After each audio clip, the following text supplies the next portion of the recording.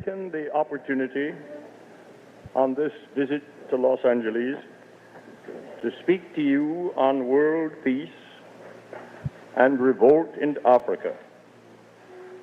These subjects, together with that of the problems of minorities in the United States, form in fact one problem when brought together and viewed in unity. It is that task which I ask you to permit me to essay tonight, and to approach it from the point of view of what we usually call the Negro problems. All so-called social problems tend to merge.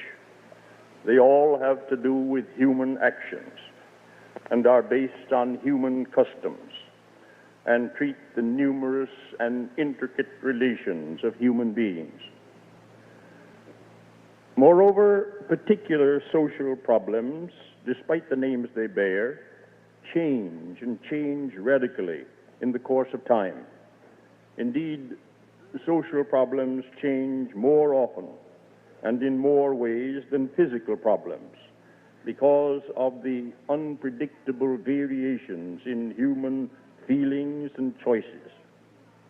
They are subject to the same physical laws as sticks and stones, but there is enough of what we call will and volition to make it necessary for persons who are studying a human problem or trying to conduct their action in accordance with its present manner.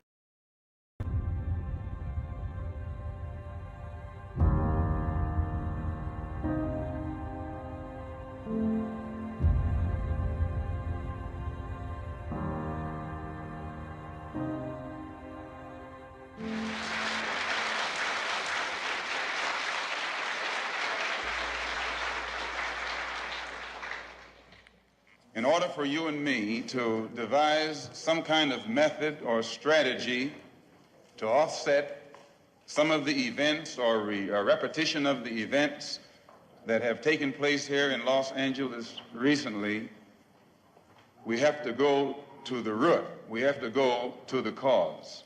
Dealing with the condition itself is not enough, and it is because of our effort toward getting straight to the root that people oftentimes think we're dealing in hate.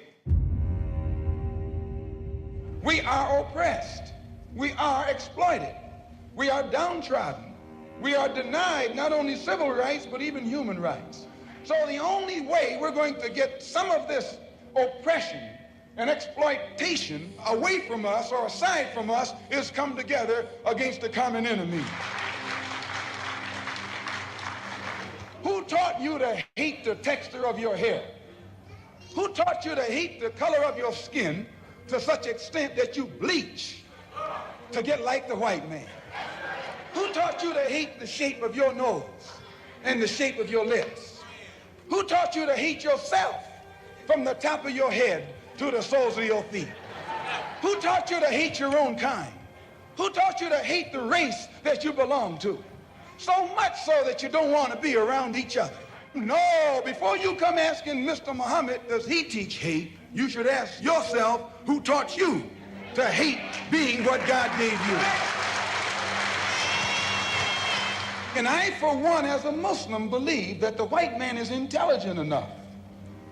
If he were made to realize how black people really feel and how fed up we are without that old compromise and sweet talk. Stop sweet talking him. Tell him how you feel. Tell him what kind of hell you've been catching, and let him know that if he's not ready to clean his house up, if he's not ready to clean his house up, he shouldn't have a house. It should catch on fire and burn down.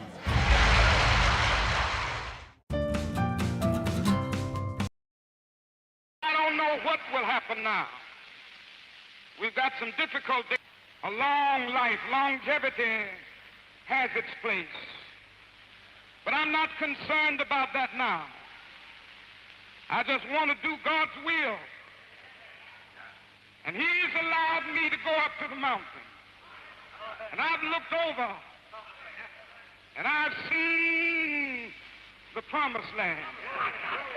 I may not get there with you, but I want you to know tonight that we as a people will get to the promised land.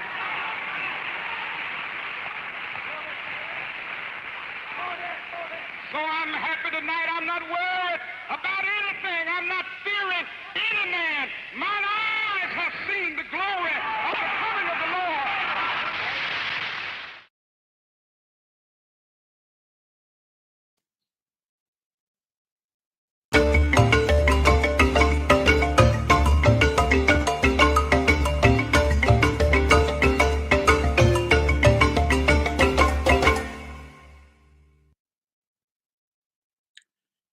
Hello, it's 5:30 p.m. in Lagos, Nigeria, 11:30 a.m. in New York City, 4:30 p.m. in Abidjan, Ivory Coast, and 7:30 p.m. in Nairobi, Kenya.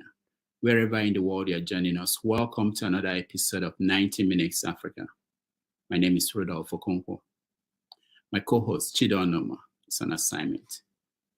From the Jim Crow era through the civil rights struggles and the rise of Black awareness movement, we have a very grounded brother in the struggle, Brother Nassar Rahmaan, known then as Rodney 11X. He was actively involved in the Nation of Islam alongside figures like Malcolm X. Nassar Rahmaan's path has since evolved to include advocating for an attitude of gratitude. Joining him on the show today is Dr. Perry Brimah. Most of you know him as the author of Believe in Miracles, a manual for life. Together, we discuss the relationship between Africans and African Americans. We'll go from Marcus Garvey to W.E.B. Du Bois, Elijah Muhammad to Malcolm X, Martin Luther King Jr. to Barack Obama, exploring the relationship between Africans and African Americans and everything in between. Please join me in welcoming to the show Brother Nassar and Dr. Perry Brimah. Welcome to the show. Thank you. Good morning. How are you? Good, very good. It's nice to have you. We are very glad to have you today on the show, and we look forward to benefiting from your years of wisdom in this struggle for Africans at home and abroad. Dr. Perry, welcome to the show. Yes, thank you. I feel like your co-host is... You are the co-host today. You have to help me out, because, it's good to be here again, and hello to the world. Yeah, when we have a guest like this, we need more than one person to do justice to that.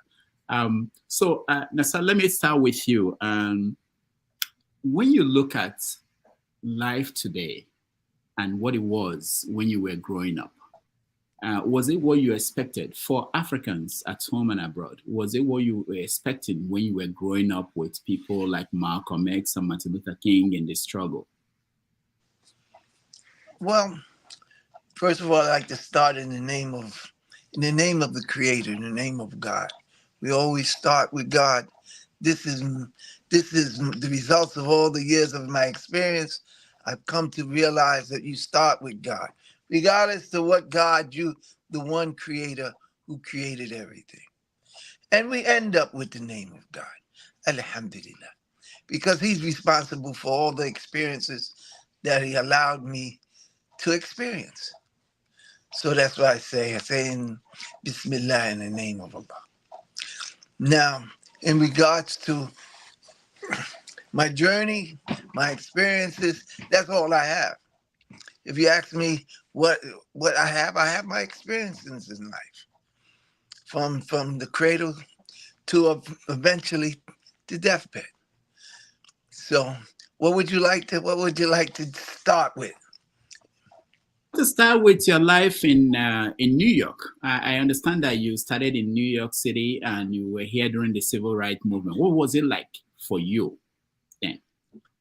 Oh, it was ever changing.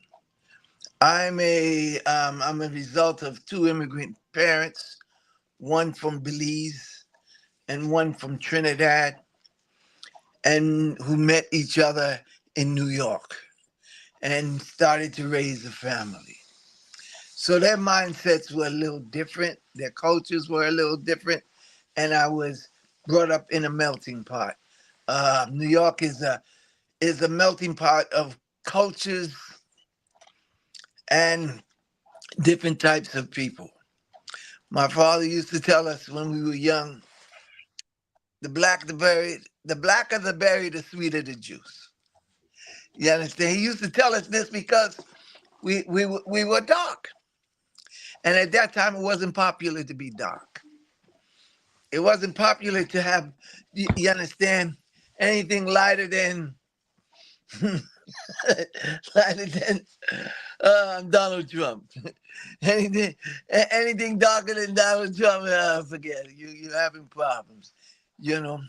So we were taught basically really not to love ourselves. But because my father come from a predominantly black culture in Central America, you know, he saw the beauty in blackness.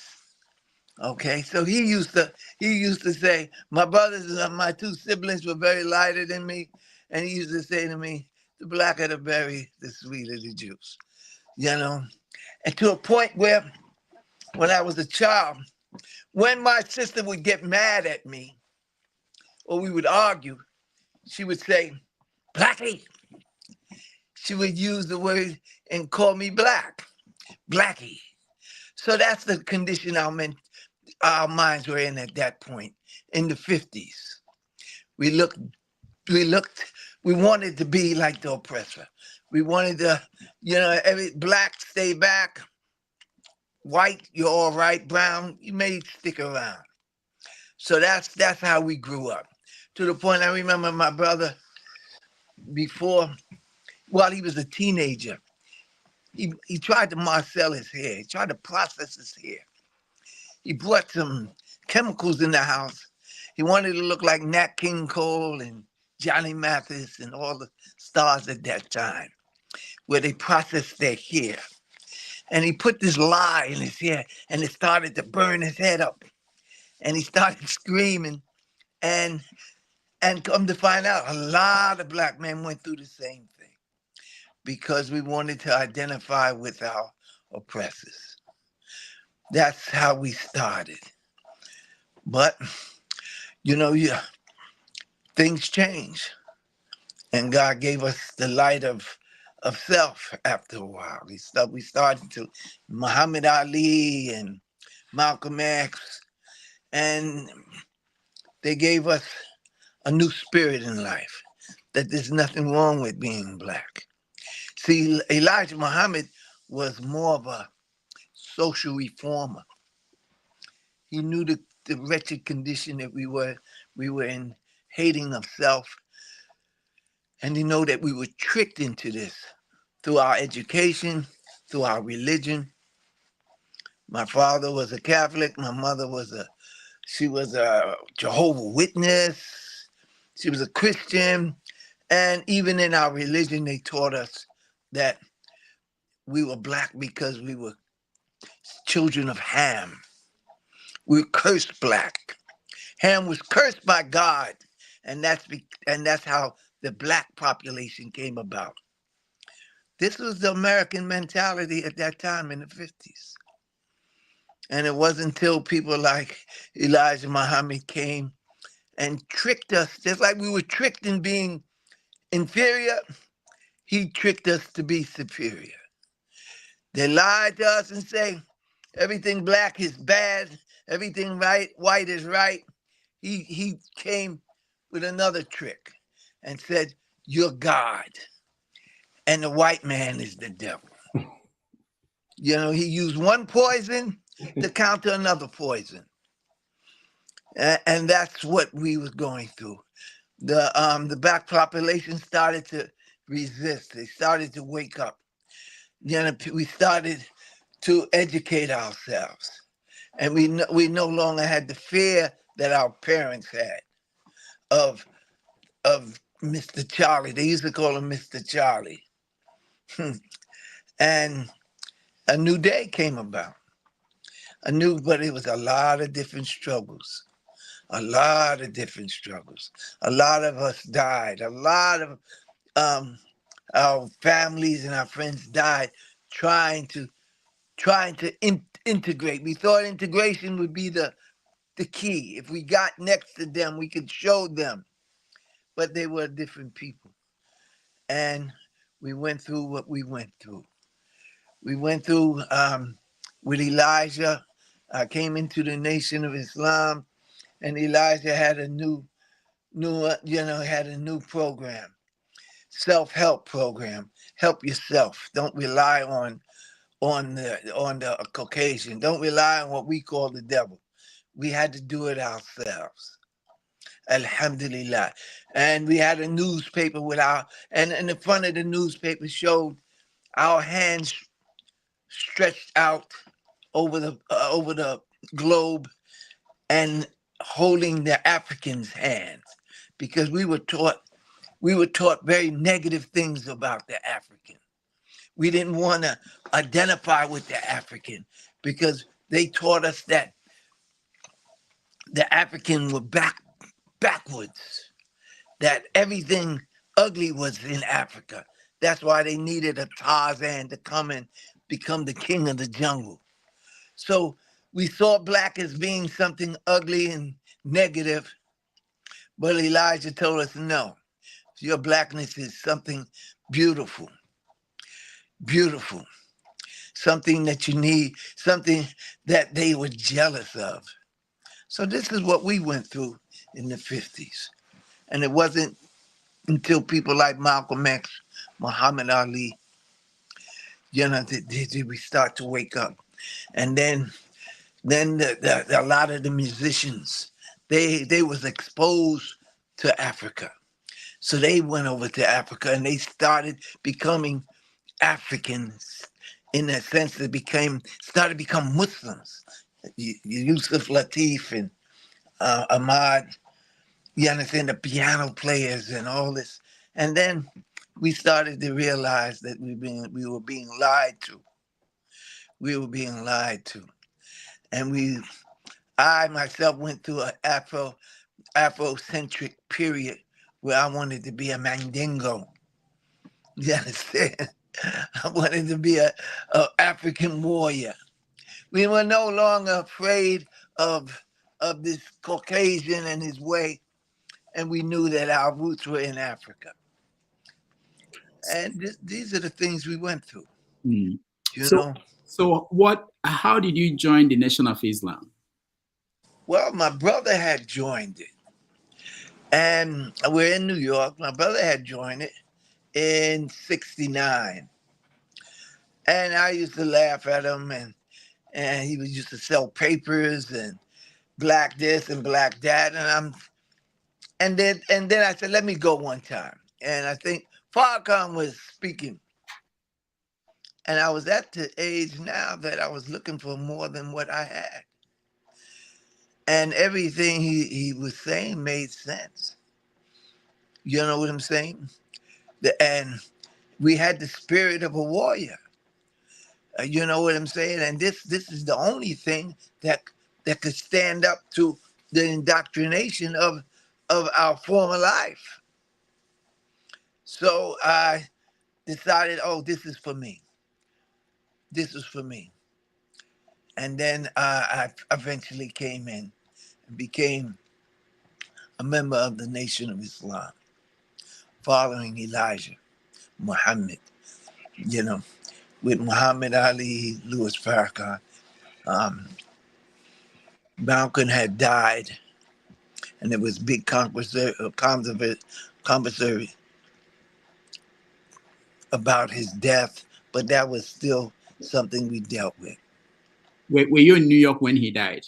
Yes, I was. Yes, I was. Were you anywhere near the place that he was? The Audubon Ballroom.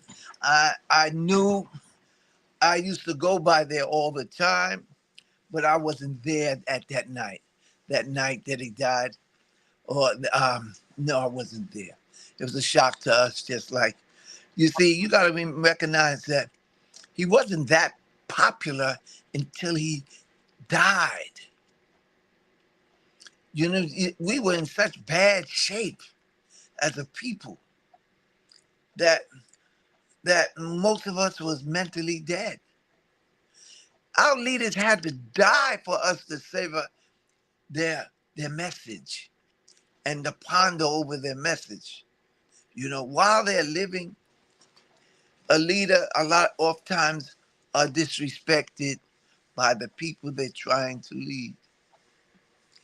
And it's not until they die and you sit down and you ponder and you reflect on what they said, and then you realize, look what I have lost. I've lost a leader who loved us enough to tell the truth. But it's only God that blesses you to hear it. You can listen, but that don't mean you hear him. And Malcolm was such a beautiful brother, and fearless brother, that he had a small following. He had a bigger following internationally than he did, nationally. All right, Dr. Perry. Question. So how were you named Rodney 11X? That has always piqued my interest. Where does that come from? Malcolm is Malcolm X. You are Rodney 11X. How is it related? Well, during the time when you came into the Nation of Islam, you gave up your last name. You gave up the slave master's name, and you took on an X. It's like in mathematics. X represents unknown. So we took on an X. And if there were, in your local temple, if there were 4 Rodneys, you became Rodney 5X. If it was 4, if there was 10 Rodneys, you became Rodney 11X in that local temple. And because New York was one of the biggest temples in the Nation of Islam at the time, there were 10 Rodneys at the time when I came in, which is in 1971. What is a Rodney? Rodney was my name. When I said Rodney, that wasn't the name my parents named me. You see, we didn't take on all right. Islamic So your name, names. Right. You didn't take on Islamic names until after. Like my children, they took on Islamic names. We kept the names that were given to us by our parents, our first name, and we did away with our last name. Because our last name will, if you trace it back, it traced back to the slave master. When I came to America, I met someone, a friend of mine. He was a member of the Nation of Islam, and he asked X, I think Mohammed X or so, that he was answering a long time ago. And I asked him, why did you join Nation of Islam? Why are you a Muslim? He told me that our forefathers were Muslims. Mm. And we had an argument. I said that in Africa, Islam came to Africa the same way Christianity came to Africa. Mm-hmm. That Africans were not Muslims. They were not Christians before the religions came to Africa. Was that considered in the Nation of Islam? Was that explained in the process of getting people to join Nation of Islam? Was it presented as something that is a way to get you back to Africa? We were taught that our way back to Africa was to develop ourselves and to grow and develop, and we stretch our hands. When you see, we took on the reality that we came from Africa, but we're not Africans at this point. You understand? We were a unique people who were brought here enslaved. The Africans had their own culture. They had their own language. They had everything a people have while we were stripped of it all. They had their own gods. You understand? Their own religion. They had all of that. We were stripped of this. We were captured and taken away. So therefore we didn't have our language, because if we spoke our language, we would be beaten, our forefathers. If we If we tried to practice our religion, we were beaten. So we were stripped of all of it. So we no longer identified with Africa. We were taught that Africans are backward. We were taught every negative picture you can paint on a people, to the point that we didn't want to be African. The only thing they showed us about Africa was a bunch of savages, they called them, with spears and straw clothes on. This is what, in the 50s, this is what we were taught. So who wanted to be an African?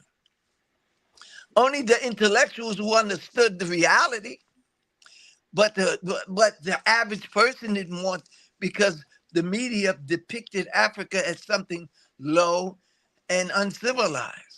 So what was the roots of the Islam in Nation of Islam? What was it linked to? You see, so Islam, the Nation of Islam came to counter the poison that we were infected with. Instead of being an inferior people, it taught us that we were superior. Instead of being a people, you understand, who was like, everything black in America was looked down upon. You understand? Everything black. If it was black, it was bad. You know, the worst lie could be is a black lie. Devil food's cake is what they say, is a black cake. Angel food cake is a white cake. Everything white is right. Everything black is bad. So Elijah came and tricked us the other way. And they used Christianity to do it. So Elijah took Islam and switched it on them. But either or, it was just medicine. It was just another poison to counteract another poison. Okay?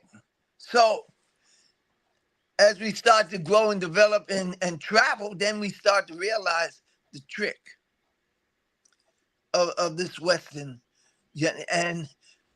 And we entered into a black is beautiful phase of our community. When we say it loud, I'm black and I'm proud. You understand? Black is beautiful. We started to wear the afros. We started to wear the dashikis. Anything that can relate to Africa, this was what we started to deal with. Because we started to understand that everything they were teaching us were lies. They were lies. We're not cursed because we're black. We wasn't cursed black. No, the original man was black. The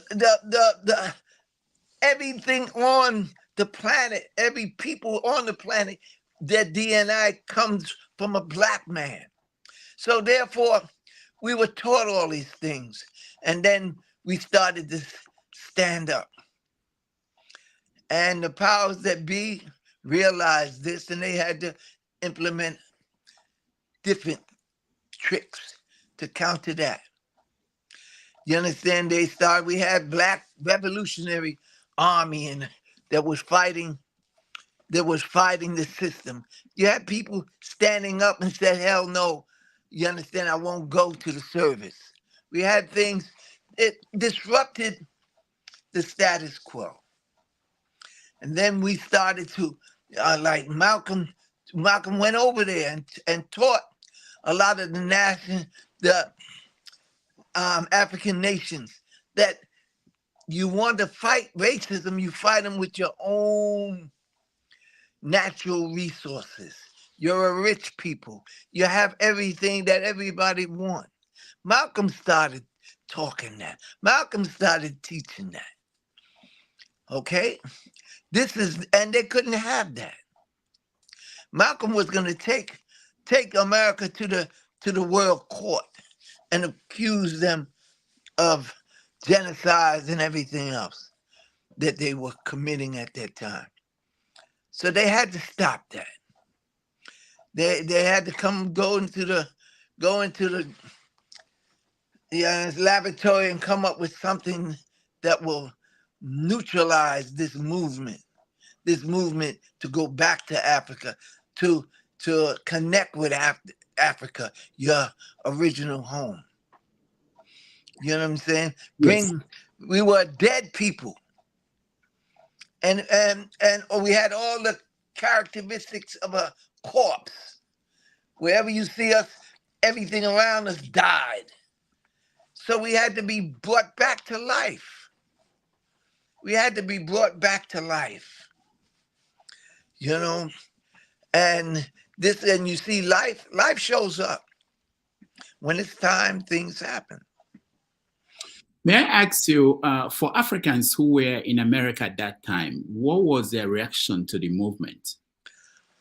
Okay, now, a lot of the Africans that came here, they didn't come here to liberate anyone.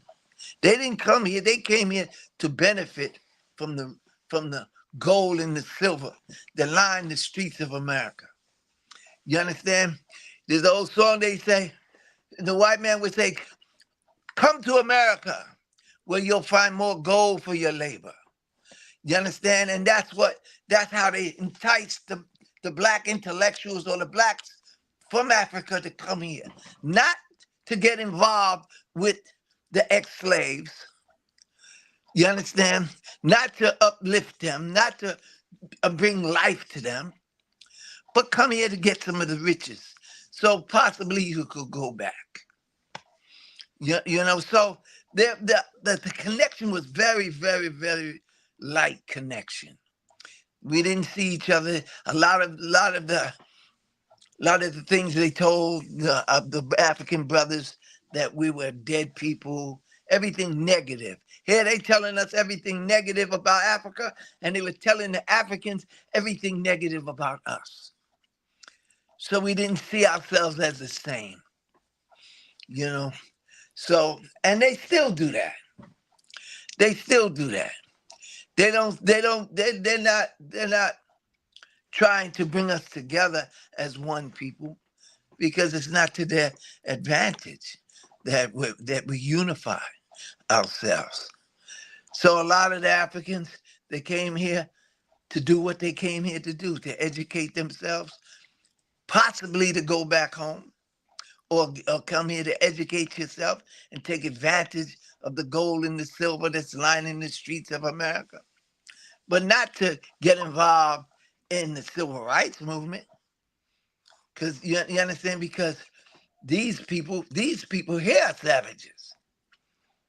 You know, so that's, I used to go to African shops. They're speaking a different language, and they were trying to get some money. They wasn't trying to come together in the spirit of brotherhood, you know, because we could look just like each other. But no, I'm African and you're a Negro in America. You know what I'm saying? So that's was in the 50s and the 60s, there was no connection. The only connection was basically maybe the entertainers, the jazz players, and the people who had the money to travel to experience the reality of Africa. And Africa was going through what they were going through too.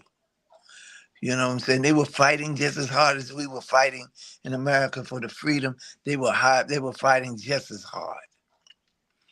And the whole deal is never allow them to connect.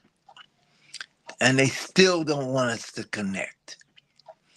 You know what I'm saying? They still don't. If you're going to connect, you have to connect with the foolishness. You understand? They don't want you to connect with people who are doing something, people who care. No, you want to connect through music. You understand? Dancing and partying and drinking. And this is the way they want. They use us to, as a poster child, come to America and you'll be able to do all of this. You can be a Beyonce tomorrow. You can be a Jay-Z tomorrow. And this is what turned the people on. So they're being tricked today. They're being tricked into the foolishness that we have to offer. You understand? not anything that would serve as a threat to their position as as the slave master. To tell you the truth, you know, it's so bad now that they have their tricks that they're playing now is to divide the men from the women. They divided in America. Come to America and see how many black families you see. You know what I mean? I live in Georgia, Atlanta, Georgia. And if you want to see a black family in Atlanta, Georgia, you have to go to a museum. They're on display there somewhere. You understand? That's how bad it is. You know, destroy it by dividing the man from the woman, destroying their morals, dividing them. This is what's going down. All right, we will get to all that, what's going on now, but let me push you back again on the past, and I want to know what you think, because I know that Malcolm X was in Africa several times, and Martin Luther King was also in Africa, and Africa was going through its own struggle for independence, and they inspired the people who are fighting for independence in Africa. But on the lower level, regular people at that point, are you saying that there was no kind of interaction? And if no, why was that outreach that didn't get any response?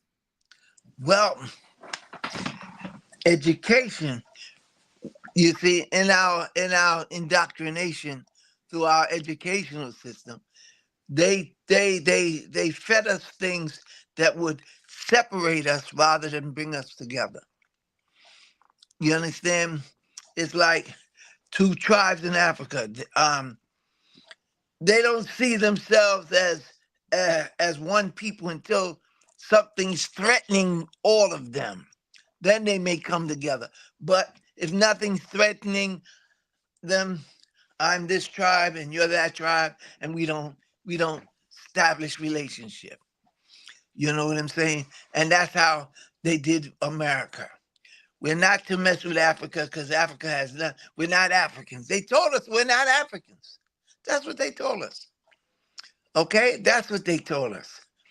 And it wasn't until, like I said, the Black is Beautiful program started to develop did we strive to get close to Africa. Then we started a lot of our leaders, some of our leaders went back to Africa. You know, and some of them, a lot of the revolutionary brothers had to escape to go back to Africa because they were wanted here for some domestic crimes that they put on them. But basically, the rank and file members of the community, nope. In the 50s and the 60s, very little. Okay. Dr. Perry. Yes, sir. I was just enjoying listening to Brother Nassar, but I don't want to, move the conversation forward too much to where we are now. That's, I don't want to. Let me then ask him. Have you been to Africa yourself? I've never been to Africa. Mm-hmm. I've never been to Africa. I've been to different parts of the planet. I've lived in different parts of the planet, but never in Africa. I've been to Saudi Arabia. I've been to areas of that sort, but I've never been to Africa. And my daughter, but Allah is blessing me. My daughter, she has been to about 80 different countries, and a lot of them in Africa. And she took contingents of doctors, health professionals, doctors, nurses, dentists, to volunteer to do work for the people. That's what she did. Right now, she's in Guam. You know what I'm saying? Because we've grown to the reality that this is a human struggle. It is a human struggle. You understand? Wherever you can help, you help. Not just Africa. You know, we would like to go to Africa. We need to go to Africa, but I never had the real opportunity to go to Africa and in my youth. And I'm expected to go to Senegal and this year, hopefully. Now, sorry, you spoke in a very good admirative a way that you I sense you admire Malcolm X. Do you have the same admiration for Martin Luther King? Oh yes, oh yes. He was another soldier, another martyr for the liberation of his people. How can I not? You know what I'm saying? Because they saw the same problem but different solutions. Same problem and different solutions. You know, I live in a home state of Martin Luther King. It wasn't until he woke up and realized that integration wasn't the key to the door of success for our people here in America. Did they go and assassinate him? But Martin Luther King was one of our martyrs who died for the cause, you know, who gave his life for the upliftment of his people. This is this is what it's about. At one time, it was giving your life for your people. It's no longer giving your life for your people. It's living your life for your people. You understand? It's living it, not dying for it. You know, we want to live to be able to go to Africa. We built a couple in Sierra Leone. We built a couple wells. Every year we try to build at least one. Just a couple of us would come together, put a couple $1,000. Before my father died, he built one. And this is how we do at this point. But it's a spiritual thing. It's a thing that we need to do. Wherever the need, we want to fulfill the need. You understand? Wherever the need is. We're not worrying about, you know, any particular place at this point in my life. I'm 73 years old. Wherever I can do good, I try to do good, for the pleasure of God. That's why I'm doing what I'm doing. Okay, for the pleasure of God. If that's not what your aim and your purpose, you know, that's you. So I was hear names of how you guys escaped from Nation of Islam to Islam proper. How was your journey out? Well, we didn't escape. We just grew and developed.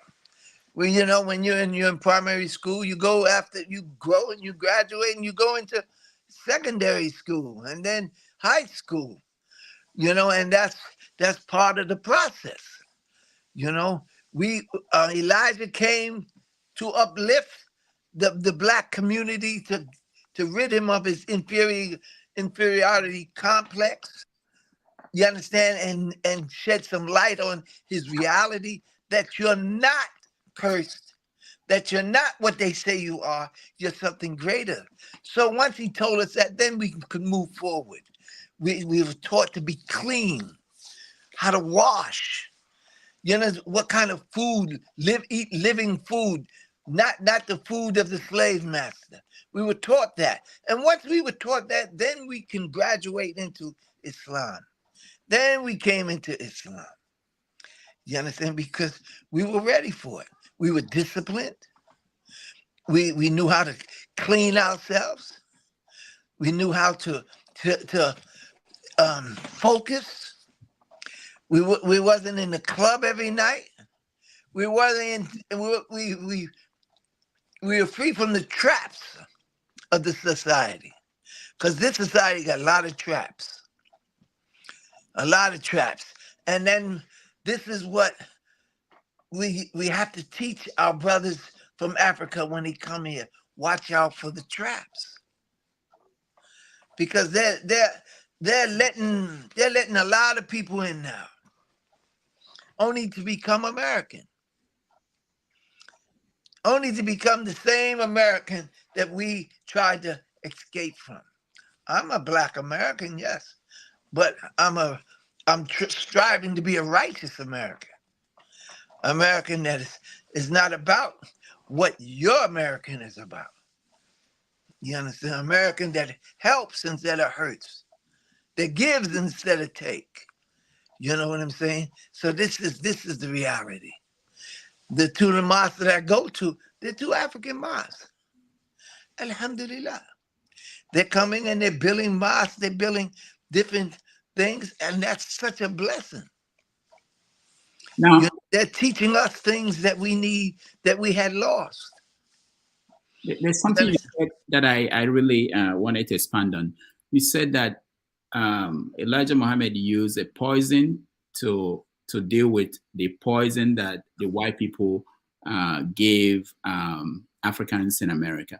Right. So when did you realize that what Elijah Muhammad was preaching was poison? How did you realize that, and when? Okay. We were taught this Black superiority, that because we were Black, we were superior, and that's pretty good. You know, especially when yesterday you was thinking you was inferior. It allowed you to stand up straight with your back straight and do something for yourself and stop begging the white man for something. You know what I'm saying? But now, okay, you got those good habits, you got those principles that will take you far, but it will only take you to a certain point, because your Blackness has nothing to do with God making you superior, you being superior. No. You know what I'm saying? So therefore, when true Islam came to us and we dealt with the one God, the God of creation, the God that sees everything, the God that hears everything, the God that knows everything, who is well aware of everything. You understand? Then we're no longer looking at each other like it's your Blackness that is important. No, it's your connection with the Creator that is important. You understand? It has nothing to do with your Blackness. You just because there's a lot of white people who are extraordinary people. You understand? So it's not about racism. So we graduated to the point that we're dealing with life on life's terms. You know what I'm saying? How easy was it? How easy was it for you to graduate to Islam? I believe in a time when, what was the behavior of the Arab Muslims in America at that period? Where did you get Islam from? Okay, no, we didn't get it from the Arabs. See, the blessing part is that we did not get our Islam from an Arab. We got our Islam from our people who have already developed. Elijah's son, Wabdi Muhammad, was taught Islam. While everybody else was doing that, Elijah had sent his son overseas and was taught Islam. Not Arab Islam, but Islam, the principles of Islam. You understand? Now, we're not going to substitute one oppressor with another oppressor. You understand? Because the only thing, all power belongs to the one God. And this is what we need. We graduate to the reality of the one God. So is Elijah Muhammad's son went against the father's principles? Oh, it was time. Oh, okay. It was time. And Elijah, I think, set that up. This is what Elijah did. He set that up. When he was on his way out, he sent his son out to start to teach the reality. Before Elijah died, his son told us. His son said, listen, my father was teaching you symbolism. I'm here to teach you what the symbolism means. You understand what I'm saying? Why he said the black man was God? Why did he say the white man was the devil? His son started to teach the people the symbolism of the Nation of Islam. And then he introduced you to the reality of the one God and their prophets, all of them, from Abraham to Muhammad. You know, this is how the Nation of Islam grew into Orthodox Islam. This is, you know, so it was a beautiful transition. Some came, most of us came, but a lot of us didn't, because a lot of us wanted to stay in the same frame of mind. Let me ask you, for most Africans, when they look at the struggle for civil rights in America, they look at the dynamics where you have Malcolm X and Martin Luther King, and they tend to read it this way. I want to know if it's correct, that most white people or most of America started paying attention to Martin Luther King because of the alternative which Malcolm X presented. And they didn't like the alternative. They were afraid of the alternative. So they embraced Martin Luther King. Right. In some struggles in Africa, you have the same dynamics where you have two extreme or two different perspectives to one struggle. And most of the time, people who are the oppressors tend to go towards the person who is more moderate. Was that what happened here? You need them both, though. You need yin and you need yang. You understand? God is a God of opposites. You need them both. You understand? And they're both looking at the same problem, and they're coming up with different solutions. You know, that's the beauty of it. But they both gave their life for the same thing. You know, people have different natures. There's some people very aggressive, and some people very introverted. They're peaceful. You understand? But they both want the same solution. They both want freedom. They both want liberation. They both want peace. You understand? And they're both striving, and they're both sincere in their efforts. So that's a natural thing. That's a natural thing. You don't have to take sides. Once you start to realize this is life. This is life. Once you start to teach a child about life, not just the purpose of life, but to know what life is. You know what I'm saying? So you can accept life when it shows up. It's not just one way. You understand? It's only one way, my way or the highway. That's what the devil do. That's what, you know what I'm saying? No. It's life is based on different ways to get to the same result. Okay? Because we have different natures. You know, and the only thing you should have in common is your sincerity. You know what I'm saying? I sincerely want to see the liberation of my people. I sincerely want to come together with moral, upright people on the planet. I sincerely want this. You know what I'm saying? So you deal with what ikhlas, we call it in Islam. You deal with sincerity. Okay? So so when you meet someone that doesn't see it your way, it's okay. It's okay. You know what I'm saying? You want to march? I want civil unrest. You know what I'm saying? We're fighting the same oppressor. If you only have one way of doing things, you're apt to lose, because they could zero in on you. But while they zero in on you, the other person is gaining ground. Now, so that's. Sorry, I wanted to. I'm looking at the time. It's almost an hour, and we haven't even started. We're just scratching the surface. But let me ask this. 60 years after the civil rights movement, where is the struggle today? Some people say that there was an aspect of that movement that was not achieved, which was economic freedom. Mm-hmm. And that was something that Marcus Garvey was preaching way before the civil rights movement. Where do you, in your own assessment, where do you think the struggle is today? The struggle today is to keep your own mind, to stay sane in a chaotic society. The struggle is not about Africa. The struggle is just to save your own soul. Do you understand what I'm saying? And the soul of you, the struggle starts with you. Then the struggle starts with your family. Then the struggle starts with your community. Then the struggle starts with your society. But if it doesn't start with you, see, the fight is an internal fight first, not an external fight. We have a tendency to think the fight is outside of ourselves. No, the fight starts inside of ourselves.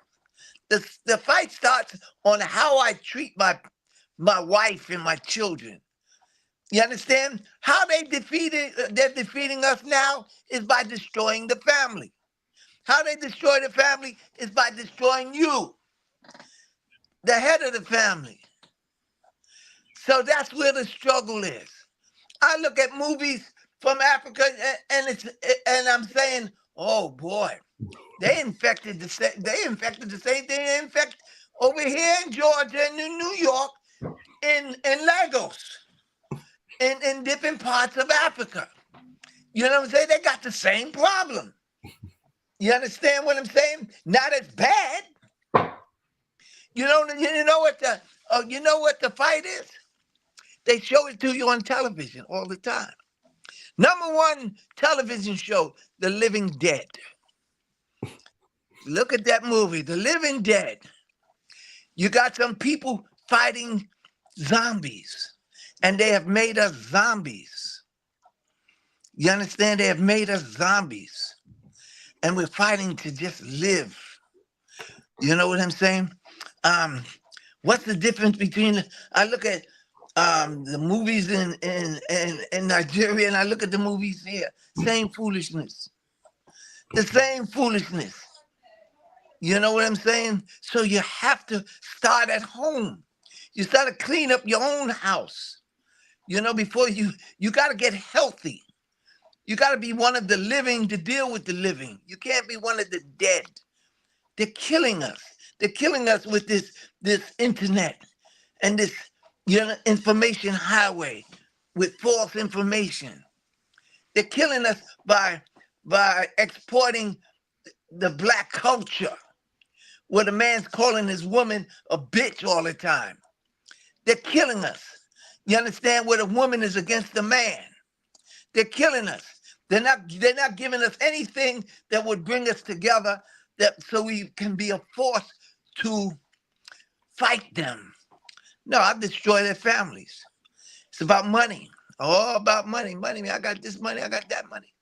You see. So the struggle continues. You understand? We're in worse shape today. Some of us. But we got a black president. Yeah, I wanted to ask about Obama. Yes, that was a joke. No, but let me ask you: do you think Obama being president did not change anything in the relationship? He made it worse. He was a tool. He was a tool to use to open up Africa. He was a tool to establish bases in Africa. He was a tool to establish the things that will make Africa weak, like LGBT foolishness. He wanted to corrupt. He was used for this. You understand? He was used to go in there to tell a black man it's okay to have anal sex with another black man. That will destroy your society. And this is what he did. Okay, so Obama, forget it. Please, see him for what he was. You understand? For what he did. I don't know whether he was sincere or not. I don't know why he did what he did, but look, we're worse shape now. Do you think if Jesse Jackson were the first black president, it would have been different instead of Obama?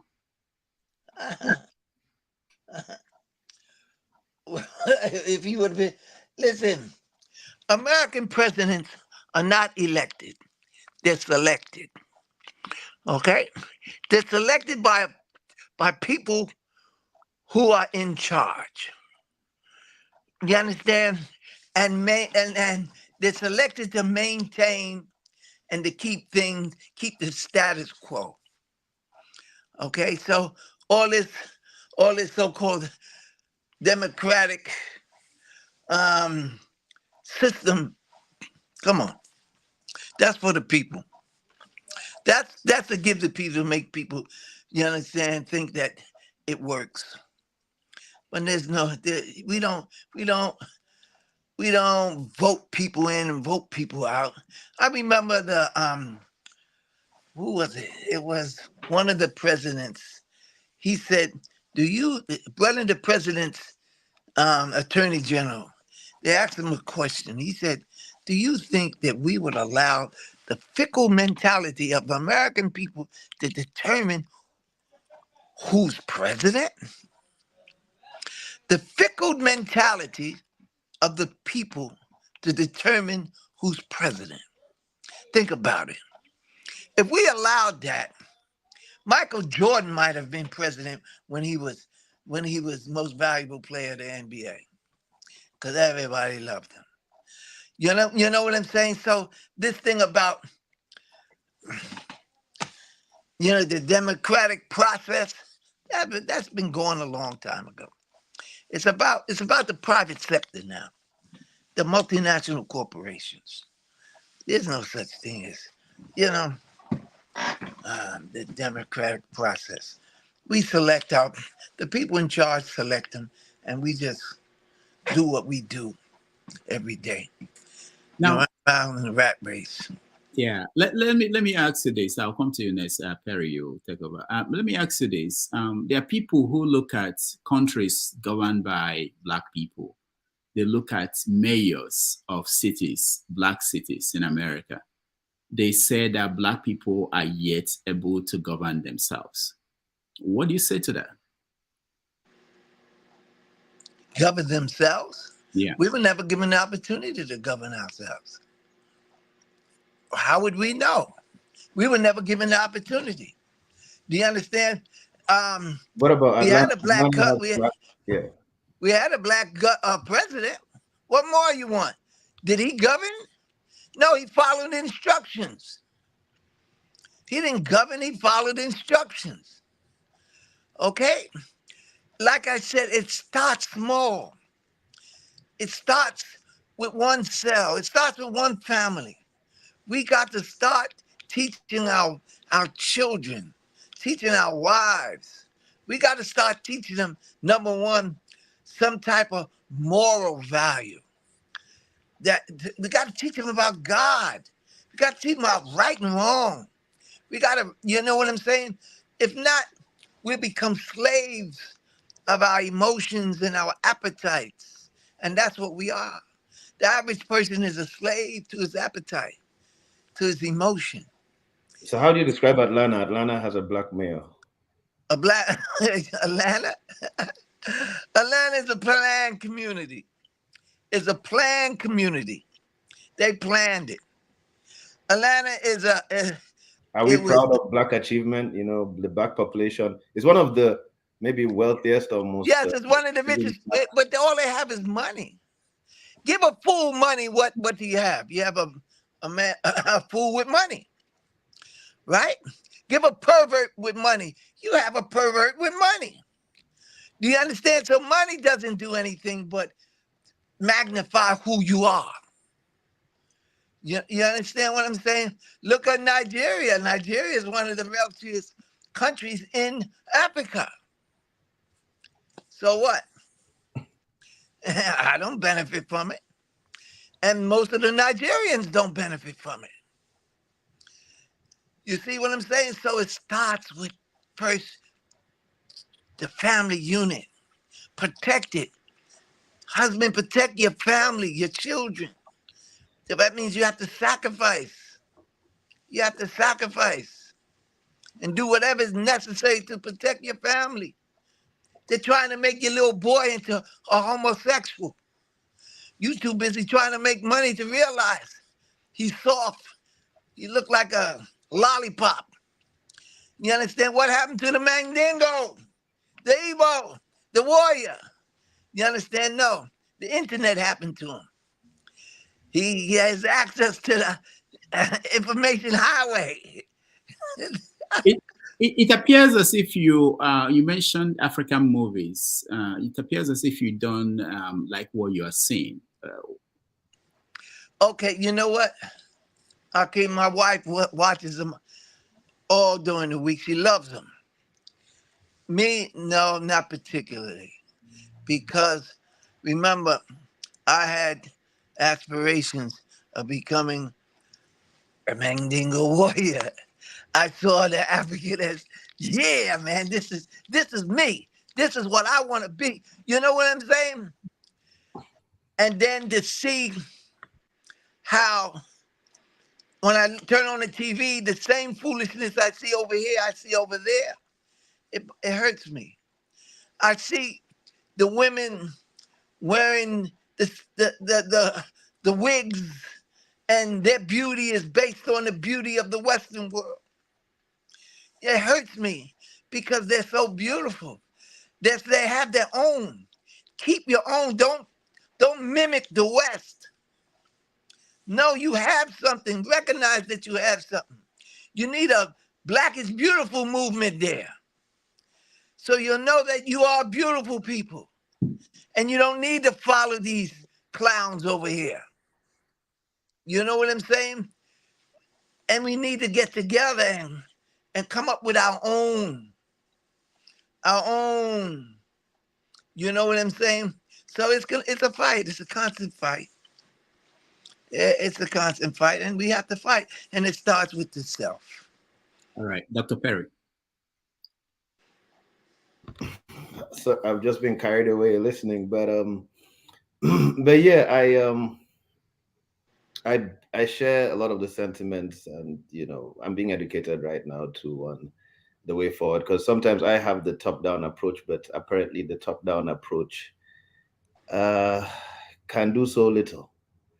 But yeah, looking at America, from the time that I came to America 20 years ago, and I can see what Brother Nassar is, what he's talking about, how while yes, African music is number one, but Africa is becoming what the conscious Black American is. It's like there's both in Islam and in being Black, the revival is in America and in the West, and that's the very interesting, funny thing, which they say some maybe may have been predicted by some prophets, or I can't remember. But Nassar is looking to Nigeria and saying, "What's wrong with you guys?" And he is more, you have a lot of Afrocentric people who they're going to the roots deeper in America, and I meet them all the time. There's a cafe near me, Black Dog Cafe. And these people are so, interested in getting back into core of being African, whereas Africa is losing that to try to be Western. They're dropping their pants now, exposing their briefs. You watch the movie, you watch our music, you see the people singing, and you just see the rottenness that. Whereas within Black America, I've been blessed to be able to interact with a lot of African Americans, and I see that desire and direction of purifying themselves into better species, better beings, that we are losing on the African side. And the same thing also even applies even with the Islam. You have the Arab world leaving it and trying to be westernized, and you have a revival, Islamic revival in Britain and in America. So it's rather interesting how you don't know what you have. You don't know what you have when you're in that society. You're always looking across. The grass is greener on the other side. The grass is greener on the other side. And that's what they're using us for. They're using us as a propaganda tool. We're a tool to make everybody American. We're pushing this Western mentality. They're using us. You see, we're a unique people over here. You have a people who, for hundreds of years, prayed to God to bear a child that would liberate them from this oppressor. They were so diabolical. And we prayed for years to produce children that wouldn't submit to this monster here. And now they had produced children that anything the white man did, we did the opposite. If he wore his hat forward, we turn our hat backwards. We instead of working, we'll sit on the corner and do nothing before we represent to what this so-called devil, what we used to call him, wanted us to do. So in our rebellion was the answer to the prayers of our forefathers, that we didn't go for what the I won't say the government and the culture demanded of us. Okay, so now they produce a people who not scared of white people. We're not scared of white people because we live with them. We know them. We know how weak they are. We know how strong they are, but we're not scared of them, and we're not trying to be like them. Do you understand? So now what? So now what they do is they brainwash us to go the wrong way. You understand what I'm saying? Look, like when I was coming up, you know what they did?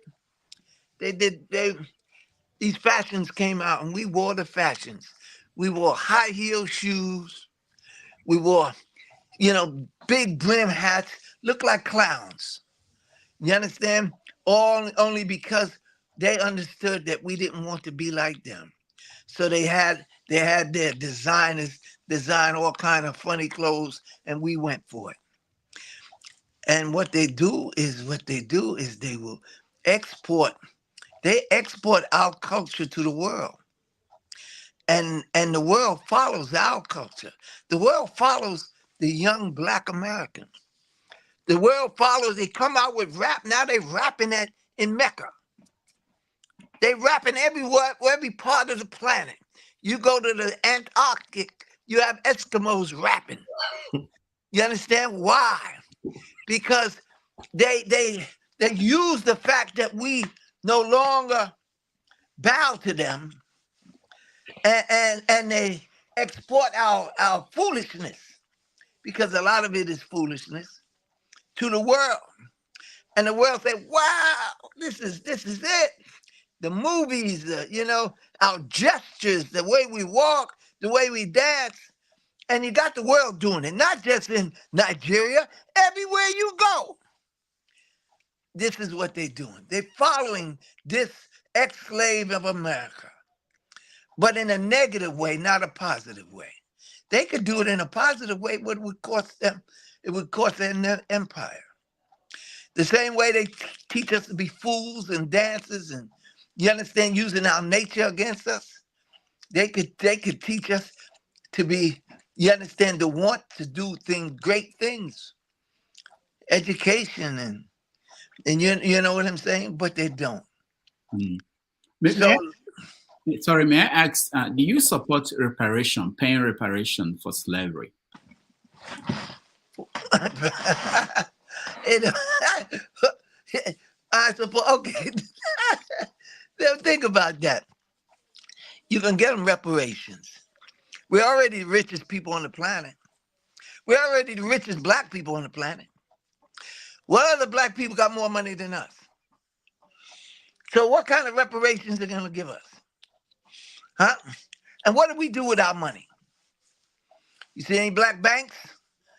You understand? They burnt down Black Wall Street. They won't let us have a Wall Street. You understand, where we can invest, that we could be viable competitors in our society. So what we do with money, we spend it. We're taught to be consumers. All we are is consumers. We make more money than any other people on the planet, and we spend more money than any people on the planet. You understand what I'm saying? So reparations, what you gonna do with it? First, you gotta educate them to do something with the money. You understand? Do something. You give an ignorant man $1 million. He gonna give it right back. He gonna give it right back. So reparations, you know what I'm saying? You want to build some schools, but you're gonna put your teachers in there, and we're gonna come out dumber than when we came in. You know. So if anything, I would recommend us to go to Africa, invest in Africa. Take some of this money and invest in Africa. You know what I'm saying? Buy up. You can buy land, nothing but land in Africa. You can build. We know how to build. We've been building for the white man for 500 years. We know how to do everything we need to know to build something.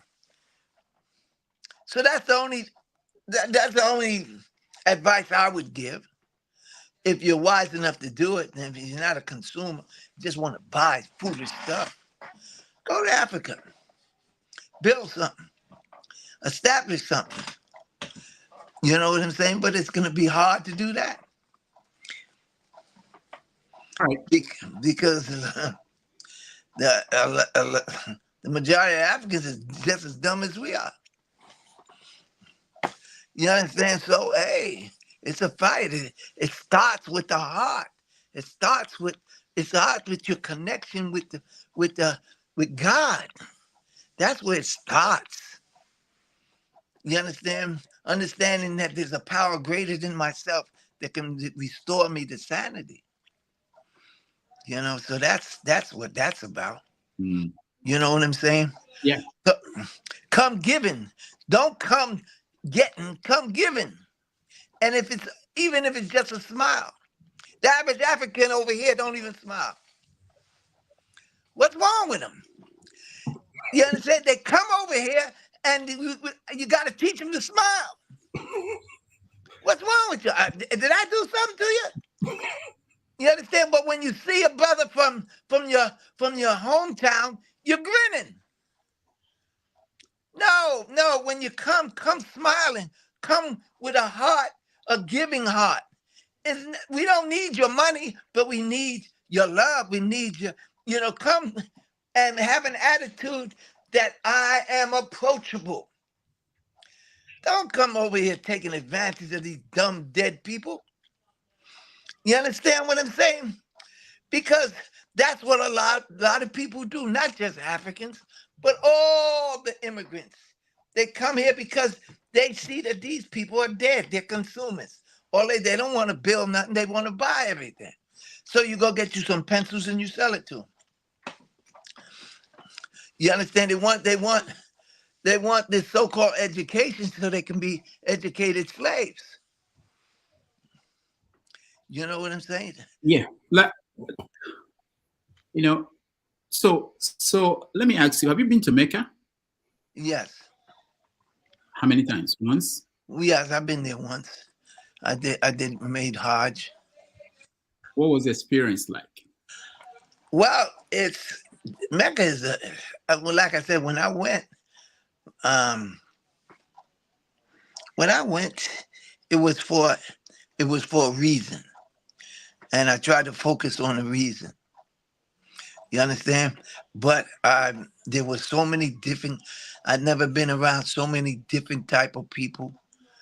You understand? So many different type of people.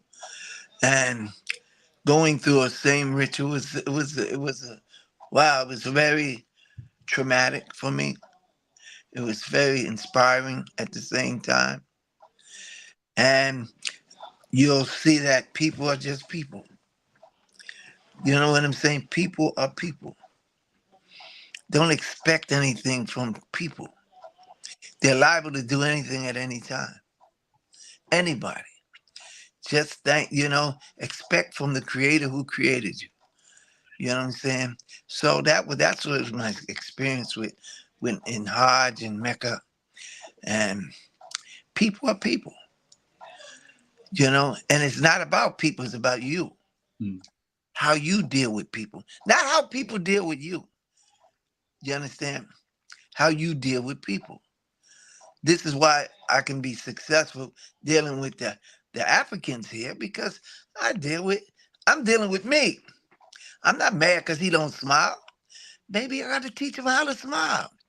That's an opportunity for me to go to. You can smile at me, man. You understand? I mean, to me, that's an opportunity. Whenever I see a teaching opportunity, I take advantage of it. I try to.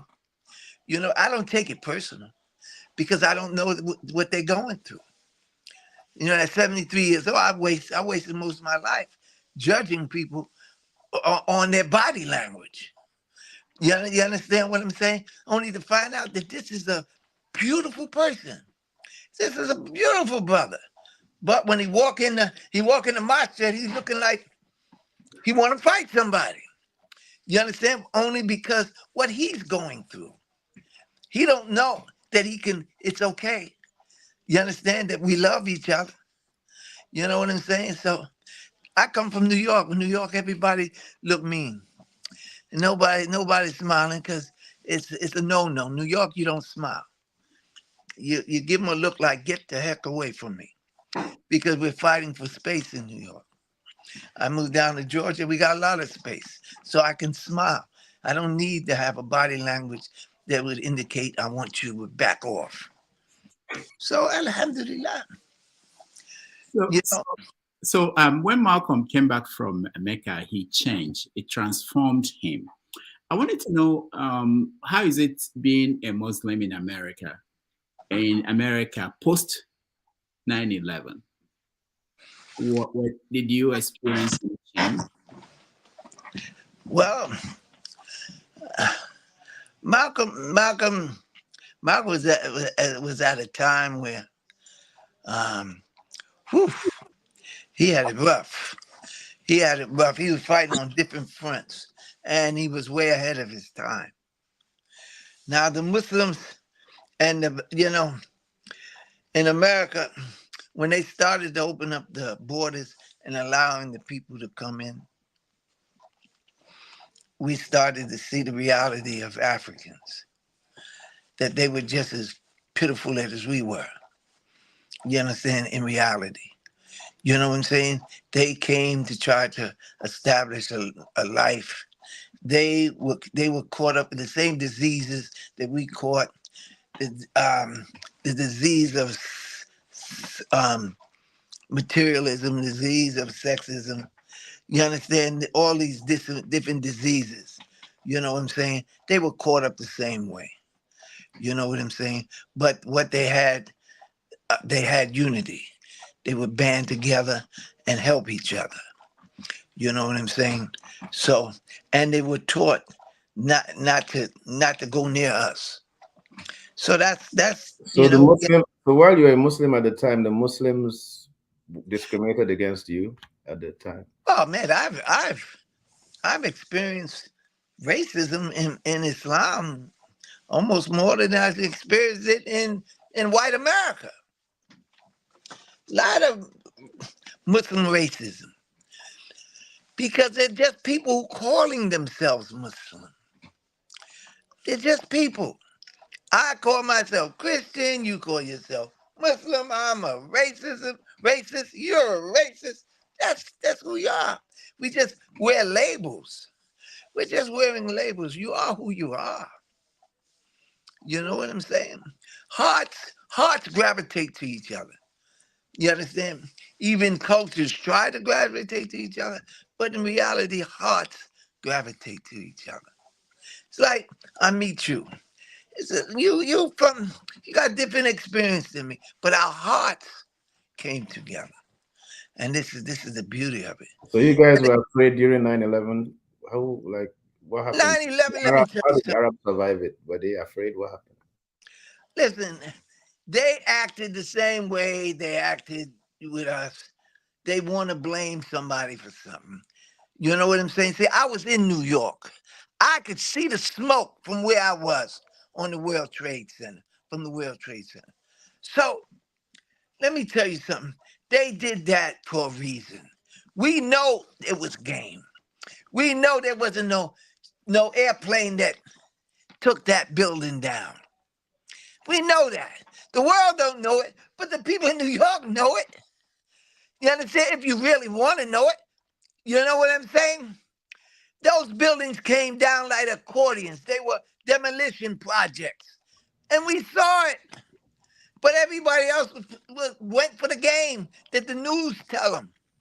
So Muslims were, you know, Oh, yes, the how are women, you, the how are you Muslims, coping as a Muslim during that the period? backlash, there's backlash all over. Oh, let's blame the Muslims. You know how they used to do the Indians, dress up like Indians and and burn down a fort or something, and it be the same people. That's the same game they played with 9/11. Huh? Come on. Everybody knew that it was a setup. You know what I'm saying? That's and we react. You know what I'm saying? What was the reason for the setup? If you believe it's a setup, what was achieved? Oh, a lot of things were achieved financially. The finances that were gained, and this is how you know it was set up. They said that what happened to the Israeli, you understand, population that should have been in that building? What happened to a lot of the things? Why is it that so many insurance policies were created right before billions of dollars were made? You know what I'm saying? We need reasons in order to start conflicts around the world. We need reasons for that. So they set it up and blame it on somebody and give you a reason to go into Iraq, go into the different parts of the world. You understand? This is a game they play. This is politics. All right. And we are going to bring in our friends who want to come in and join this conversation. But before we do that, I want to get your view on what's happening in Gaza today, the conflict between Hamas and Israel. What is your take on that?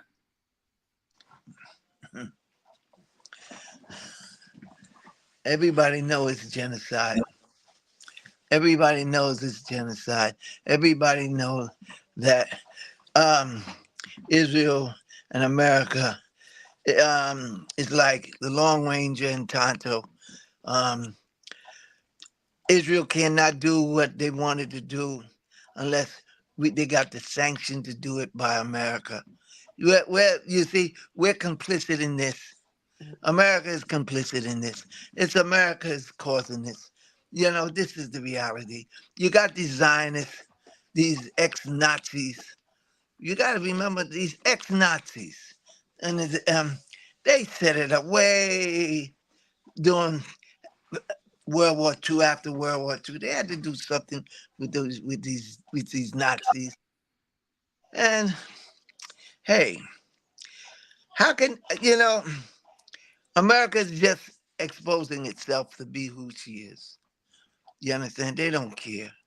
Look at look at the mass murder and America could stop it tomorrow. But she won't. Why won't she? Because America, you understand, has interest in that area. Cannot allow it to be controlled by anybody but themselves. That's my take on Gaza. You understand? A bunch of Nazis trying to take over. You know what I'm saying? It's not even the Jewish population. The majority of the Jewish population is against it. So in November, what will you do? Who will you vote for? I wouldn't vote. Trump or Biden? Who you gonna vote for? Who you gonna vote for? I'll vote for the same man you vote for. That is in New York, so he may be a Biden. In New York, it doesn't really matter who I vote for in New York. You can't vote? I take that back then. You can vote? No, hell no. Hey, listen. Malcolm says, you understand? You got a wolf. You got a wolf in the south and a fox in the north. They're the same. They're canines. They're going to do the same thing. They're going to kill the chicken. They're going to eat it. Now, how they kill it and how they eat it is different. So which one you want to choose? You're going to die and be eaten anyway. Did you vote for Obama? Let me just... No. You didn't? No. How come you saw through him by that time? How come? Obama? I supported him. Okay. Again, I'll say it again. The president is not elected. I know, but elected. But I believed in Obama up until after he won the Democratic primaries. That's when I dropped him. But up until that point, I was like, it's a black man, just that black, associate. Yeah. Oh, you went for the black thing? Up until after the primary. The minute he defeated Hillary Clinton, and I just saw him jump like this, I was like, oh my gosh, oh no. And then I quit Obama's side. But, all right. So let's we have our friends joining us. If you want to be brought into the studio, please turn on your camera. We'll bring you on. Ovia, welcome to the show. Thank you. Assalamu alaikum, everyone. Yeah. Ovia, can you Oh dear, okay, the background is okay. I have to come back. Let me take care of that. So Paul, go ahead now. Okay, Paul, welcome to the show. Oh, thank you, and good morning. Yeah. So you have a question for our guest? Yes, let me just also follow up with the question you asked about the Israel and the Hamas war. I'm just wondering what the Arab world, the Muslim world, what are they doing towards this Hamas thing, at least to make a bigger statement, even though if it is to punish, even with their power, the gas, the crude, and every other thing. What are they doing? They can't just let the West keep going, because I see the West like they're playing some type of game. One side of the West to support their Hamas, but they can't do nothing, and the other side will go against it because of their world power. So at the end of the day, they are winning. So what is the Arab world doing to make a statement? Very good. If I can take that question. So recently this is my shirt, The Purpose of Life, right? So recently I've been doing some, I just recently did some study on the purpose of life. So there's a purpose of creation and there's a purpose of life. So according to the religious story, now I know a lot of people are not, I'm interested in that conversation, but according to the religious story,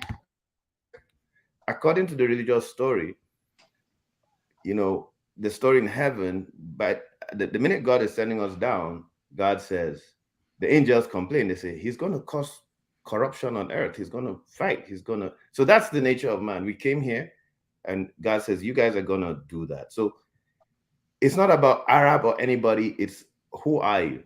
There are certain people who are our duty. Part of what our purpose of existence is to be peacemakers, reformers. That's the real worship. So part of that's the duty. So this is the utmost challenge. It's not about whether it's Arabs, Muslims, it could be anybody. You choose who you are. Are you a peacemaker, reformer, or are you not? The Arabs are just like anybody else. The Muslims are just like anybody else out there. They are not peacemakers. They are not reformers. They are the people the angels complained about, that these are the people you're going to put on earth who are going to support. So they are looking for finances. They want to get America's support. In Senegal, a 99% Muslim country, they banned any kind of protest on behalf of Gaza. So you look at that. In Saudi Arabia, they banned you from even just saying, God help the people of Gaza. In America, we can pray. I can go on the street tomorrow and pray and say, God help the people of Gaza. It's banned in Saudi Arabia. So forget about waiting for them. That's a joke. Do you have anything to add, Brother Nassar? We only know what they're telling us. We only know what we're seeing. And a lot of things we're seeing, we're not sure of. But like he said, if you want to take it on a much higher level, being a Muslim, I have to first go to what does Allah say? What does God say? You understand? And my relationship with God would determine how I see things. If I know God is the controller of all things, I know God is the just. I know God sees everything. He hears everything. I know God is El Khaber. He's totally aware of everything. And I have faith in God. What do I do? What part do I play in this? Can I play a part? My part starts with me. I have no control over Gaza or what's happening in that area. And I dare go and say I don't know anything about what the Arabs are doing because I'm not in their situation. You understand? They could be doing a lot of things because they have a lot at stake. I have very little at stake here in the Israeli and Gaza issue. So the only thing I do is pray to God to relieve my brothers and my sisters from the trial and the tribulation that God is responsible for. To God, because he could stop it if he wanted to. You understand? So it goes into your faith. Do you believe? Do you believe in the one God? And you believe that nothing happens by mistake. And you have to go to what part can I play in this? If I can't change it with my heart, with my hands, I try to change it with my mouth. If I can't change it with my mouth, I at least hate it in my heart. That's how we deal with that. We're not going to sit around and talk about something I have no control over. At this point in my life. Mm-hmm. All I know that God is the controller of things. He knows, he sees, he's aware. You understand? And he can stop it if he chooses to. So now I have to go back to myself and say, what part do you play, Nassar? Do you pray for those people? Do you talk against the oppressor? And if you're doing that, alhamdulillah. Are you sending money? Alhamdulillah, send money. Do whatever you can do. But don't let it knock you off because you really don't know what's going on over there. You understand who's causing what? All right. Thank you. Brother Abdul, sorry, Doctor. My second question.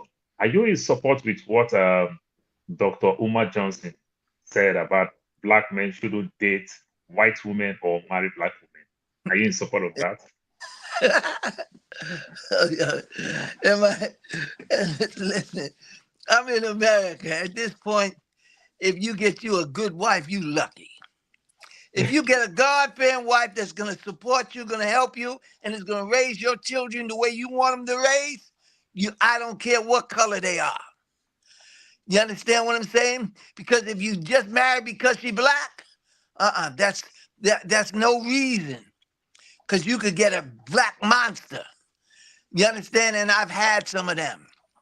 You know what I'm saying? So therefore, hey, at this point, you want success, huh? You want success in your family. You want children that are balanced and are God-fearing and morally upright. So whoever can fulfill that obligation to raise your babies the way you want them to raise, jump on her. All right. Thank you. Henry. Yeah, good evening, Mr. Rudolph. Good evening, the guests, Mr. Nassar Rahmaan and Dr. Perry. My question is like this. If first of all I go to Mr. Nassar, you said in your statement, you said you were having a racist during your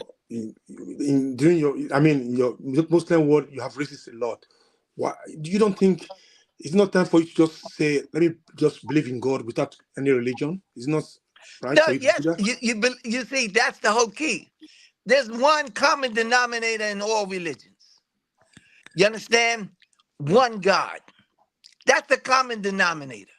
God, the creator, the sustainer, the giver, the taker, the maker, the breaker. That one common denominator. I'm not saying you got to be Muslim. I'm not saying you got to be Christian. I'm saying understand that there's the one common denominator from Abraham to Muhammad, from Jesus to Moses to Abraham to Isaac, to all of them and those before them. One God. You understand what I'm saying? And be sincere in your worship. Sure. You understand? Yeah, sure. That's all I'm saying. You don't have to be no Muslim. Rudolph, let me just put questions all once, please. 1 minute, please. My question is, we Africans, I mean the Africans in general, they should stop playing this game, blaming the colonial people, the outside forces that making Africa not to develop. But we are free people. I mean, we free, born free people in Africans. We are ruling ourselves right now, like Nigeria. Let me call Nigeria right now. We are the black people ruling in Africa till tomorrow. Since the colonial master left that country, there was nothing, no good development there, no common electricity, they don't have it. Are we still have to be blaming the colonial masters? Are we still going to be blaming them for our own government failures? Why we don't take a challenge to say, okay, let's do it ourselves? I know we can do it. Why do Africans leaders don't have that patriotic, like the Americans have, like other countries have for their country, the future for their country? Why we don't have these Africans? And second question is, what are the Saudi Arabians doing? Where all Muslims go every year? What are they doing in this issue in Gaza? What are they doing? What are the Muslim world doing? Why the Egypt are not allowing the Gaza to go to their countries? Why are they stopping in Gaza to go on from there? Why they are not doing more? Why are they not speaking out? That is my question. Thank you. You asking? Yeah, go ahead. You asking me why they're not doing it? Yeah. I don't know. You understand? You see, it's not a black and white situation. They're dealing with a lot of issues that we can't fathom. You understand what they have to deal with? You know what I'm saying? What they can do and what they can't do. It's like you ask a billionaire, right? You ask a billionaire, how come you're not doing so and so? Okay, you ask that billionaire. Do you know what? That billionaire is more of a slave than you. You see these black billionaires in America? They can't do nothing with their money but spend it on themselves. If they try to do something that would interfere with the status quo, they will shut them down. In Saudi Arabia, you think those billionaires can just send money all over the world? No, they can't. The government won't let them because you would interfere with the status quo. You understand what I'm saying? You know, you can't send money to the Congo because you would interfere with Belgium. They won't let you do these things. You think you just have the freedom to do what you want to do because you got what you got? No, the status quo won't let you. You try to do it. Look what they did to Bill Cosby. He tried to buy NBC. They told him leave that alone. And he still tried to buy it. He had the money, and look what they did to him. They had 50 women say that he tried to rape them. 50. Not one, not two, but 50? He don't even know 50 women. Nevertheless, try to rape them. You understand what I'm saying? So a lot of things, we ask the question, what are they doing? We don't know what they're doing. We don't know what they can do. We don't know, behind the scenes. There are a lot of things happening behind the scenes that we know nothing of. Just to comment on that, Epstein Island, that's part of the backstory of Epstein Island. They said, there's some intelligence agencies behind it, probably Zionists, and there are recordings of all America's politicians who've gone to the islands. So it's like, if you don't play the game we tell you to play, if you don't sing the song we tell you to sing, and that's one of the backstories behind Epstein Island. Yeah, Brother Nassar, let me say something one more time. But you didn't get my hand questions. Why Africans cannot develop their countries? Why Africans still stealing their money to the Western countries? What is that? My questions. Right, Nassar. The first question is, should we at this point still be blaming the colonialists? That's what he said. Yeah. No. We are stealing Africans' money and sending back to the Western country. Why are we doing ourselves this? That's the question. Because let me tell you something. Few people will die for their country, and less will live for their country. Do you understand? If I gave you $100 million right now, right? You think it wouldn't change you? You think that you would be the same loving brother that cares about his people? You know what I'm saying? When you're with the people, you care about them. I mean, the average African come here, get money, they go live with white man. Soon as they get money, they go live with the white man because the white man represents something else. You see, so all these are tests for you. That is Why self-hate. Africa is going through. Africans, that is self-hate. They have to hate themselves. Africa hate themselves. That is why they're doing that. Right. Okay, Yes, that's the beautiful. question. That's the answer. That's it.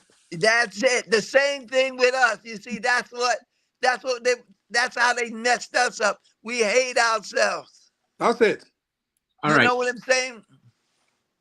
All right. Thank you. Let's go to Niger is a scam. You're welcome.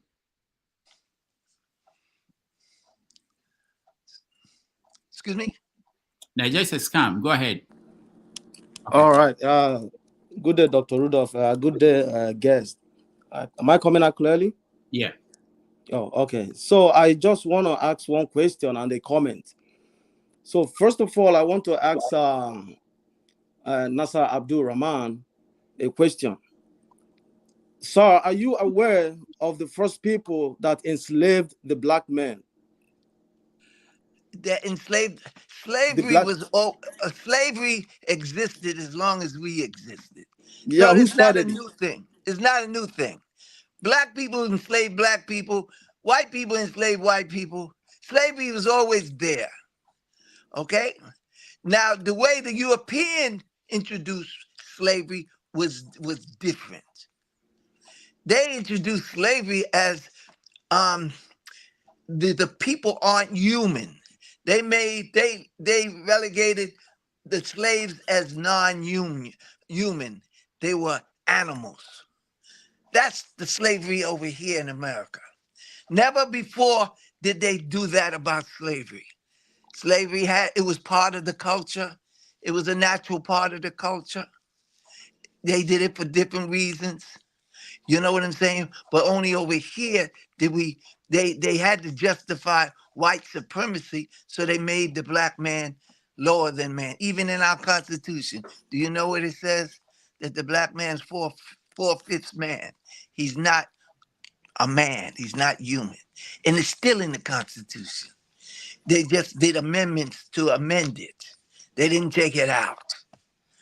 Okay? To justify their white racist attitude and mentality, they made us lower than human.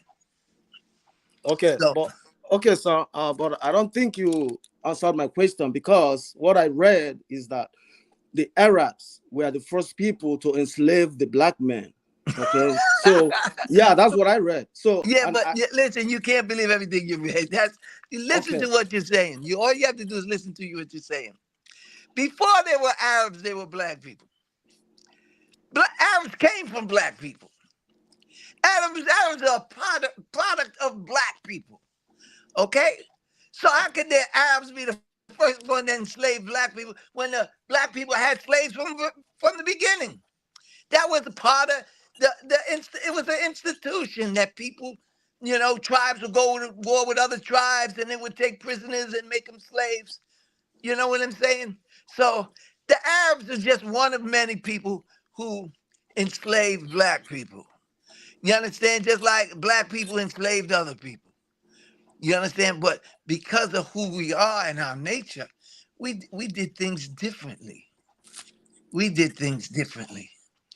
And you can't even, I like to sit down and explain to you, even the natures of people are different.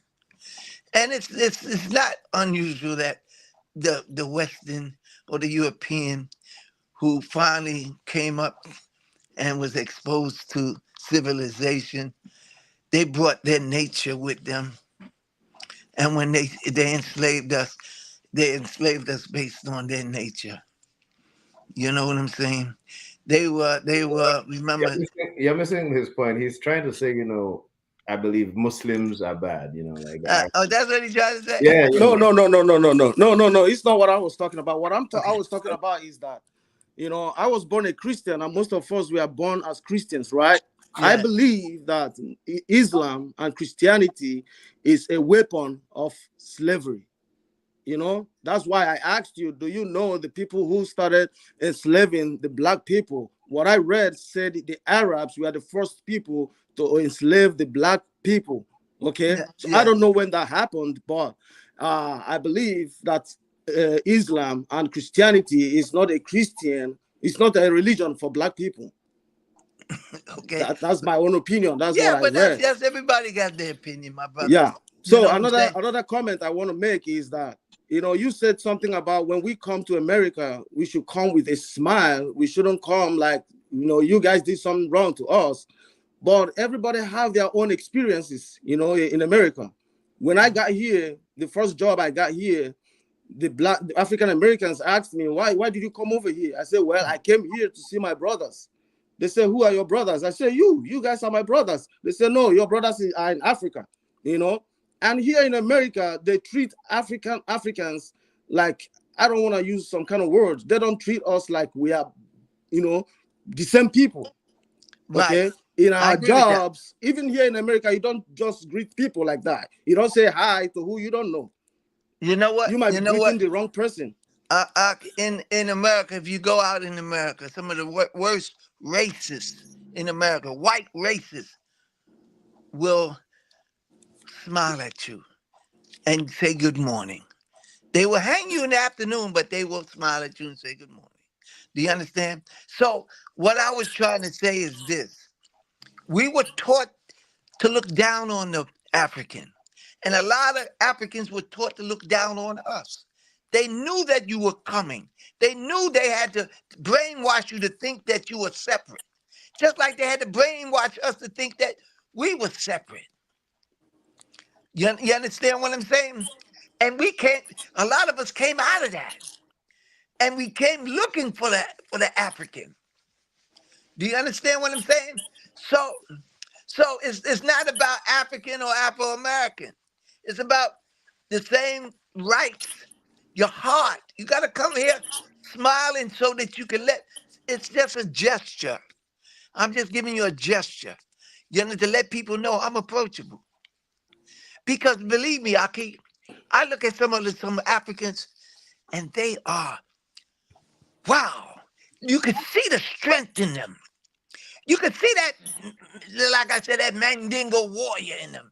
Look like they could pick up a bus. You understand what I'm saying? Now, here you got a man like that walking in the place and he's not smiling.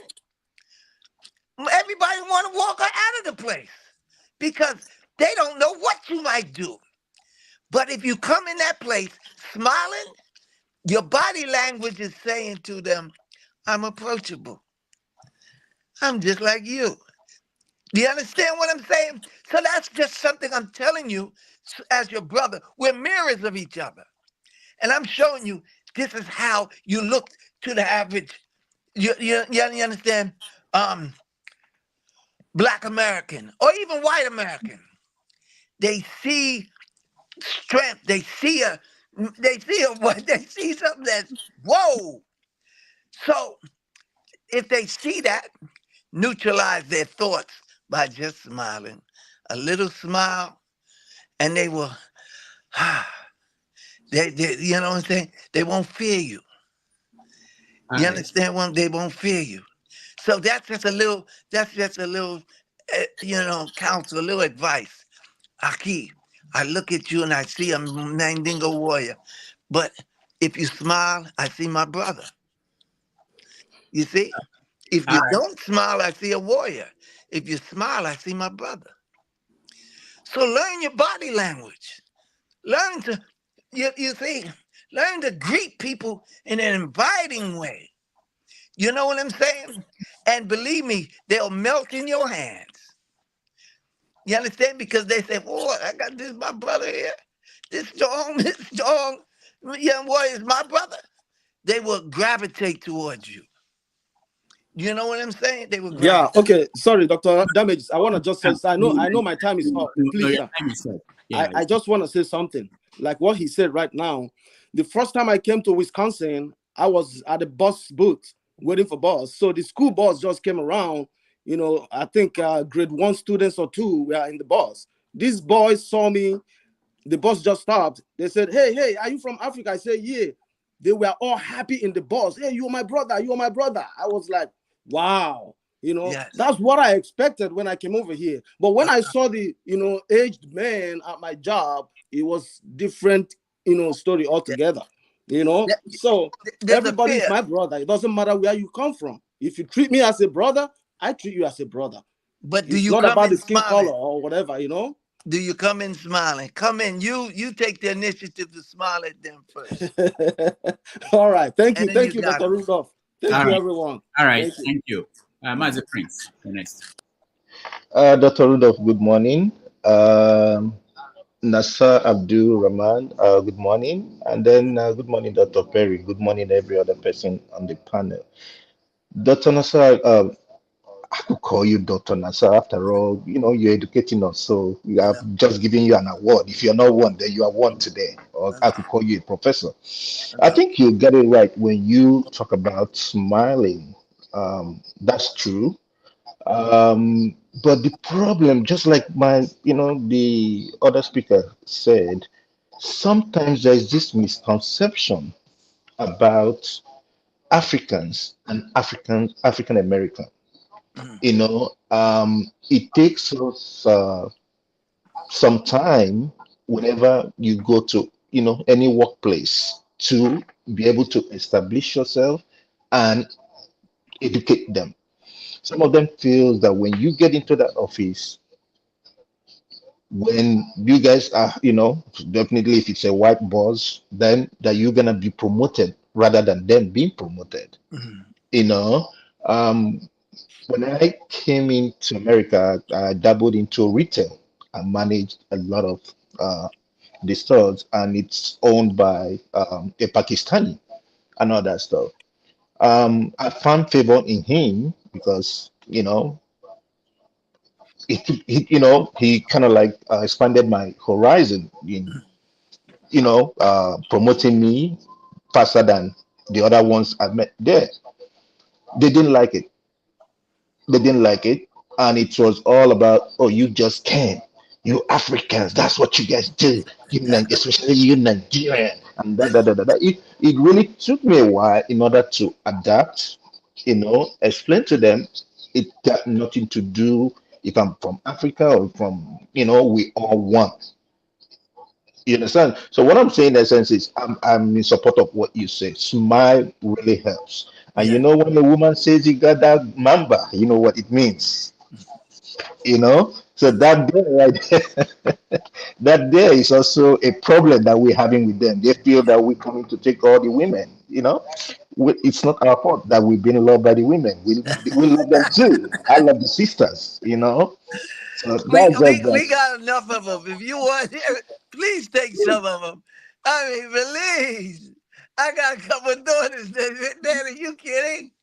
There's very few men. So the women, you know what I'm saying? Just know who you are and know that people are people and they're liable to say anything or do anything at any time. So be prepared not to react to people, but to respond to people. That's what you want to do. Respond to them. And to respond, you have to know, you have to have some knowledge of what you're dealing with. You know what I'm saying? Or you're just going to react to them. And then it's going to be ill feelings because you didn't do it. You didn't open the door for me, or you let the door go and you wouldn't even open. These are little foolish things. Alhamdulillah. All right. Man of prestige, Eunice.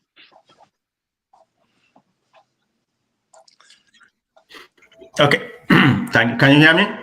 Yeah. Yeah, thank you. Good afternoon, good morning, everybody. Mr. Abudu Rahmaan. Yeah, Dr. Perry, I greet you and the panelists. I greet everybody. So I have two questions. One of them is going to be because I didn't listen to the whole of when you first came in. I just started listening, but I did gather some points. So I'm trying to differentiate between the Muslim during your time and the Christians. So this has to do with Malcolm X and the leader of the Christians, versus Martin Luther King. What's the difference? I mean, which area do you really perceive is better, for the struggle of America? Is that from Martin Luther King narrative or from Malcolm X narrative? That's one question. Say that again. I'm sorry. I want to catch it. He was asking the question that we addressed earlier. You actually, I didn't hear that. The Malcolm X and Martin Luther King, where you said, we can't all have one attitude. Both attitudes worked. Yes. So, okay, when you approach, okay, Dr. Perry. Dr. Perry was trained in Western medicine, right? But if you go to China, they're trained in Eastern medicine. There's certain things that Eastern medicine can solve this issue. But Dr. Perry's orientation would look at it and say, what the hell are you doing? You're sticking pins in the man. You understand what I'm saying? He's saying, no. Give him this pill. They're both doctors. They're both approaching the same problem different ways. Okay. Do you understand what I'm saying? So one don't condemn the other. If anything, you should appreciate the other. Because if one don't work, the other one might. But they both got the same they got the same they're dealing with the same problem. And they're trying to solve the same problem. So Martin Luther King, Malcolm X, same problem, different ways to solve it. And it's such a blessing that you have more than one way. And there are other people that had other ways to try to solve the same problem. The liberation of the black man. Do you understand? Of America. Equal rights, human rights. There were a lot of different people doing it a lot of different ways. And that's what helped get most of it done. All right. Okay, one more question. Last question. I heard you say something about which I consider to be a conspiracy theory. You said the 9/11 was orchestrated. It wasn't real. Is it widely believed among the Muslim community or the Black Americans here that it was orchestrated? It didn't really happen.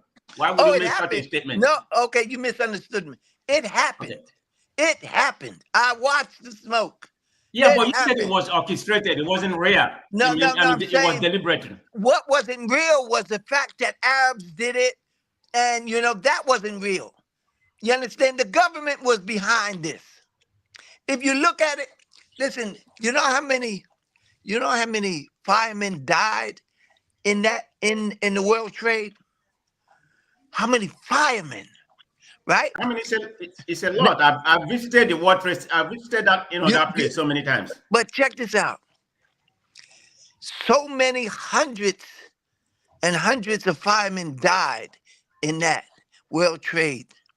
Now in New York, I was born in New York. The firemen in New York was like grandfathered in. Very few blacks at that time, from when I was young. If you were a black fireman, that was a big thing. So they kept that real close. A few tokens here and there. But because of 9/11 and those white boys running in that building and they're all dying, it opened up the books for black firemen, for Chinese firemen. You understand what I'm saying? And the firemen knew that this was a demolition. It wasn't because some plane melted everything and it fell down. They knew because they were there. They watched their buddies die on this demolition. It came down like an accordion. And they watched the explosives on every other floor and let it drop. Do you understand what I'm saying? So we knew that this was a demolition job. We knew there wasn't about no airplane hitting the top. You understand what I'm, now the whole world, they were telling them something else. But the people that were right there saw it. You understand? Brother Nassar, let me ask you along that line. Do you believe that America went to the moon? I don't know. I leave that alone. I don't know. I don't know. I leave that alone. What about Kennedy? How was Kennedy killed? Who killed Kennedy? He was shot. He was shot. Kennedy, he was shot. What did Malcolm say? The chicken come home to roost. They're killing each other. You understand? They're killing each other. All right. Let's go. He wants to put a stamp on you. Conspiracy theory. Janaba, go ahead. Thank you so very much for coming to Dr. Rudolph's shows, and thank you for what you have done as a black man for the black community, your voice and all the sacrifice you are making, and also go to Dr. Perry, and of course our greatest town hall chairman, Dr. Rudy. And Paul, Harry, and Mazi, man of prestige, and of course my boy Ove, and the Indian chairman. So thank you all for being there. I think I don't have so much question. I've been listening. I was in church. I've been listening from the very beginning. Your word is very inspirational. Look forward to come and have dinner with you in Atlanta one day. And I think so what you talk about the black people being against each other is a setup. I completely believe what you said. Other thing I cannot question you. You may have your own understanding in terms of the World Trade Center. I was there. I think I got my head caught here sometime, but I believe you. Take your word for whatever you know. But in another word, thank you so very much for being here, and thank you for your word of wisdom. And I hope you visit Nigeria before our time runs out. Inshallah. Thank you. All right. Thank you. Mazi Ovie, you're next.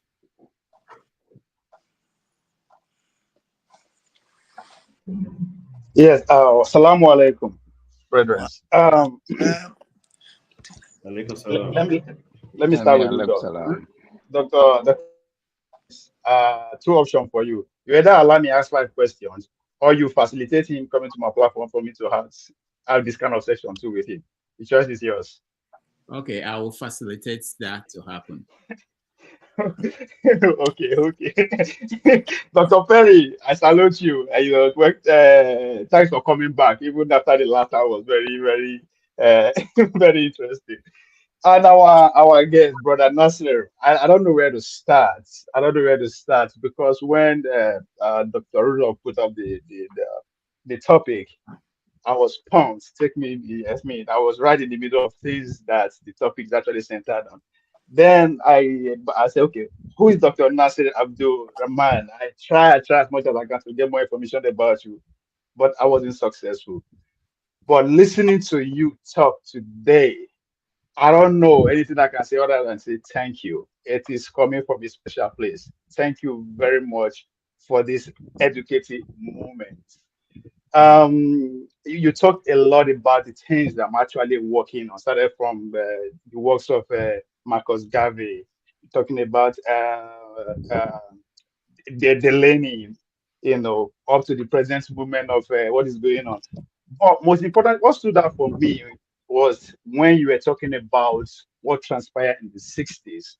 You're talking about the disconnect between I call them home base and the foreign base, to use the track and field terminology.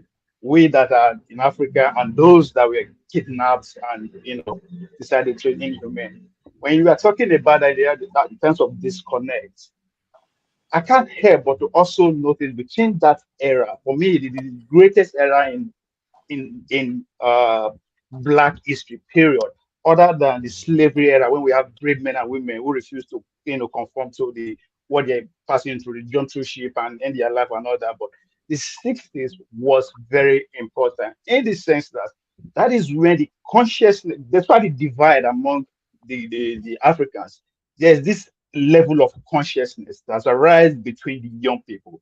I'm talking about Fred Hampton, talking about the ex himself, Martin Luther King. Go back to the Congos, to Ghana. Pretty much that was the era. And these guys are in their 20s and in their 30s. Despite the disconnect, they were able to make impact. I think the 60s that led to the movement is the greatest achievement of any movement in human history. But at the same time, we saw pretty much all these men also wiped out between that 1960 to early 70s. They were all killed from Lumumba to Fred Hampton to X, all of it from 61 to 64 to 60. At the same time, they were all eliminated. Now, where I'm going is, what do you think is missing today that we are integrated, even though there was no integration, rather just disintegration that took place during the Martin Luther King era? Kudos to him. But what do you think is missing at this point? That level of consciousness is no longer there, even though now that we are more connected than ever. We are talking about the Africans in diaspora and those back home. We have so much in common. We are doing a lot, but that level of consciousness is not there. Because they say it. I think you are saying. Oh no, I heard it from Paul brought it up. That's Umar, right? That said, evolution is what led to revolution, right? Take a little bit of evolution there and there, the little bit. That's what happened in the 60s when you have so many organizations coming on. Even after they killed the Black Panther, the Liberation Army took over in the 70s. So what is missing now? And then, even though despite the kind of relationship that we are having, sorry, another one is the another too strong. about I'm happy the internet helped us. Okay. Yeah. Okay. All right. I'll leave that one there. Before I come back to the second one then. Okay. So you want to answer, Brother Nassar? Well, he says what is missing. What is missing is we got what we asked for. That's what destroyed us. We got what we asked for. The brother's drinking coffee. You understand? How do you dilute coffee? Coffee's a strong beverage. You have to pour what? Milk in it. It weakens it. It weakens it. Right? When we got integration, right? And we thought we arrived. And the ones that didn't go for the integration, what they did was they plagued our community with drugs. You understand? They made us, they put the drugs on us real bad. And then what they destroyed the Black family. They paid off the Black woman by making her independent of the Black man. When you destroy a family, you destroy the community. You will have no power if you don't have no family. Do you understand what I'm saying? Look at the men marrying men now. Look at the women marrying women now. As long as we had a family, even during slavery, we had a family, we were strong. Soon as you destroyed the family, you understand? That's it. That's it. You're not a threat to us anymore. Because they put our women in charge of us here in America. I live in a city where women control everything.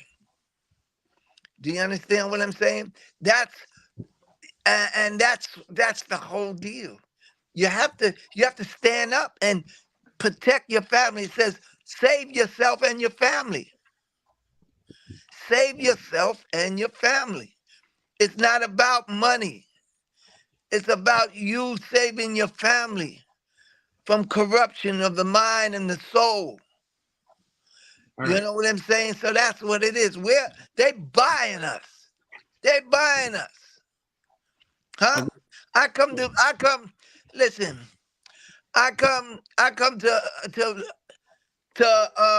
Nigeria. Nobody's gonna be at the airport looking for me.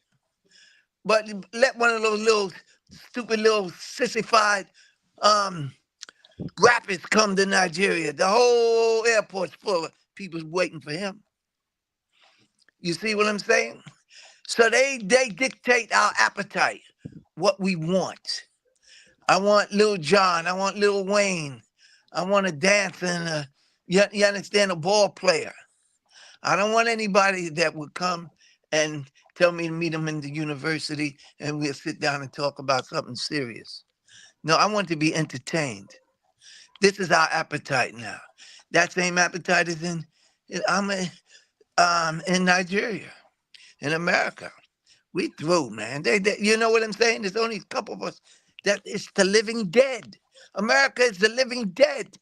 The majority of the population are mentally and spiritually dead, living a life of a dead man. You know what I'm saying? They try to make Africa the same way. They're turning y'all got little homos now, little homosexuals running around in Africa now. That's unheard of before, huh? And y'all going for it. I mean, not saying y'all, excuse me, but the leaders are going for it. Some of them, but a lot of them are fighting back. They're showing Africa's growing, man. Africa getting good. Yeah, they'll fight back. They tell America, no. You understand? Nope, we're not going for that. And that's what you have to do. You know what I'm saying? And be careful, the ones that over here don't go back being an agent for America. You understand? Wearing tight pants and got your private parts all out because it's so tight. You know what I'm saying? This is America. Don't contaminate Africa with this foolishness over here. You know what I'm saying? Come here, get some finance to go back there and build something. We got money, and what we do is waste it. You understand? That's, so, hey, we got what we wanted. We integrated and they turned us and they killed us. All right, thank you. Sir, you said the era of dying for your people because it's over. It's now the era of living for your people and living for the cause. That hit me and take me back. But for me, I see it from this angle. I've seen that the leaders that we have, especially in Africa, they are visionless. But you went further by actually elaborate what you mean by that statement, by saying that you live so that you can do the work by influencing other people, by building community, by building. So what part of that statement do you think, let me narrow it down to African leaders that they are missing? That yes, they are living longer than their predecessor, but they are worthless compared to those people who came before them. Right. I mean, what's that they don't understand here? Well, I think that you're taking on the Western mentality. You know what Putin said? Putin said, it says Africa is a burial ground for Africans. Do you remember when he said that? Yes. Putin, the head of Russia. He said, all Africa is a burial ground for Africans. Because when they get money, they send the kids to Switzerland, they send the kids to Europe or America, and they spend their money. When they die, they send their body back to Africa to be buried. That's you understand what I'm saying? So it's like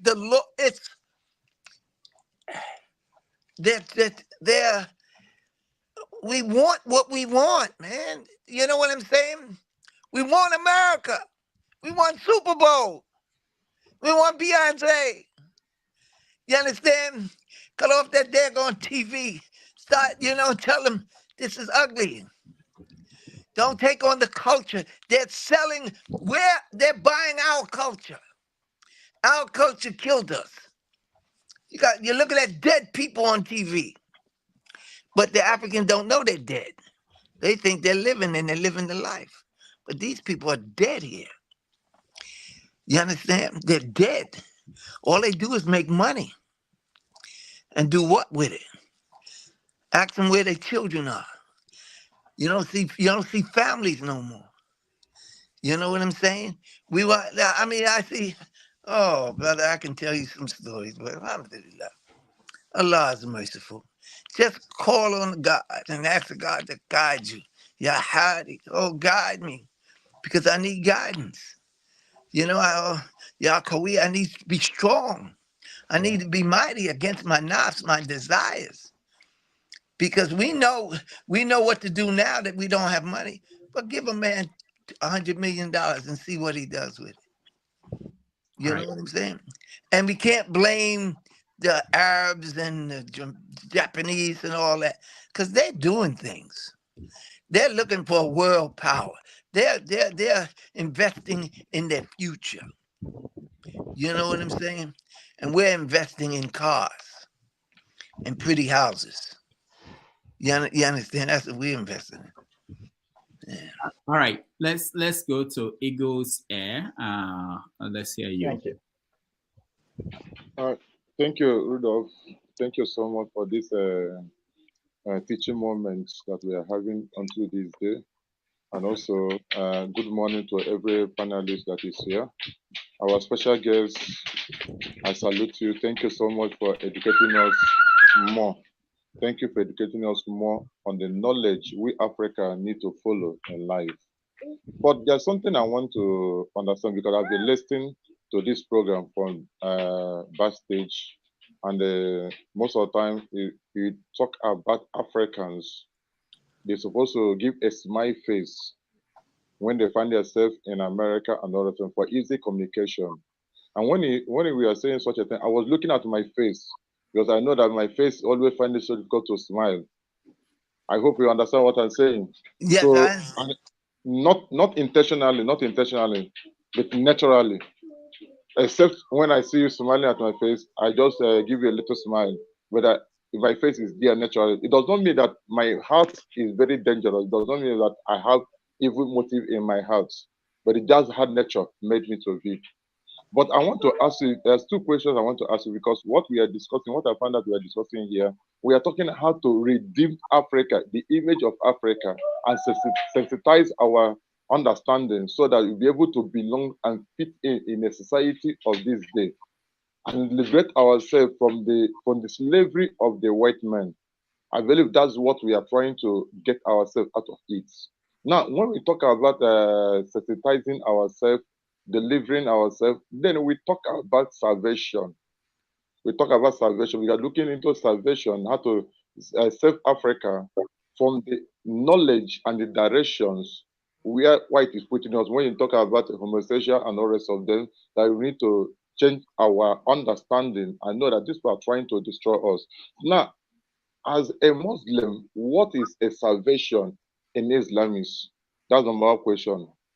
Number two question I want to ask, if you look at a European nation, Western nation, you find that when blacks are doing well, Africans are doing well, whether you are African American or whatever, Britain, African, or rest of them, you find that when they are doing well, along the line, there's a problem that occurs in their life. For instance, when you look at the life of Mark Tyson, as a hero, he made a lot of money. At the time, he used to have problems with government. They will level an allegation on him, and some of these allegations are not true. No, but what they're trying to do is to make sure that they store the money they made in America away from them. Then the second example, if you look at Man City defender called Mendy from France, they level allegation on him that he raped a young girl in the club or in his house. And because of that, he lost his job in Man City and he went to prison for it. Now, you people in the America or Black America in Europe, what are you doing to make sure that this kind of incidents are no longer happening? For instance, there's this young man from Senegal I respect so much, a musician I respect so much in Senegal called Akon. If you watch Akon, there's kind of life that he lived. He made money in America, but he invested back in Africa, in Senegal. So you people over there, African American community in America, what are you doing to make sure that this kind of event will no longer occur again? What are you using to do what to sanitize the understanding of Africa who are doing well in America? Thank you so much. All right. So the first question is, what is salvation in Islam? And the second question is, what are Blacks in America are doing as a community to protect Blacks from the system? If I may just Thank you. Yeah, you understand it clearly. Oh, okay. Salvation in Islam is connecting with the Creator and following his messenger, his guide from Abraham to Muhammad. That's salvation. Salvation is your connection with the Creator. We call Allah in Arabic. Allah, to connect with him and to submit to him and to obey him. Okay? So that's the same salvation of Abraham, Isaac, Jacob, Moses. You understand? From Adam. So there's only one salvation. Okay. If I may continue on that on that topic. So from what Brother Nassar said, salvation to me, except where it's a little bit different in Christianity, across from, so if you just take Jesus, what Christianity understands with Jesus out of it, if you look at Moses, Abraham, and everybody, any prophet or any, great person across to Muhammad, it's the same idea of salvation. And if you look at their lives, what do? They submit to the Creator, one God. And that's the same thing salvation is. If you look at Moses or David or Solomon, you submit to one God. You believe in his, instruments of operation, angels. Okay. So this is the definition of salvation. You believe that he controls what happens, that he's in charge. You submit to him. And Islam just means submission. So you submit to him just like everybody else did. You have to do certain righteous actions. Okay. And those actions.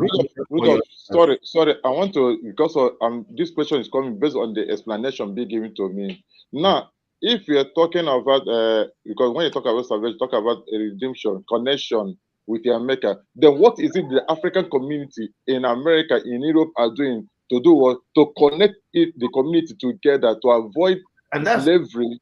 And that's what we are doing. What are they doing right now? What is missing in a lot of people, even Muslims, is missing, is that a lot of Muslims don't understand the purpose of life. This is the Shatamware. If you translate it directly, it says worship. But when you convert it to English, you lose the essence of what the purpose is. And if you see the purpose of life in the Bible is to glorify God. But the purpose of life is more than this. The purpose of life includes serving God. There's something I read, a hadith. They said, you will not believe until you love the people. And then the people came to the Prophet of Islam and said, we love each other. He says, not just each other in general. So people miss it. We were not, if God didn't want, he would have put us one person on one planet. Why did he put us together as a community? Because serving God includes serving the people. And a lot of Muslims and other people, this is the true salvation. He sent us here as what? Vicegerents on earth, caretakers of the earth. It's a test for us, but you have a community purpose. You have to be involved at the community level as a peacemaker. In Islam, we call it muslihun. Mufsidun are the corruptors. The angel said, they're going to be corruptors. They're going to corrupt the earth. And God said, I know what you don't know. There will be some peacemakers. We are sent here to serve God, and you cannot serve God if you do not serve man. So we all have an active role that we are supposed to play as salvation, towards salvation, to prove that we are not the ones the angels said are going to go and kill each other and cause trouble. We are the ones who are going to create peace on earth. That's part of connecting with God and serving God. And that's the missing purpose that a lot of people in religions, Islam and other outside, don't realize, that we're put together as a community, and you have a responsibility from yourself to your family and to your community. You have a responsibility. You have to. The poor have a right on your wealth. The wealth diffuses through you. They have a right. You have to give them. You owe them. You don't give them and say, I helped you out here. No. Take what belongs to you. It passed through me. You have a right to give mercy to the community. It's your right. It's your obligation. You have to promote peace. You have to be involved personally. And that's true worship. All right, we're rounding up. I will take Foley, B, and me. All right. Good evening, everyone. Go ahead. Yeah, sorry. I'm very happy to be here this evening. I don't know if Dr. Rock can actually give me can answer two questions I want to ask him. I've been seeing your program. I've been coming here, but most time I didn't show up. But today I just decided to show up. But I have something that is in my mind, which I've been trying to ask you questions. I have been following somebody in Nigerian politics, which lately I noticed that you and the person have been together a very long time. So I have never seen you either condemning him or praising him. So I'm wondering, is there anything you know that we, the followers, don't know? That's why I said, okay, let me just come up today to ask you the questions. And the person in question is Showore. I don't know if there is anything you know about him that is making you not to talk about him that we don't know. Because I don't want to follow somebody blindly. I just want to know if there is any secret or there is anything you think this guy don't have and we think that he has. So I don't know if you can just clear me on this question. Sorry. My inclination is to say, let's finish this conversation and then we can talk about it at the other end. Let's finish guest system. Yeah. So let's. Doctor, please, 30 seconds. Let me just respond to him. Like you say, you follow. Let me just respond. Just 30 seconds. I'm not wasting time. Just to let you know, Dr. Rudolph Okonkwo has bring Omoyile Showore to this panel twice. That's it. I have a question. No, hold on. So, Foley, thank you. Let's final question of it. Just okay. All right. Brother Nassar, the book by Carter Woodson, which is The Miseducation of the Black Negro. How do you think that book is more relevant now than when it was written? Because at the beginning of this program, you were describing how the system lied to the African Americans who are here, but at the same time doing the same thing to with the Africans who are back on lying to us. We speak to the art of that book, The Miseducation of the Black Negro. Do you think it's more relevant now? How far do you think we should start promoting it? Because if not me coming to America, I'm meeting some people, I've never known that such a book existed. And two, what's your take on De Gregory, the one and only De Gregory? De Gregory, Allah Akbar. Okay, in regards to the miseducation of the black man, it was a timely book. It was a very timely book. But at this point, we're in 2024. It's the miseducation of mankind. This is bigger than us now. They're miseducating everybody. Now they got AI. You understand? They're miseducating the white people, the black people, the red people, the yellow people. You understand what I'm saying? They're miseducating everybody now. So it's all about the heart and what you're willing to do to save yourself and your family. Keep on. We're talking about world events. What about personal events? If you're trying hard to do what is right, to enjoy what is right, forbid what is wrong. You understand? God gives you leaders based on who you are. You want righteous leaders, you have to be righteous. If you understand what I'm saying? So basically, you have corrupt leaders because you're corrupt. The people are corrupt. So God's not going to give you a righteous leader and you corrupt. Start with yourself. Start with your own, like we said, we talked about body language. Start with your own body language. You start smiling and other people will smile at you. You start giving and other people will give. It all starts and ends with you. It says in the Kitab, in the Quran, it says, save yourself and your family from a fire which is fueling men and stone. This is real. Start with you. You can't do nothing about Gaza. I just watched Albert Einstein's movie, and Albert Einstein was very upset with the war with Hitler. And at a point he said, and he's a mathematician, he said, if just 2% of the soldiers say we are not going to do this, that's what it takes for the tyrants to collapse. Now, I'm not sure of the math of it. I was like, that looks like a small number, but that's Albert Einstein. He said it takes just 2%. So there's an impact of what we do. Right. You're not insignificant. Start with you. Start with you. You know what I'm saying? And you will deserve what you get. If you're righteous, you deserve a righteous leader. But if you're other than that, you'll get other than that. All right. Okay. The Gregory, sir. You talk about the Gregory. I like Dick Gregory. I like Dick Gregory. I have nothing to say about Dick Gregory. Dick Gregory came up with a lot of stuff that I can't substantiate, but I know he was on it. He was pretty good. You know, I enjoyed Dick Gregory. So I can't really say anything. Can't say anything negative about him. Okay, the flagship, I will let you ask a question. I know I say we're rounding up, and just after you, then I'll say the final words, and then he will. Please, you will give me one courtesy, just one courtesy, please, Doctor. Yeah, let Paul talk. No, let the black sheep go first.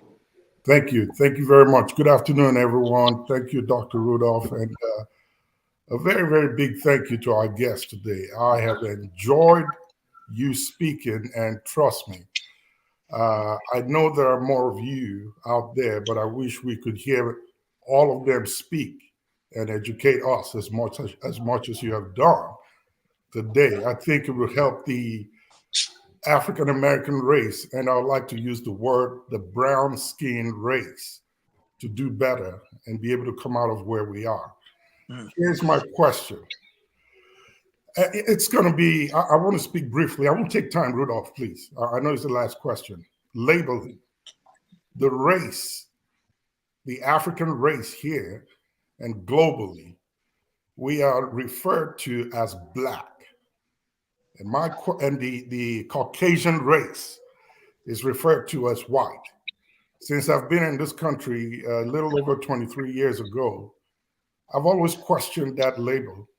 Why are we accepting the color Black when we know we are not Black? My job involves a lot of travel. So I'm on the plane pretty much every day of the week, and I meet all sorts of people.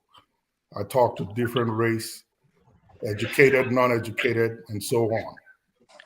And I had a conversation with a gentleman once at the airport. We were talking while waiting to board, and he made reference to race.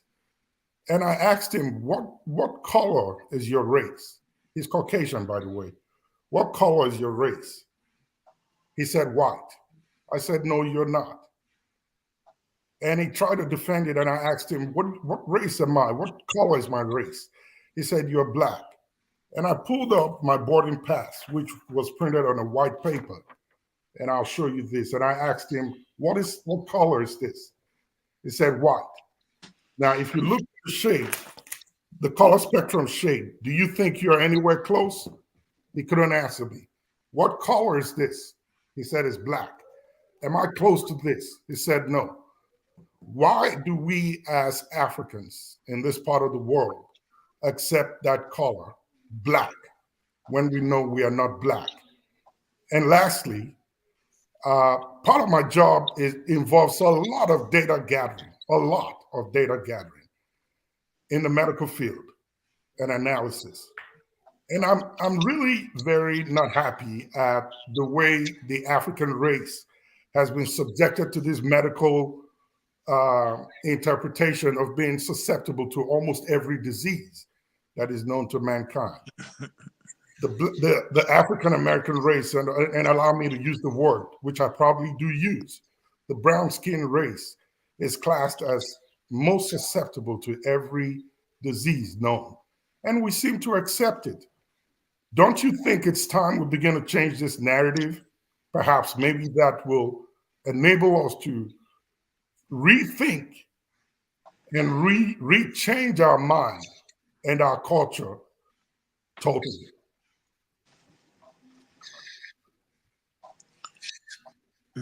All right. So, Brother Nassar, you can answer if you.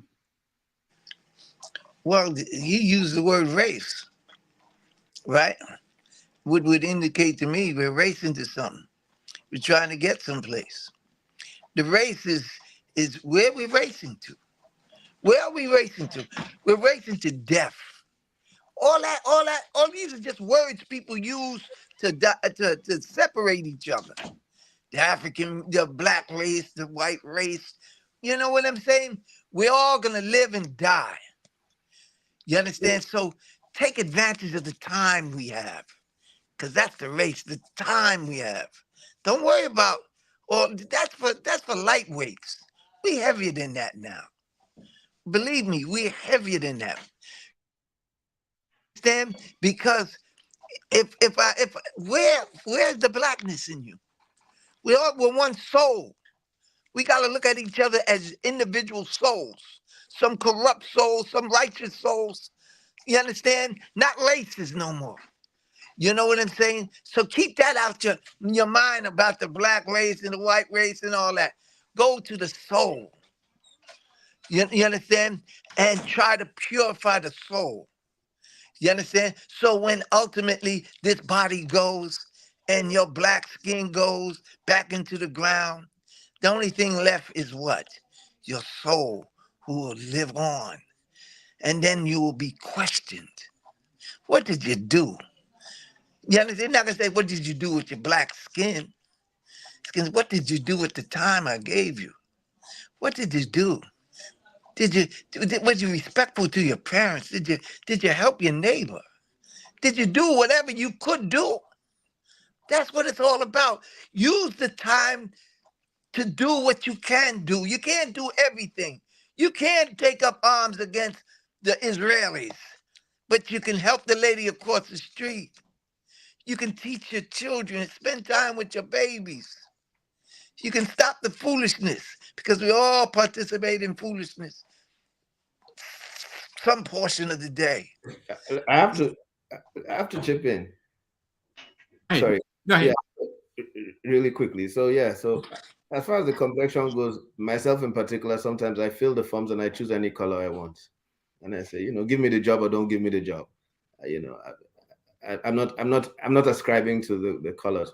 But that aside, the second question you asked, I think in particular, is my duty to answer on disparity, because I'm a health disparity researcher. So, back in New York at a certain conference we had, we're presenting all this data, everything, high blood pressure, blacks more susceptible, diabetes more susceptible, anything you name it, we're supposed. And I was like, guys, I asked in the whole conference, I'm like, but we know the root cause is our diet and our habits.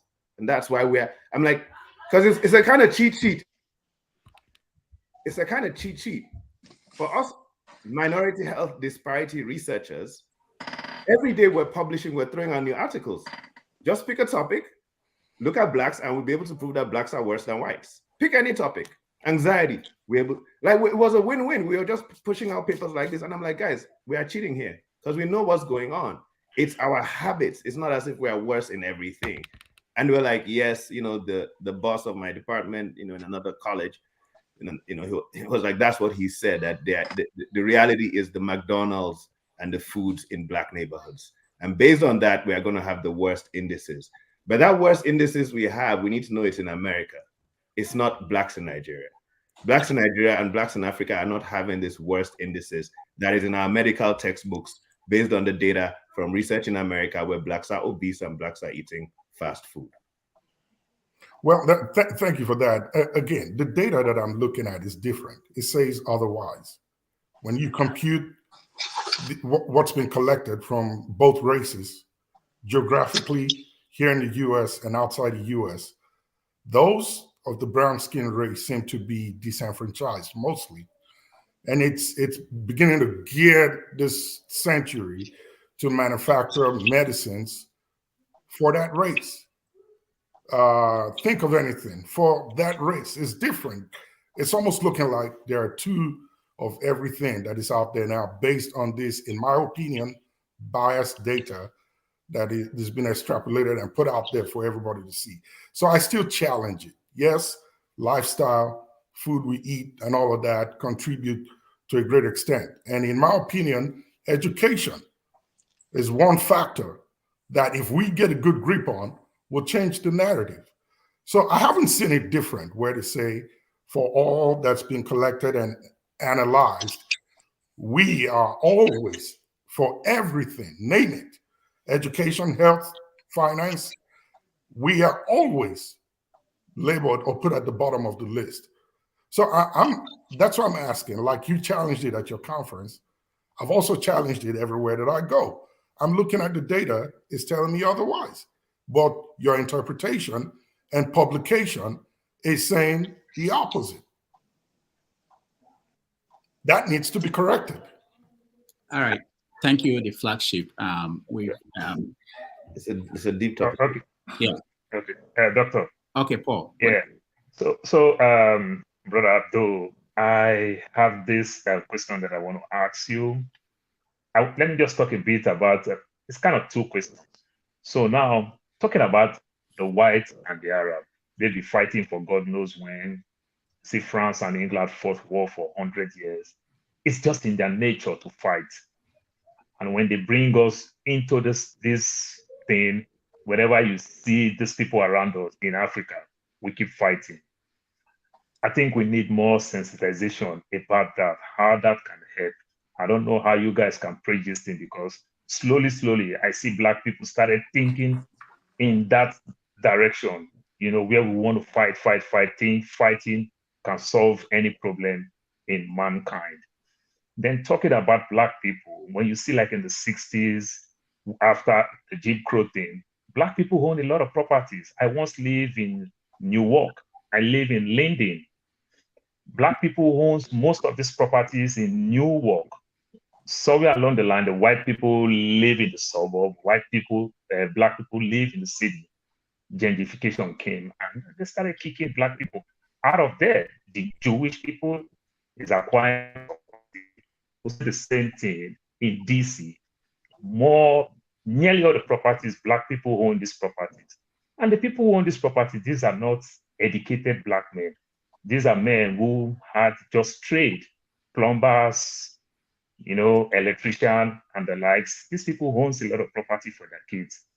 Today, their sons are losing it, they are in jail and the likes.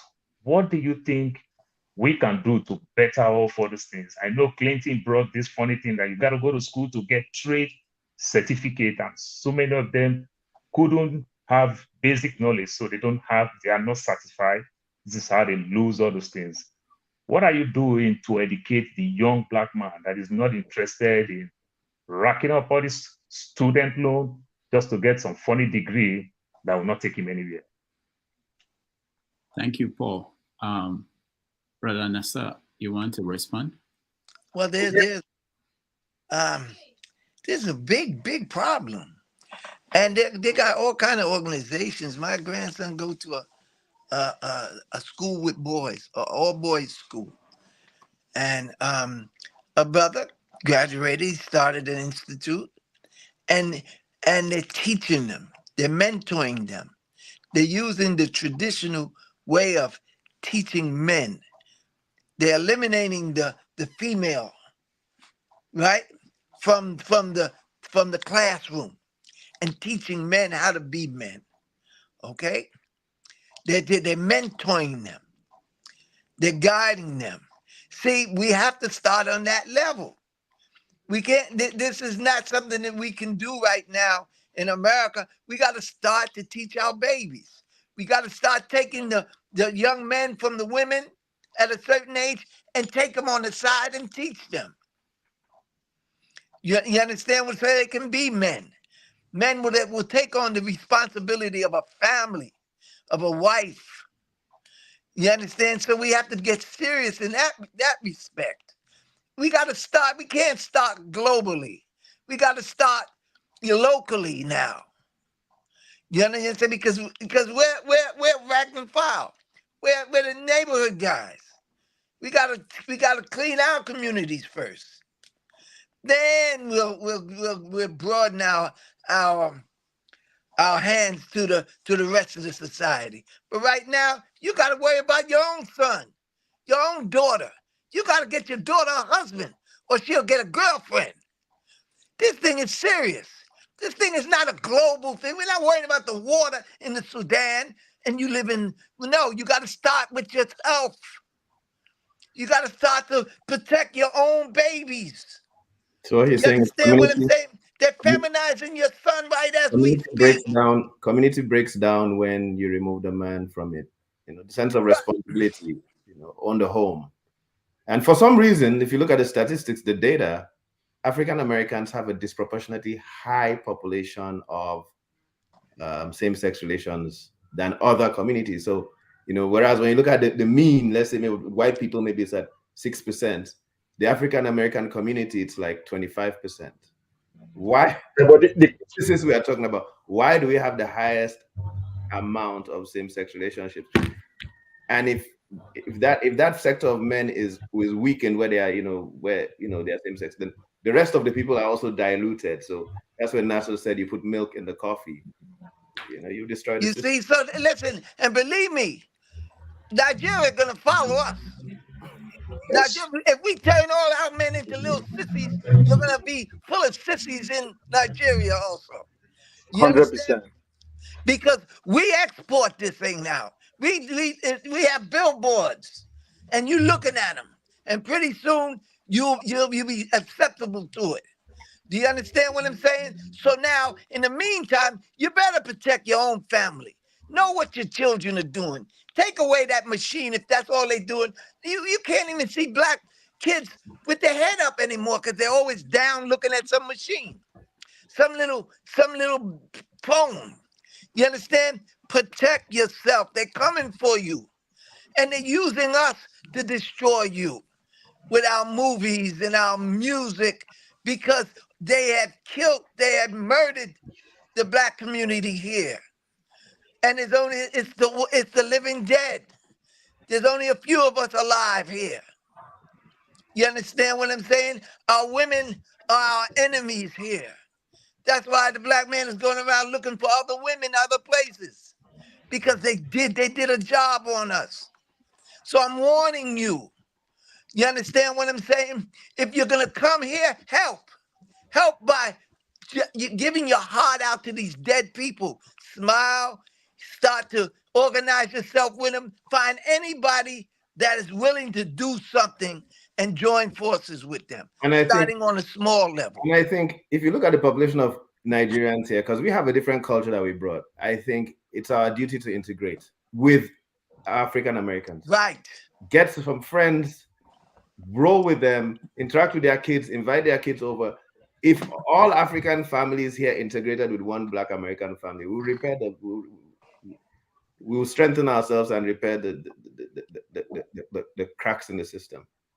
And believe me, I'm doing my part. Trust but me. we are also damaged now. Damaged people cannot fix damaged people. I think that's what Brother Nassar is trying to preach to us, that it's pretty much global now. So some of us, we use Islam to heal that other damage, and that's what we use as a bulletproof. It can't let us become same sex. No, we don't. In Islam, we don't like mince it. We don't joke with it. We don't joke with certain things. No, that's not happening. In the public or in the secret? Use that in public or in the secret? Something else again to build you, and that's what's the manual. Because I believe every creation has a manual. There's a manual for human beings. God created us. He gave us food, right? Water. He also gave us a manual for our brain, and we use the holy books as that manual. So you have to heal those problems in your system with the manual, and that's where we use, Islam and the Quran as our operation manual. All right. Because you're right, damage. We have to go. I want to thank Brother Nassar for joining us, and Dr. Perry for joining us today. We're almost 3 hours, and we didn't agree to that. But I want to ask final question while you give us your final thoughts. Is you have this advocacy for attitude of gratitude. What is that? In the Holy Quran, it says, Allah says to Beni Adam, children of Adam, if you are grateful, I will increase you. These are the words of God.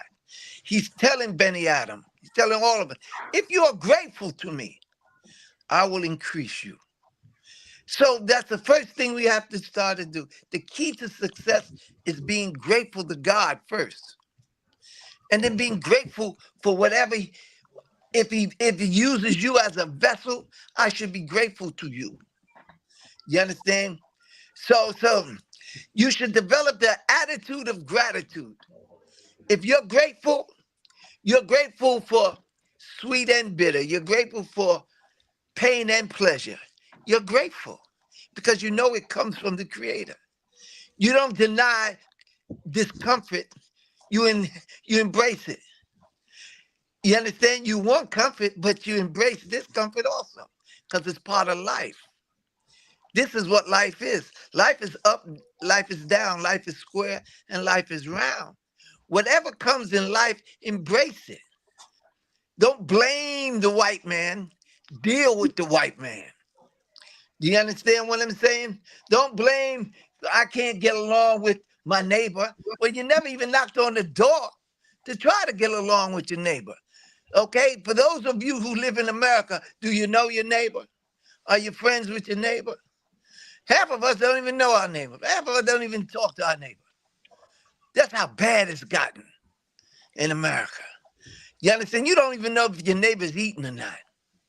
You understand what I'm saying? So no, we have to change. The individual has to change. You know what I'm saying? I'm looking at you brothers right now. I say, look how strong and, man, mighty they look. Boy, if I had a crew like y'all, I would, oh, boy. But how are we going to get together if we don't, you understand, take the initiative to know each other? Do you understand? To know each other. Practice. If you want to be good at something, practice. If you know your body language doesn't depict to the people that I'm approachable, practice. Change your body language. Walk out the house smiling, saying hello. They may look at you like you're crazy, but so what? You won't look threatening. They already see the muscles coming out your fingers and everything else. You understand what I'm saying? But you're letting them know I'm available. And then start with your family, man.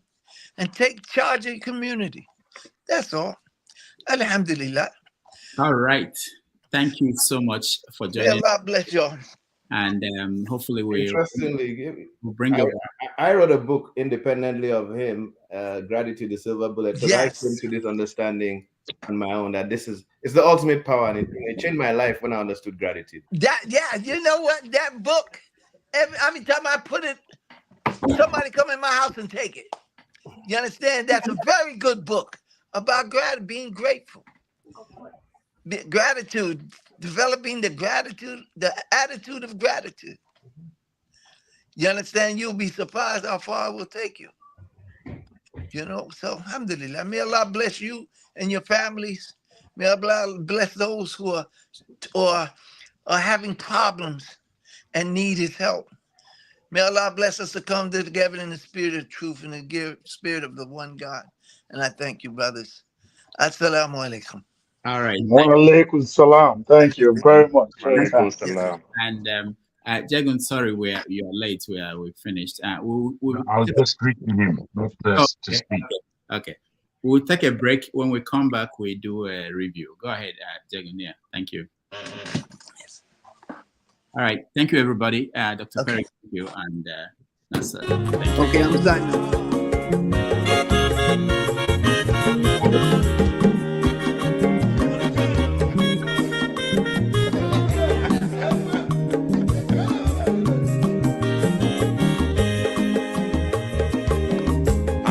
Onye ọma zoro obi o, akwa nwa zoro obi o, Max ịbịa bunye gokwanụ m n'ofube n'azụ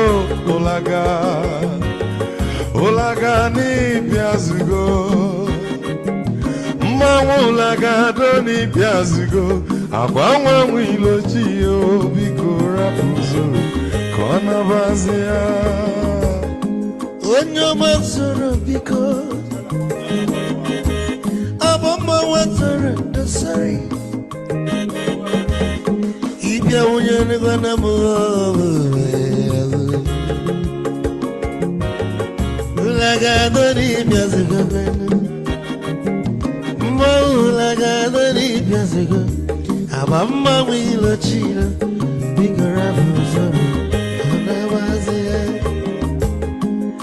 Mazi welcome up. Odoguna kwere neke. Onyoma niga dele mo. Mazi ni mazi ngame. Ibu go with the melody.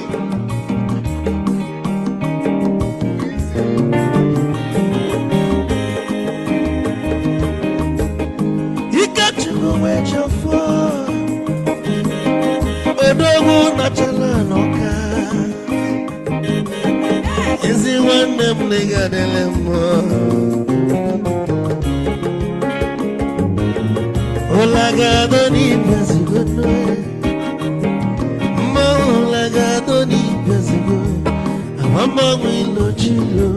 Nikora muzo. Anabazi.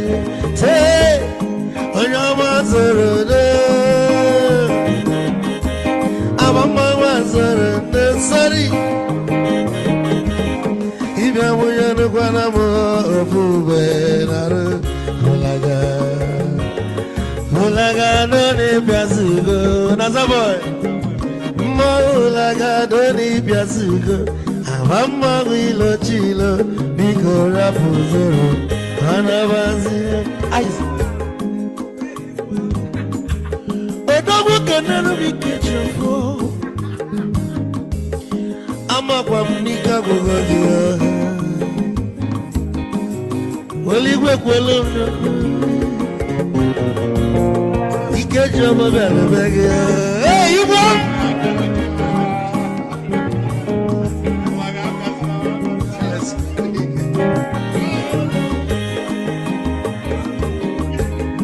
Eku Kampune Kene. So Chukwe Makalumo Ike Chukwu Negaji Esi Wane Mekenemi Ila Puli Fenini Neme Webia Kago Silina Nina Gibu Wane Wisdom Megaji Kanegi Maiki Kogo Banya Bebu Isili Maxi Obune tire gwa Malokwa malo ni mego mi fojo Wesigi mwane mi foku ni cholo nangeme Wisdom onu mekenege Bama wiye iyo Biko labo Namasia Zoro, zoro, zoro, zoro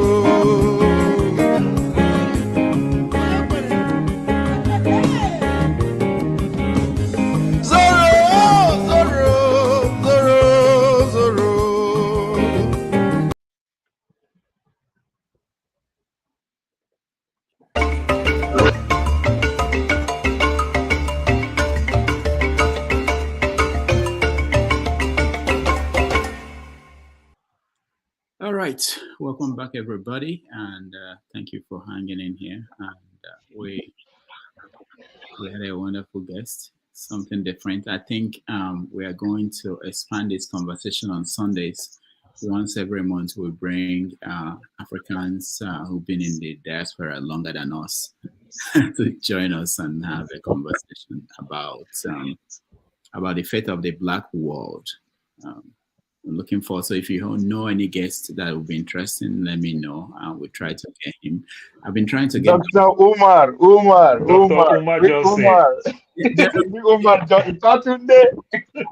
Doctor, I strongly believe he's going to be willing to come. No, he will come, yes. He will come. He can stay all day, sir. He will ready to stay all day. You get him at the right time. And he will not be a dull moment, trust me. At the right time, yeah. We're reaching out to him and other people like that. But if you know anybody who is an interesting guest that will join us. There's Kenyatta. There's another guy called Kenyatta too. Okay. He's in Chicago. Okay.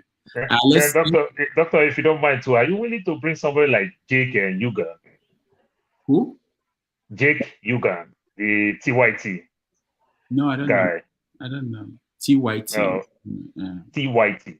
No. He worked with MSNBC previously. Oh. No, he's not black. You know him. Okay. You know him. Yeah, okay. Just send me. Yeah, you can send me anybody. Really, there's no limit. Anybody who will be interesting guests. That's what we want. Oh, the talks. I know. Young. Okay, I go. You call it TYT. Yeah. You know the young. If you said the young, I will. The young talks. Yeah. The young talks. Yeah. I was like, oh. Yeah, I know it. I know. Yeah, I like that. I just like it because he's balanced when it comes to American politics. He's not on the far right or far left. Yeah. So let's listen to Jagon first before he didn't get a chance to. Then sorry. Also, Doctor, one thing again. I know almost 2 years ago you said something about like a town hall thing. You planned it for Dallas or Houston. It came back again. Even Flagship is willing to host us. No, we're in not. Atlanta. I know that. Doctor, you just press pause. I know that. We're not stopping. It's going to happen. But you guys let it happen, please. You guys have to help me. I'm only one person. No, when you kickstart it, we'll follow it up. When you say it's Flagship on his own willingly, he said he's willing to host us in Atlanta. I know. Flagship, the invitation must come with the red heat goat. Don't worry about that. We'll figure that one out when we get there. Paul, were you added to the WhatsApp group? Did you get the messages?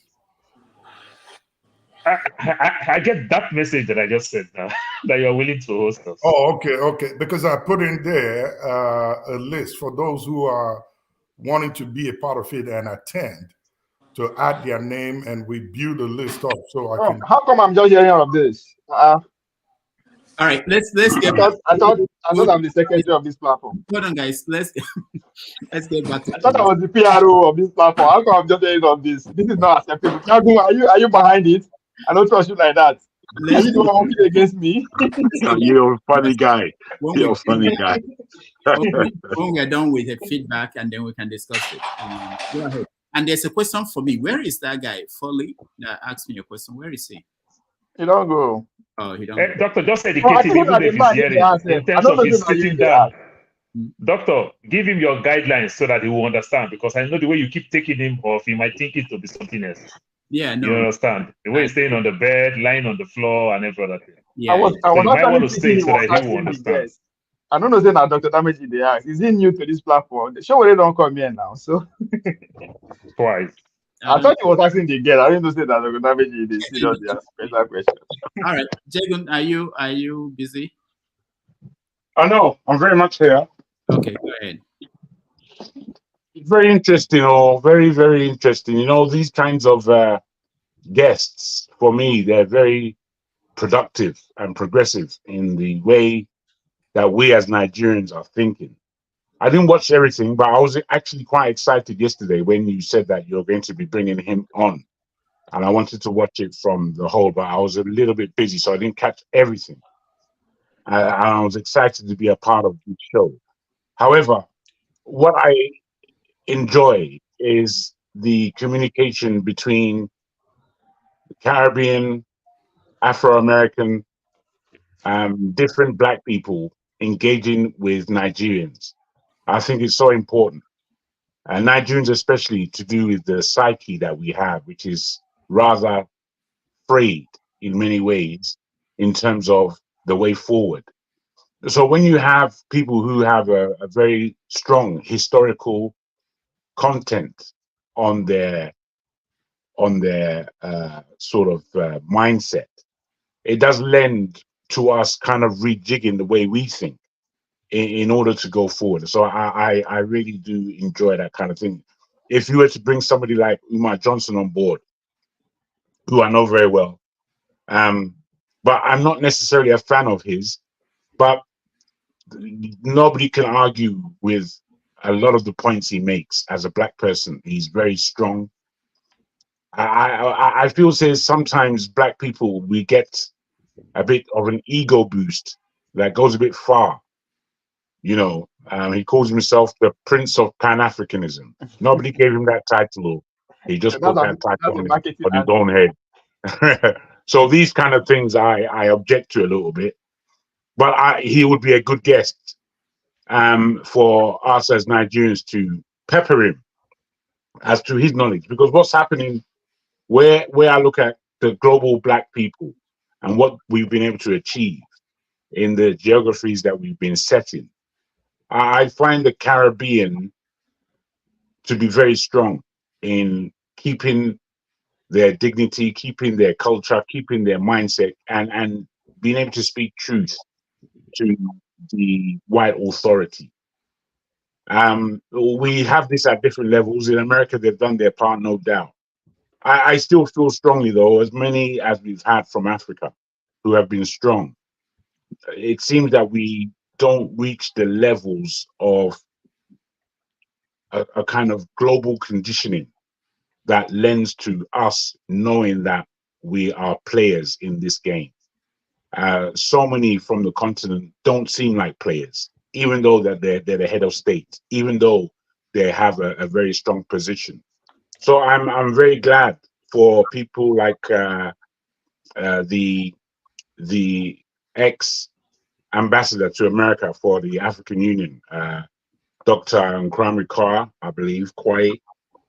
I'm very grateful for people like Lumumba, Patrice Lumumba, who has recently come on board from Kenya, a very erudite and specifically minded individual who points a direction, at least, to where our minds should be. And I am disappointed by so many of our African politicians who seem to have nothing to do with this Pan-Africanism, Pan-Africanist thought, Pan-Africanist understanding, to the fact that we have a foot on our neck, and that foot on our neck has a specific orientation in terms of race. So, you know, I'm very glad that you are bringing these kinds of people on board. Thank you. I just want to say that. All right. Thank you so much, Jagan. So, Paul, let's start with you. Yeah, feedback. Take away.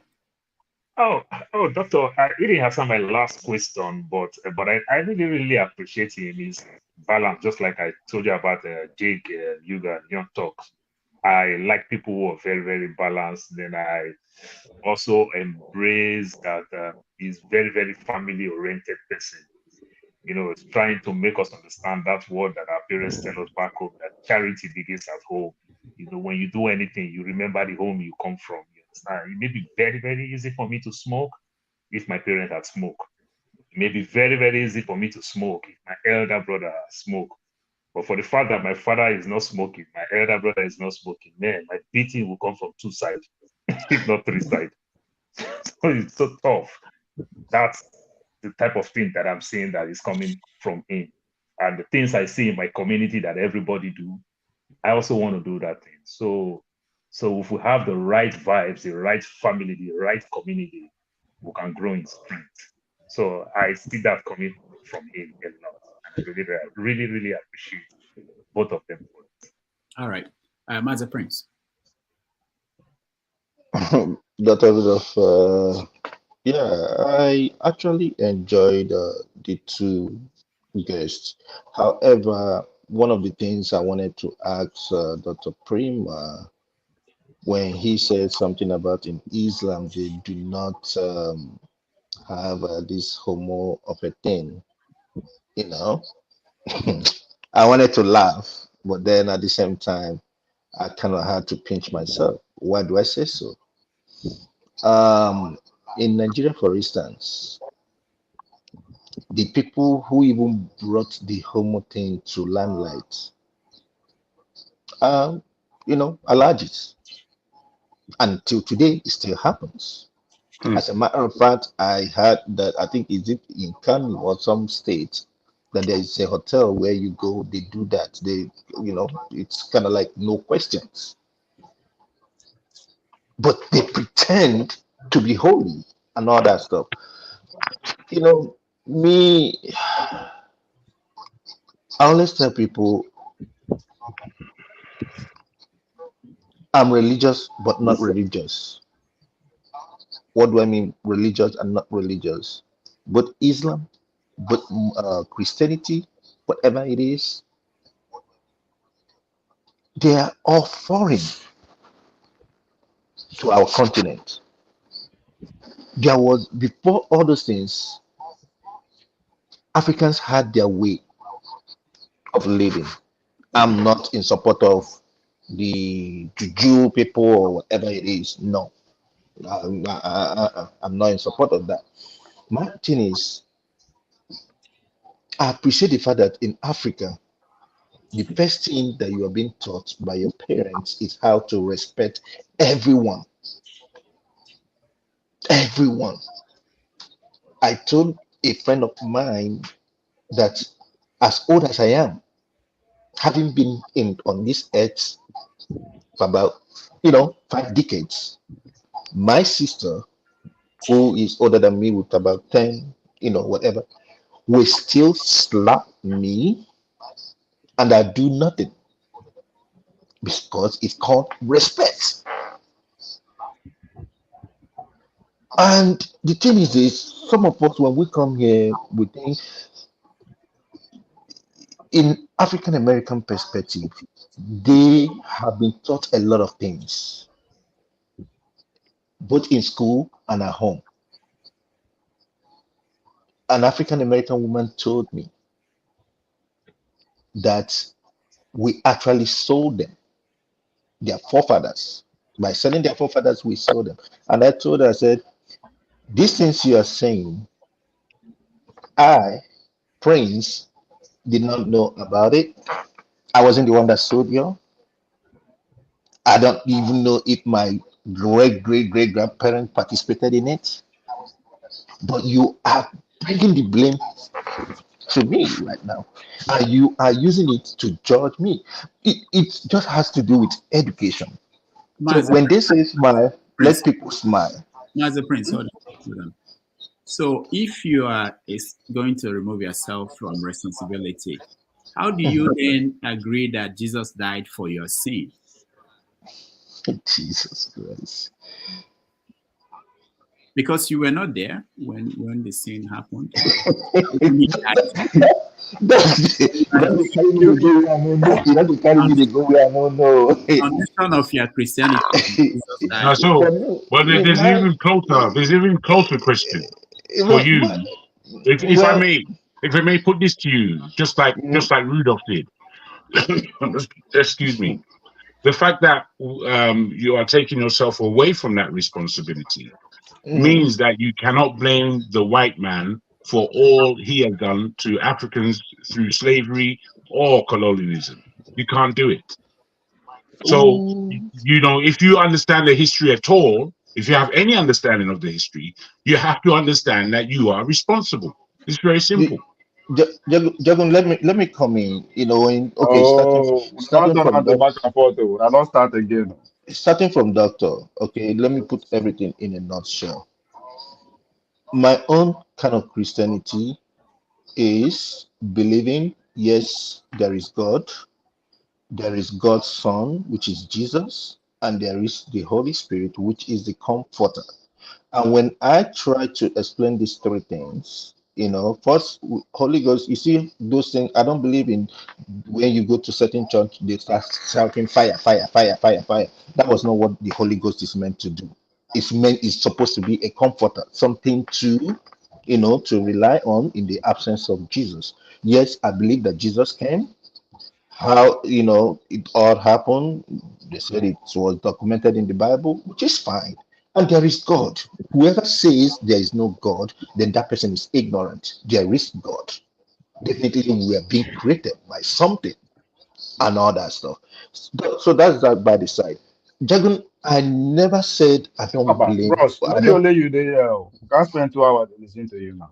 You don't say they like to interrupt me. You don't start now. When you ask that your long episode of questions, it's not fair to the rest of us. Your episode question. Okay, hold on. I'm still controlling. Those your episode questions. I didn't say anything to you.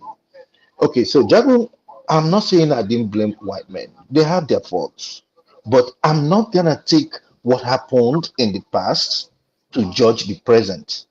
I've moved on, and that is how my life is. I just move on. I see no color. I see no. That's me. I just move on, and that's me personally. Thank you. All right. Thank you. Let's go to Via. You can only believe what you don't know.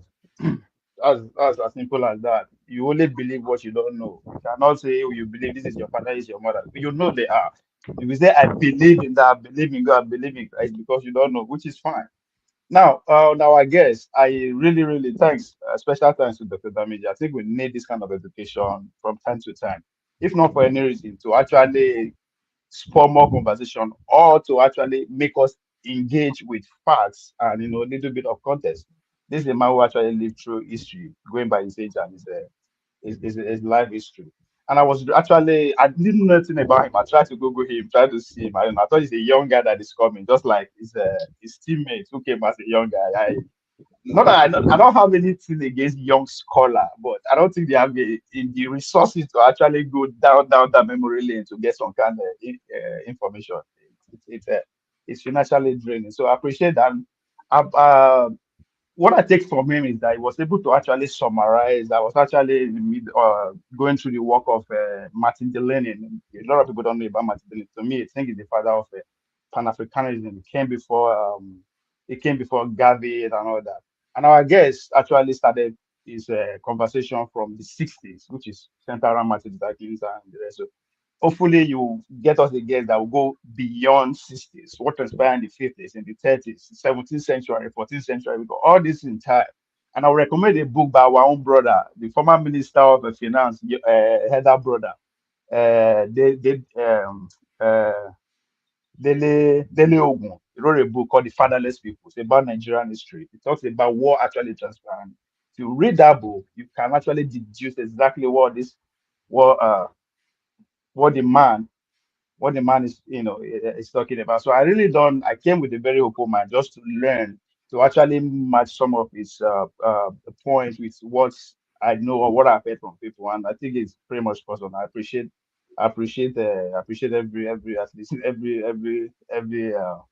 moment of the guest and everything. I mean, it's not that I totally agree with everything he said, but it's as I said, I came as a student, so to learn, to try to see if I will see any contradiction from people that are in that line. I mean, Paul brought out what's his name, Dr. Ifatunde. There's a lot of people like that who they have different approach, even though all of them they fight the same cause. So once again, Rudolph, kudos.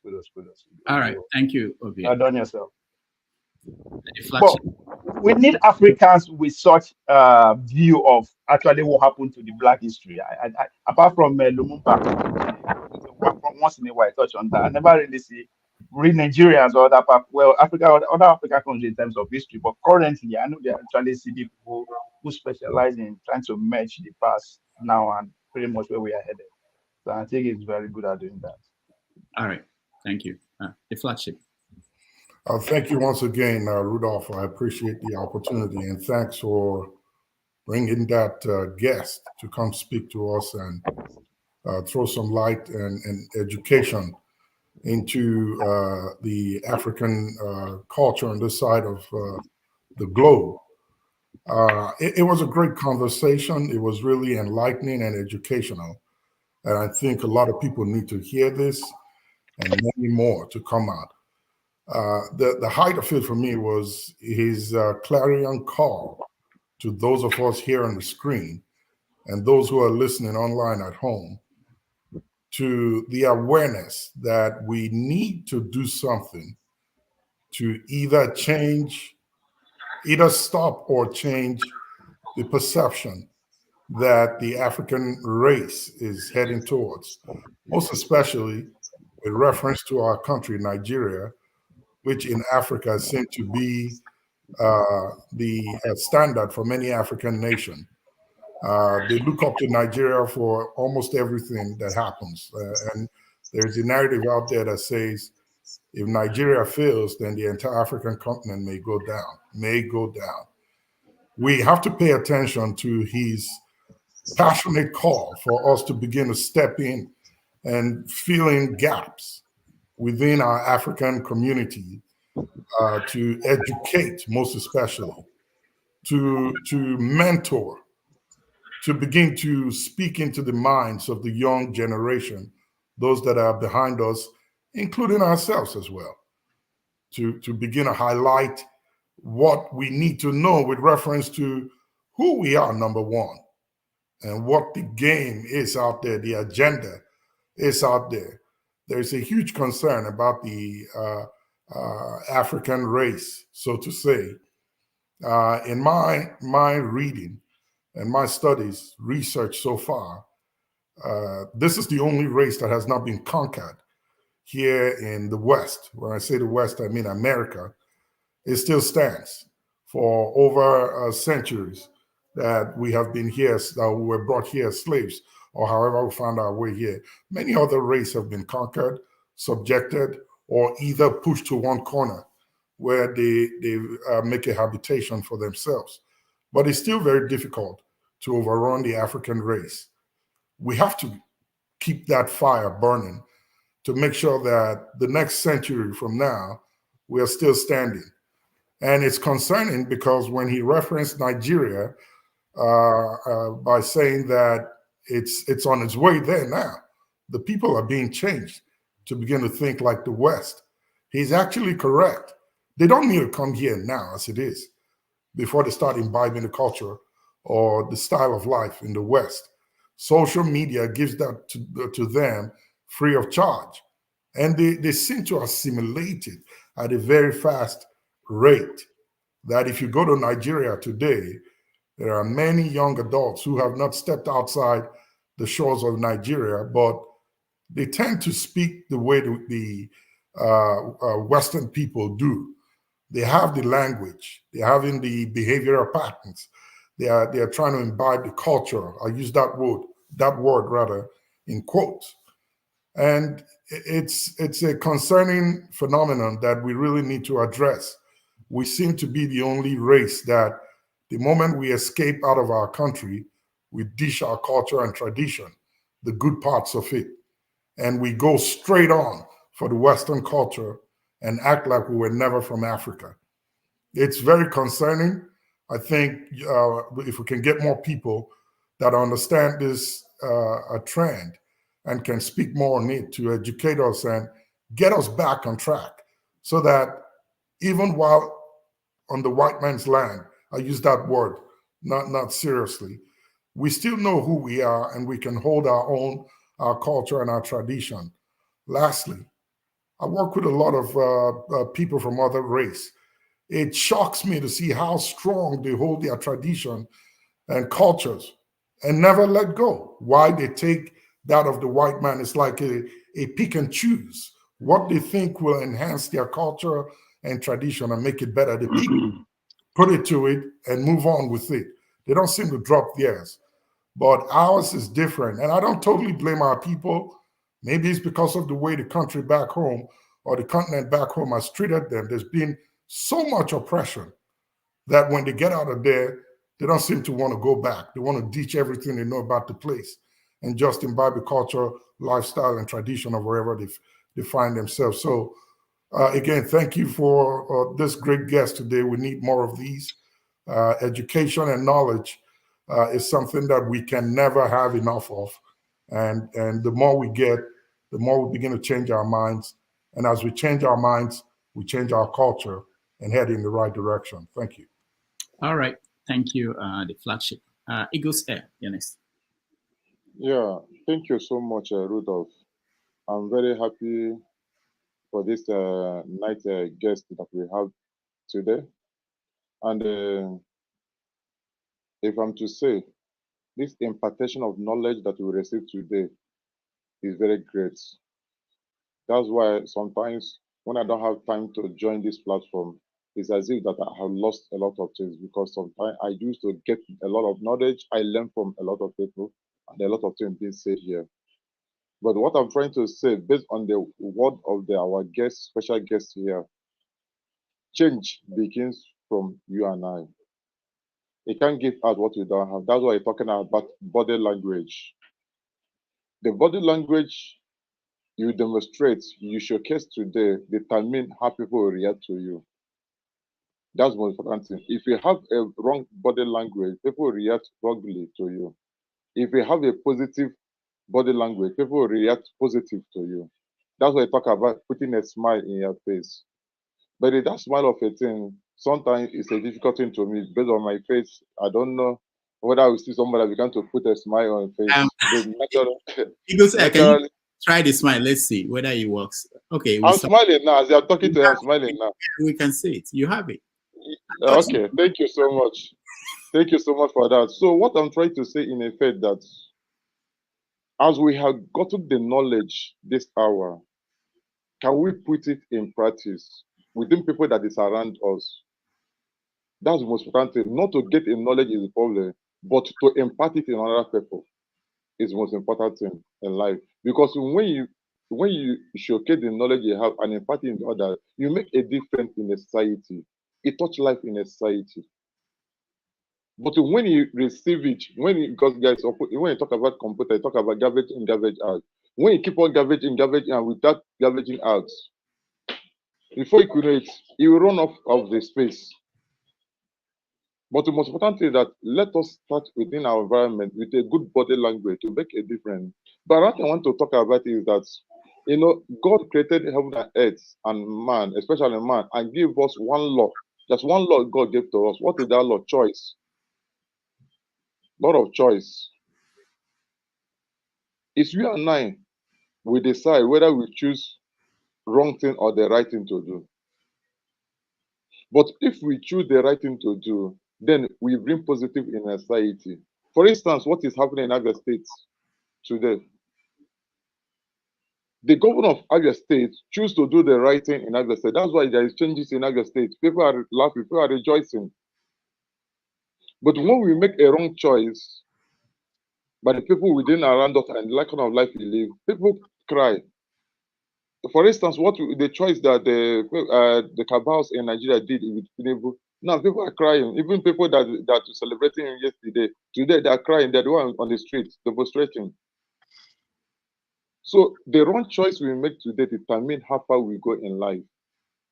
Now you talk about the dealing of the head of the family. When a man lost it all, the family has lost it all. Then what makes a man to lose it all? When he copied the wrong thing. You make a reference of Nigeria, that Nigeria is the next place that this atrocity or this moral life, immorality that's coming down to Nigeria. You found out that Nigeria, the problem we have, we copy, we don't copy well. We are fast in copying the wrong thing. We are not fast to copy the good thing. That's the problem we have. And as long as we are fast in copying the wrong thing will keep on happening to us. That's why has Nigeria happened to you. If Nigeria happened to you, you understand what I mean by that. So please, I will applaud you that this time around you look for better people that will part of this knowledge. Because when we have a change in our side, then we change the society. There's one narrative I used to say. And what is that narrative? When you educate a woman, you educate a nation. But when you educate a man, you educate a single entity. That's how it is. But as we have the knowledge, we're able to impart it in people that within around us, both our wife, our children are within around us. Then when they go out, they showcase what they have from inside. And people will do what? We cling to it. So I thank you so much for this better knowledge and this guest that you brought to us this hour. And expecting more of this knowledge so that we'll be able to impart it to others and make a difference. Thank you so much. All right. Thank you, Egus. Jagan, you've had your chance. Yes, thank you. Yeah, thanks. You see, listening to everybody and taking the fact that they were all able to see important points in which the guests made today, I think this is quite fundamental because, as it was said, these things sometimes things of change don't always happen from the top. They can do, but they're not always real. They're rather manipulated changes that we are somewhat coerced into. But the whole idea that I underlined from the gentleman who was speaking, forgive me, I don't know his name. Nassar Rahmaan. Nassar Rahmaan. Thank you. Rahmaan, yeah, Abdul Rahmaan. Abdul Rahmaan, very good. The gentleman, he said that change can happen locally, and not necessarily globally. Now, this is real, and I think it needs to be really paid attention to. There's something I always speak on, and I say that we're supposed to be looking in the mirror, because if we are glad to be pointing the finger of judgment, of criticism, of blame, if we are able to do this, then we have to accept our own doing. This is why I underline to our guy Mazi in California that responsibility is what we have to tackle. We have to tackle our role. We have to tackle what it is that we are doing as individuals. It's too easy to complain, to blame. You know, we all know that Nigeria, our country, is a sham. But there's something about Nigeria that has actually followed my own trajectory in life, where sometimes I'm doing extremely well and sometimes I'm doing so poorly. It's terrible. This is just me. And if I don't tackle these things that are happening to me, the negative things that happen and why these negative things are taking place, if I don't tackle that, then they don't change. You have to tackle the ills that are within yourself, and you have to know what they are. You have to, because people can only advise you so far. People can only tell you so much. You know the term, look after yourself, when people are saying goodbye. Look after yourself. How are you? These terms that we put to each other, they can be kind of terms that we just say, but don't do, because we don't really engage with it. But the term look after yourself is so deep. It is so deep. You have to understand what it means when people tell you look after yourself. It's because nobody else can. Nobody else can look after you. You have to look after yourself to become some level of product within the community, within the society. So I put to everybody that these things that we are looking for in terms of change of our society, in terms of not just swallowing, full scale, the edicts of the West and their culture and imbibing that, we have to look after ourselves in such a way that we are progressive for the greater community.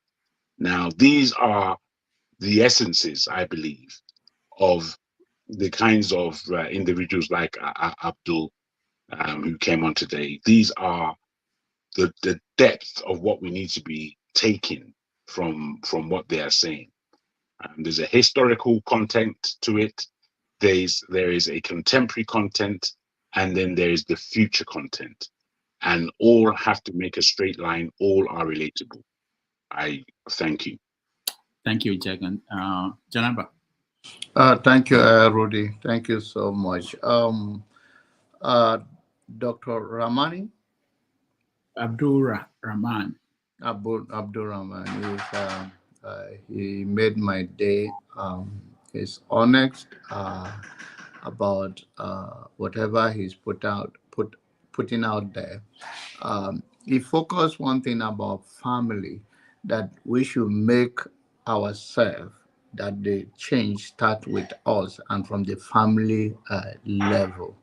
And in that case, he emphasized that we should turn the mirror on ourselves. If we want to see a better society, we should see the better of ourselves. And he also talked so much about the family value, and he also talked about the unity and the seed of discord or disunity sown among the African American and the Africans.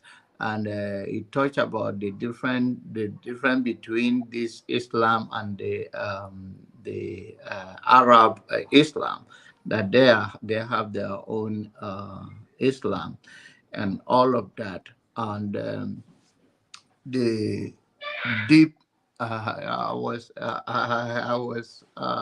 not surprised, but it was interesting. He said that Barack Obama is no-go area. He don't like Obama way. He believed Obama is a stooge to accomplish whatever the white people want to do to the black people. He was deep. He was very deep. It was a little controversial, but if you remember, as a journalist, I'm talking to Dr. Rudy. There's a guy called Van Jones. He was Obama's senior advisor. He believed that 9/11 also, they believe, and that's why he resigned from being advisor to Obama. He made the same statement. They call him Van Jones. He's a CNN contributor right now. So that is what resonates with some people. I don't know the knowledge, the access that I do not. But he believed 9/11 was arranged. He's deep. The only thing when I see our brothers and sisters in 21st century, it bugged me personally as a black man that we're going to have our differences, even if you are twins from the same mother.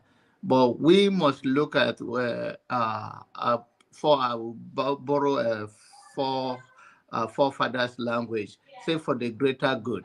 We have to look something sometimes for the greater good of our society and our race to make some decision or make some comment.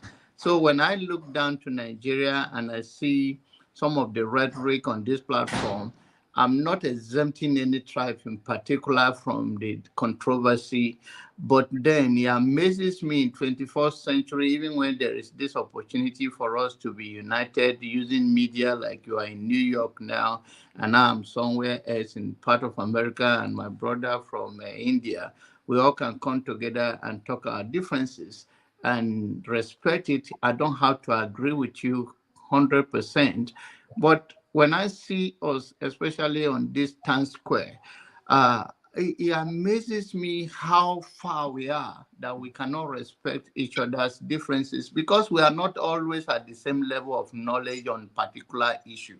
There are some topics you can treat very well, you can talk about it very well. I may not, because that may not be my major. I'm not be a major on it. Maybe you are an engineer, I'm not. So, but then with flat of African, the seed of discord, whether it's by religion or by something, is rooted in us. And that is a concern to me. I do not have to be a Christian. I do not have to be a Muslim. I can be who I am and be just a decent human being. And I believe that in a philosophy that when you raise your voice, you are losing the argument because you are making no sense, too much sense, like it should. So I want us to take it back home. And that's why last time I commented that we in diaspora, to whom much is given, much is expected, that we are doing more damage to the continent of Africa. Because if our eyes have seen and we have experienced the bad and the good of other nations, and the only thing we have to live with is to be ourselves and improve on ourselves, improve on our value, and move the continent and the people towards a progressive society. But oftentimes, we do not respect each other's view. Maybe you may have a deeper, like my brother here, the flagship. He treated the topic so well. I thought he was a medical doctor, but to find out that all that he gathered, he was not a medical doctor. But he's a very intelligent guy. so,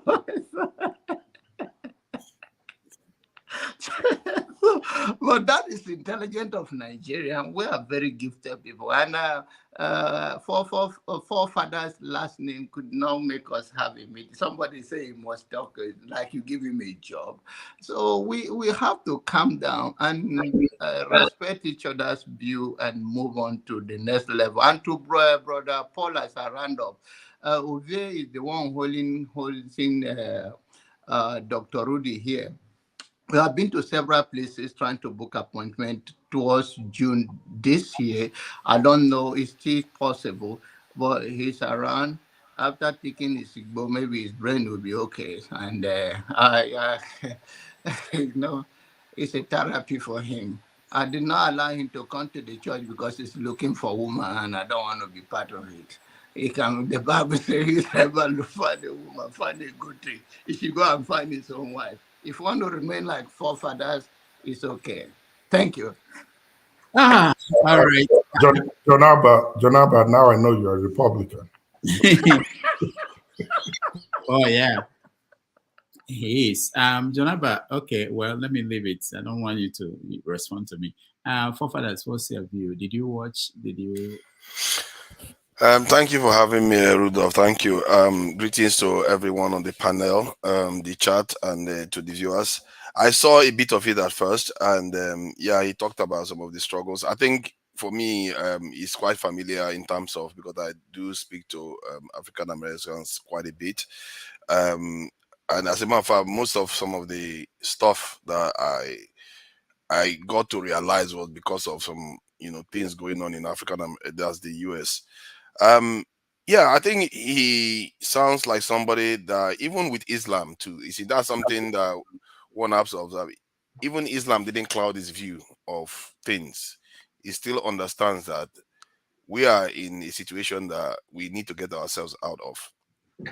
And I think he also said something about the mind. I think somebody was trying to tell me that he heard what he said, that he said something about the mind. And I think he's beginning to come down to that.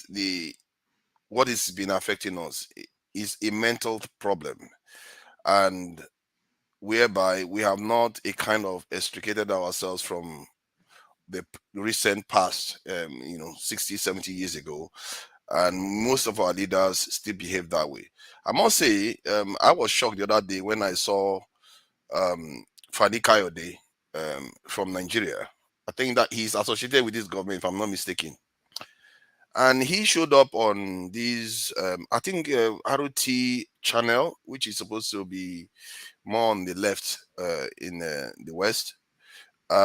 He sounded so different, so anti-Israel, that I was shocked. Like he began to sound, he began to sound like anti-Semitic. Really, he was so strident against Israel and what America is doing. I was like, but when you're in Nigeria, you don't say this. He was so aggressive, far more aggressive than the guy that just came on. And yet, when he's in Nigeria, everybody pretend as if nothing is going on, and pretend as if everything is okay with our state. It tells you that for some reason they feel like they need to keep the people asleep that way. But this is why I think what you are doing here is very important, because we need to start bridging this gap. And the one of the greatest gifts the African Americans and the diaspora have for us on the continent is to get us to realize that we are actually, how the Yoruba this thing tag name took on its own life because of the transatlantic slave trade, and because something forges a people, some events will occur, suddenly you realize that you are a people, you are not just a rabble just hanging together. And what African Americans have to offer us, and those groups, the greater diaspora, have to offer us, is to get us to realize that we are a people that are under attack, especially that we don't know it. When we are on the continent, the way we behave, we act as if everybody's our friend. Even till yesterday, somebody was telling me we don't have enemies. Nobody's threatening Nigeria. But from their point of view, they know. They understand it 100% that there is a war going on, and somehow the continentals are not participating in it at all. And that is the gift that the greatest gift they will offer us, I would say. And there's this British guy though, Akala, isn't it? That is his name. And he's quite articulate about the what has happened in the past. He knows a lot about it. If you can get him, I think he's going to be like a very, very valuable addition. He speaks to a lot of people. Akala is his name. He's been to Cambridge universities, and he's done a lot of work on this thing. You can get a hold of him. I hear these days he seems to be hanging around Angelina Jolie quite a bit. People are suspecting something, but who knows what he's up to now? For all you know, he's becoming some things are beginning to change. But it's he's a great very, very choice, good. though. Akala is somebody I know directly, and that's a big choice. Yeah, highly intelligent. Yeah. All right. So yeah, that's what I think. I think what you are doing here is a big thing. That move of bringing people from there to Nigeria to talk to Nigerians is a big one, because sometimes they need to hear it that from people that have lived it. They are not just saying it. Their parents, their grandparents, they've lived the hardship. So you hear some of the things they will testify. Nigerians will not. Some of them, they don't even understand how bad it can get. So All right. thank you for that. All right, thank you for this. KJ, I know you've been waiting. Sorry, I wanted to make sure you were not driving. Sorry, thank you so much. Somehow I had to go to church, so I didn't hear. I had bits and bits here and there, but the last speaker I heard, his last closing remarks, and I was quite impressed with it.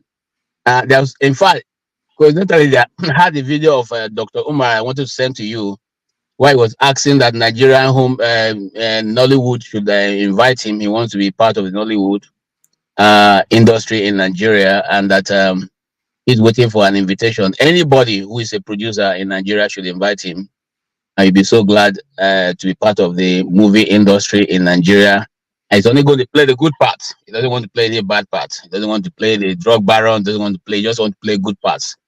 And I thought that was interesting for a big, commentator like him to want to feature in the Nigerian movie industry, and probably also talk shows like this one. So, but as well, also invite him to start from here.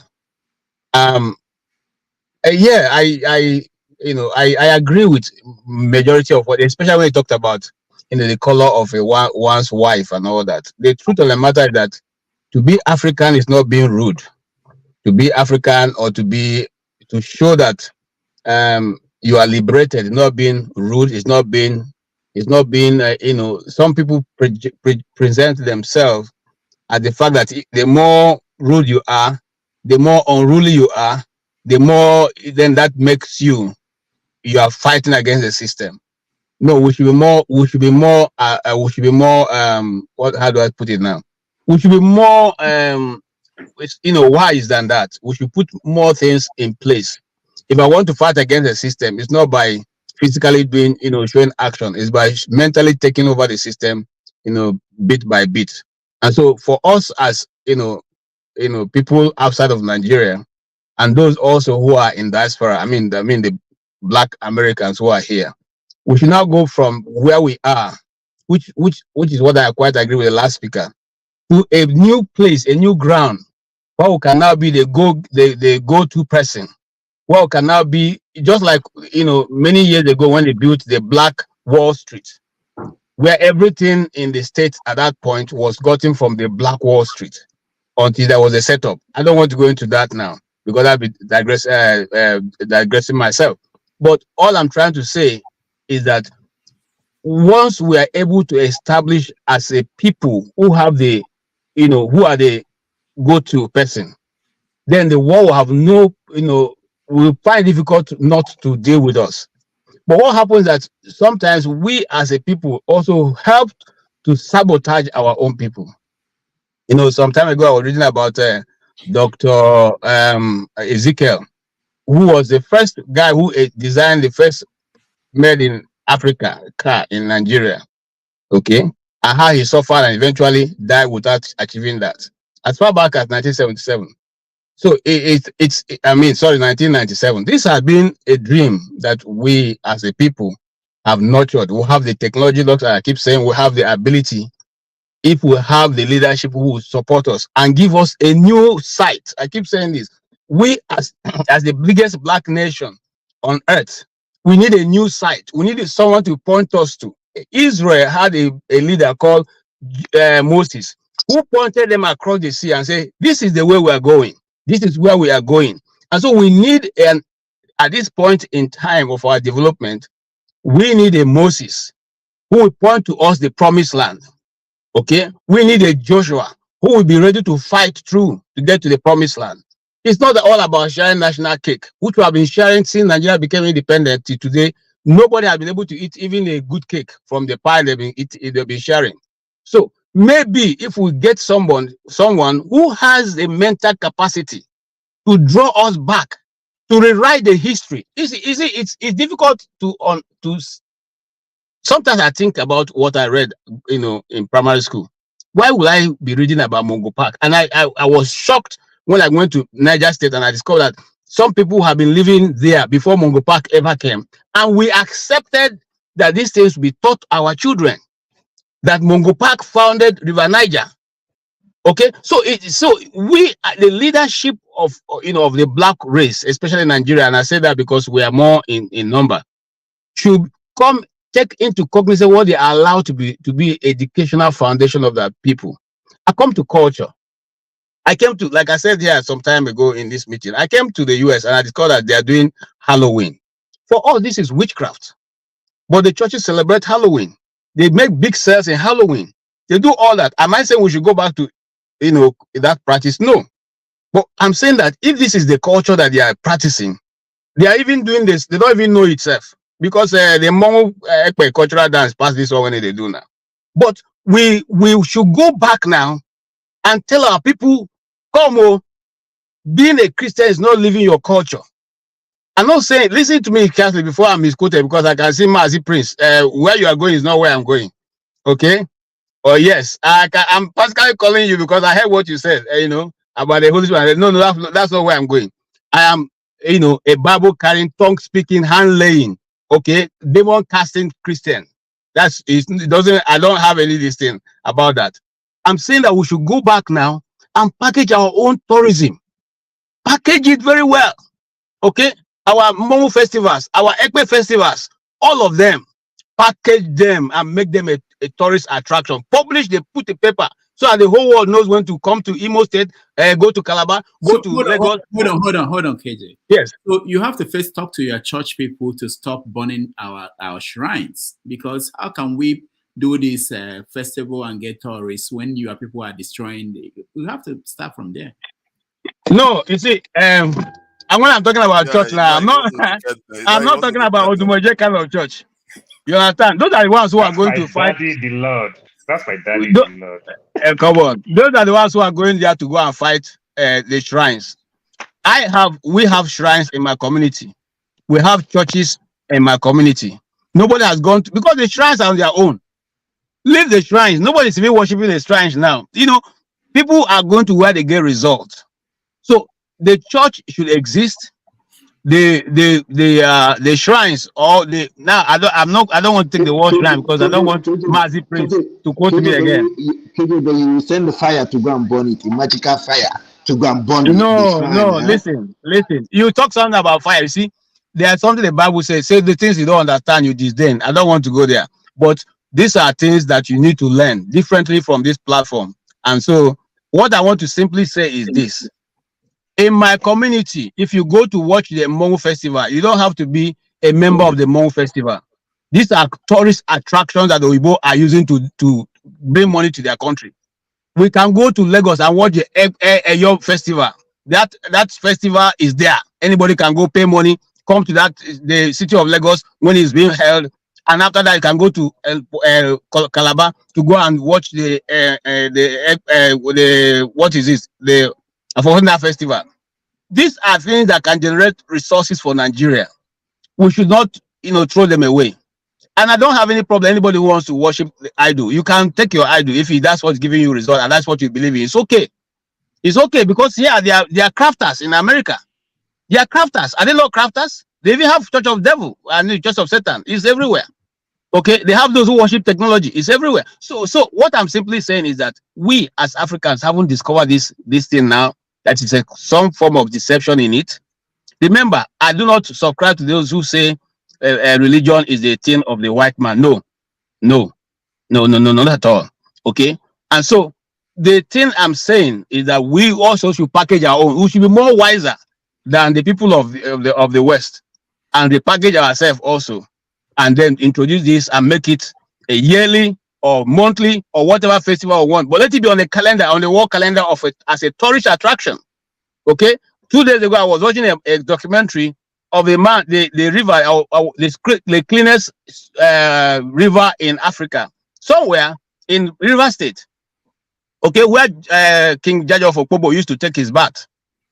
These are tourists. These are things who can package them, make get the best of Nollywood or Hollywood to design these things and make them, I know Jaja of Okpobo have some of his grandparents. They can set up these things, set a place where you can go. They tell you stories. You think the Israel will go to those places that where Jesus was born? No, they tell you all kinds of stories. This was where Mary like. How do you know that was where Mary was standing? So all this we can repackage our own and tell our own story the way we want it, and also publish it and make sure that we stand by it and make our money. I'm serious. So that's what I think, and I think we should come to a place of changing our mindset. Thank you. KJ, I like you. Doctor, I think it's my turn now. Oh, I thought he spoke. No, we're gone round. No, everybody has spoken. Everybody has spoken. Yeah, but I want to go, but I want to say some things. Okay. I want to answer Foley, who was talking about on Moyole show, right? So if he's watching, I don't know what he meant, but my role here is not to support anybody, especially people in the political arena. My role is not to support whoever, whether the person is my friend. I happen to know most of them, some of these people who are running for whatever position.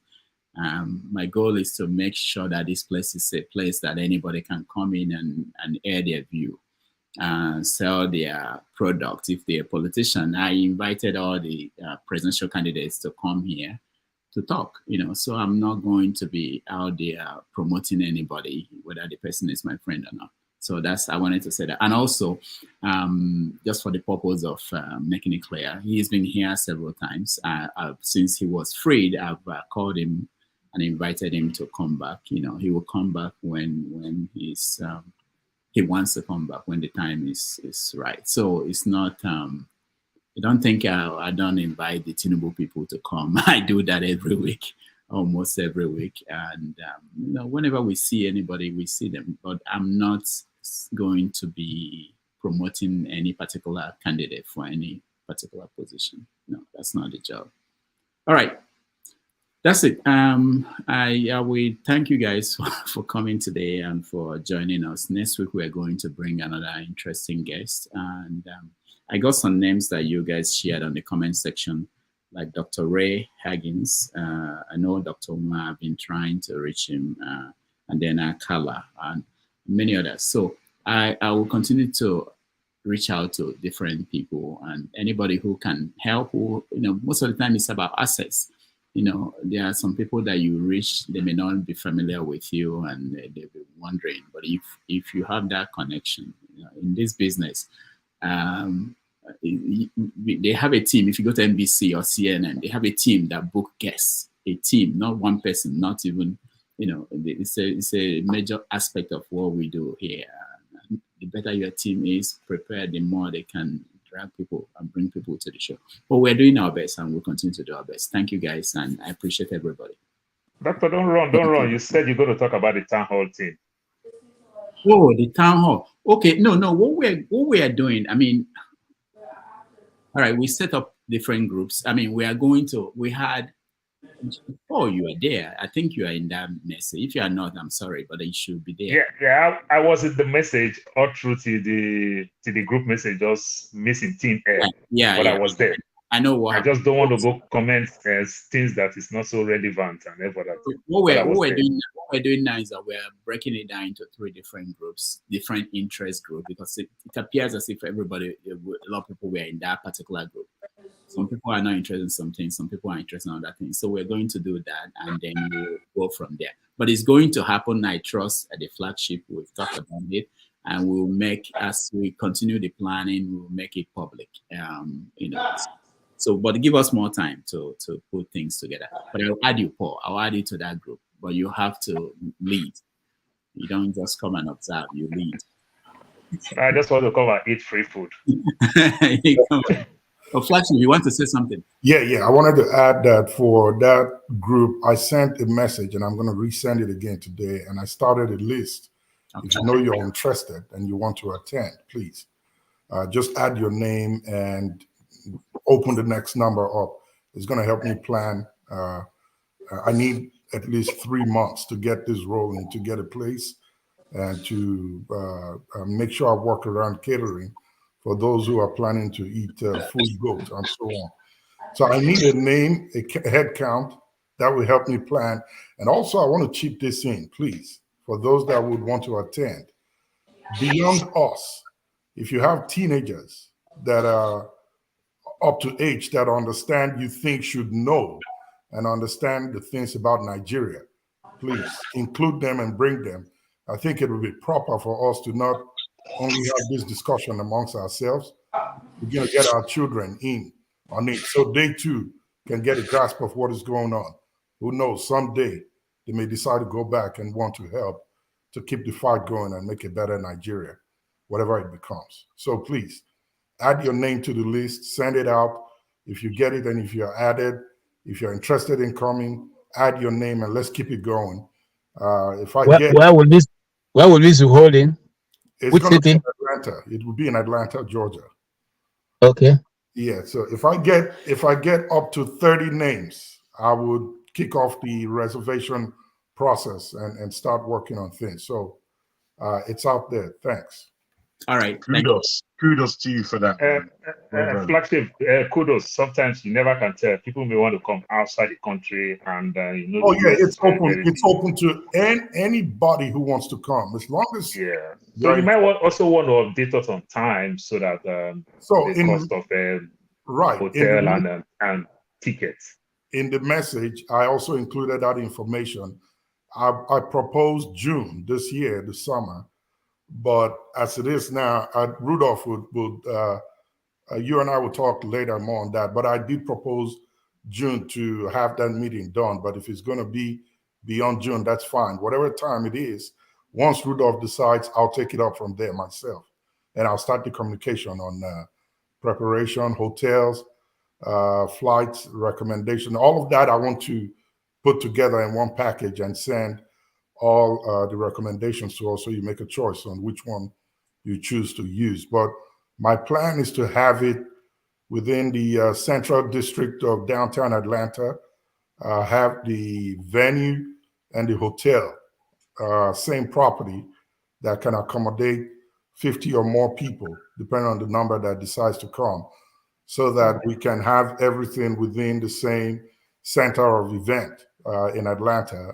And if we choose to take it a day beyond the meeting, we can do a little bit of sightseeing and tour for those who have not been to Atlanta before. All of these I'm planning to work together and put in a package. So like I said, 50 and above will give me a good place to start from. Thanks.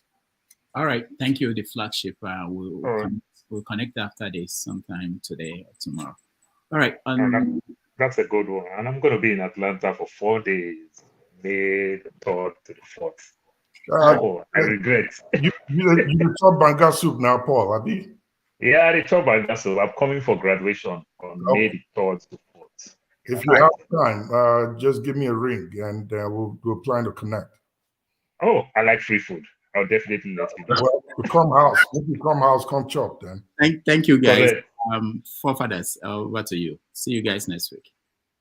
Thank you. All right.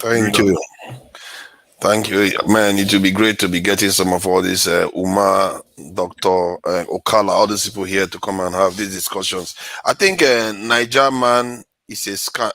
Who is next? Is he okay? It's Janaba, isn't it? No, give Niger Man. It's Paul. No, it's not Niger Man just come now. Paul, greedy man. Just want to chop everything. Let Niger Man. He just came so that he just follow the. He just want to chop everything, my man. I don't know what happened to Paul. Okay. Niger Man, are you in Nigeria? No, Niger is a scam, not Niger Man. Okay, Niger is a scam. Okay, no, are you in Nigeria? I'm not in Nigeria. I'm in US. I'm in Wisconsin. Ah, welcome. I already spoke before when the guests were here. So, Yeah, Father, you would have started from the beginning to make it easier than we Yeah, going No, on. this guy is the last guy to speak he now. will He just not be able come, to let him speak for speak. a long time. He won't be able to Ah, speak for a long time. man, what's the I don't confusion, have man? much to say anyway. I don't have much to say. Why I came in here is just to ask KJ a question, because when I see Africans and black people trying to protect Christianity and religion, I feel some kind of way. I want to ask KJ a question. Do you know how your ancestors became Christians? Before you guys continue, I'm sorry to just bump in this way. Can you put me in the backstage? I'll be back in a few minutes, please. Okay. Nigeria is a scam. I'm Igbo, and my Igbo name is Okechukwu. It was not an English. It was not an name invented by a Christianity. It was given, and the name beared that the Igbos have been bearing before the coming of Christianity. And if you know the meaning of Okechukwu, you know that it's not coined after religion of the whites. It's coined. I'm just want to take you. I don't want to go beyond this point. It's coined after my tribe, the people who I am. So if you go by this postulation, you find out that the Igbos were already practicing what is being put in the Bible now before even the Bible was invented. No, Because KJ, hold on. KJ, hold on 1 second. That is a dodge there. KJ, hold on 1 You second. didn't even name yourself. KJ, hold on 1 second. Forefathers. Yeah, please go ahead. Yeah, forefathers. You see, forefather, you keep making those. That's why sometimes when But you are that in is this your class, parents. That's because not you. It's you they are talking about, have not what your parents did. excuse me, you have the platform as a moderator, and you just jump in. I don't have that right. Okay, so You why don't have you the right. just keep? Are you not No, I jumping don't have in? it because you shut me down. You normally will No, put I off didn't shut you the down. mic. No. Okay, I will never shut you down. now let us go back to the assertion I created. My forefather didn't create the name of Okechukwu. My great grandfather didn't create the name of Okechukwu. The name of Okechukwu has been in existence as long as the Igbo race has been in existence. Did the white man also create the Igbo race? No, but you use your name as an argument. Please, Okay. Nigeria is a scam. Go ahead. Okay, forefathers. KJ, you didn't answer my question. I didn't ask you about your name. My name is Kelechi, right? Means thank God, right? What I'm asking you is, did you know how your ancestors became Christians? I don't understand it. Did I tell you my ancestors were Christians? Did I say that anytime? Okay. If your ancestors were not Christians, why are you a Christian? I'm a Christian not because I was born into a Christian home. I decided to read about religion. You are lying. I decided to do my research. No, you are lying. You can't tell him he's lying. No, you you are can't lying say right he's here. lying, You but are the question telling is lies. different. You became a Christian because someone taught you about Christianity. You don't just grew up to be a Christian. My brother, Naja, look, I'm a full-grown man. I have the right to make a decision. In fact, if you wanted to go that way, you would ask me what was the brand of Christianity I took first. I was a Catholic. I almost became a priest. Let me tell you, if you want to know my history. Okay? So, but I went out of my way to do my own research about religion and how it all began. So I have a full and in-depth knowledge of how religion started. You can't teach me that one. Okay? So my brother, no verse. Or just like I told you, the simplest way is each and every one of us here who sometimes we mistake to say that Christianity is a white man religion. Maybe what is being practiced now probably have been introduced by the white man. Does not mean that whatever we are practicing now came from Oyibo man. It didn't come from Oyibo man. Oyibo man didn't come to teach us shifting cultivation in Igbo land.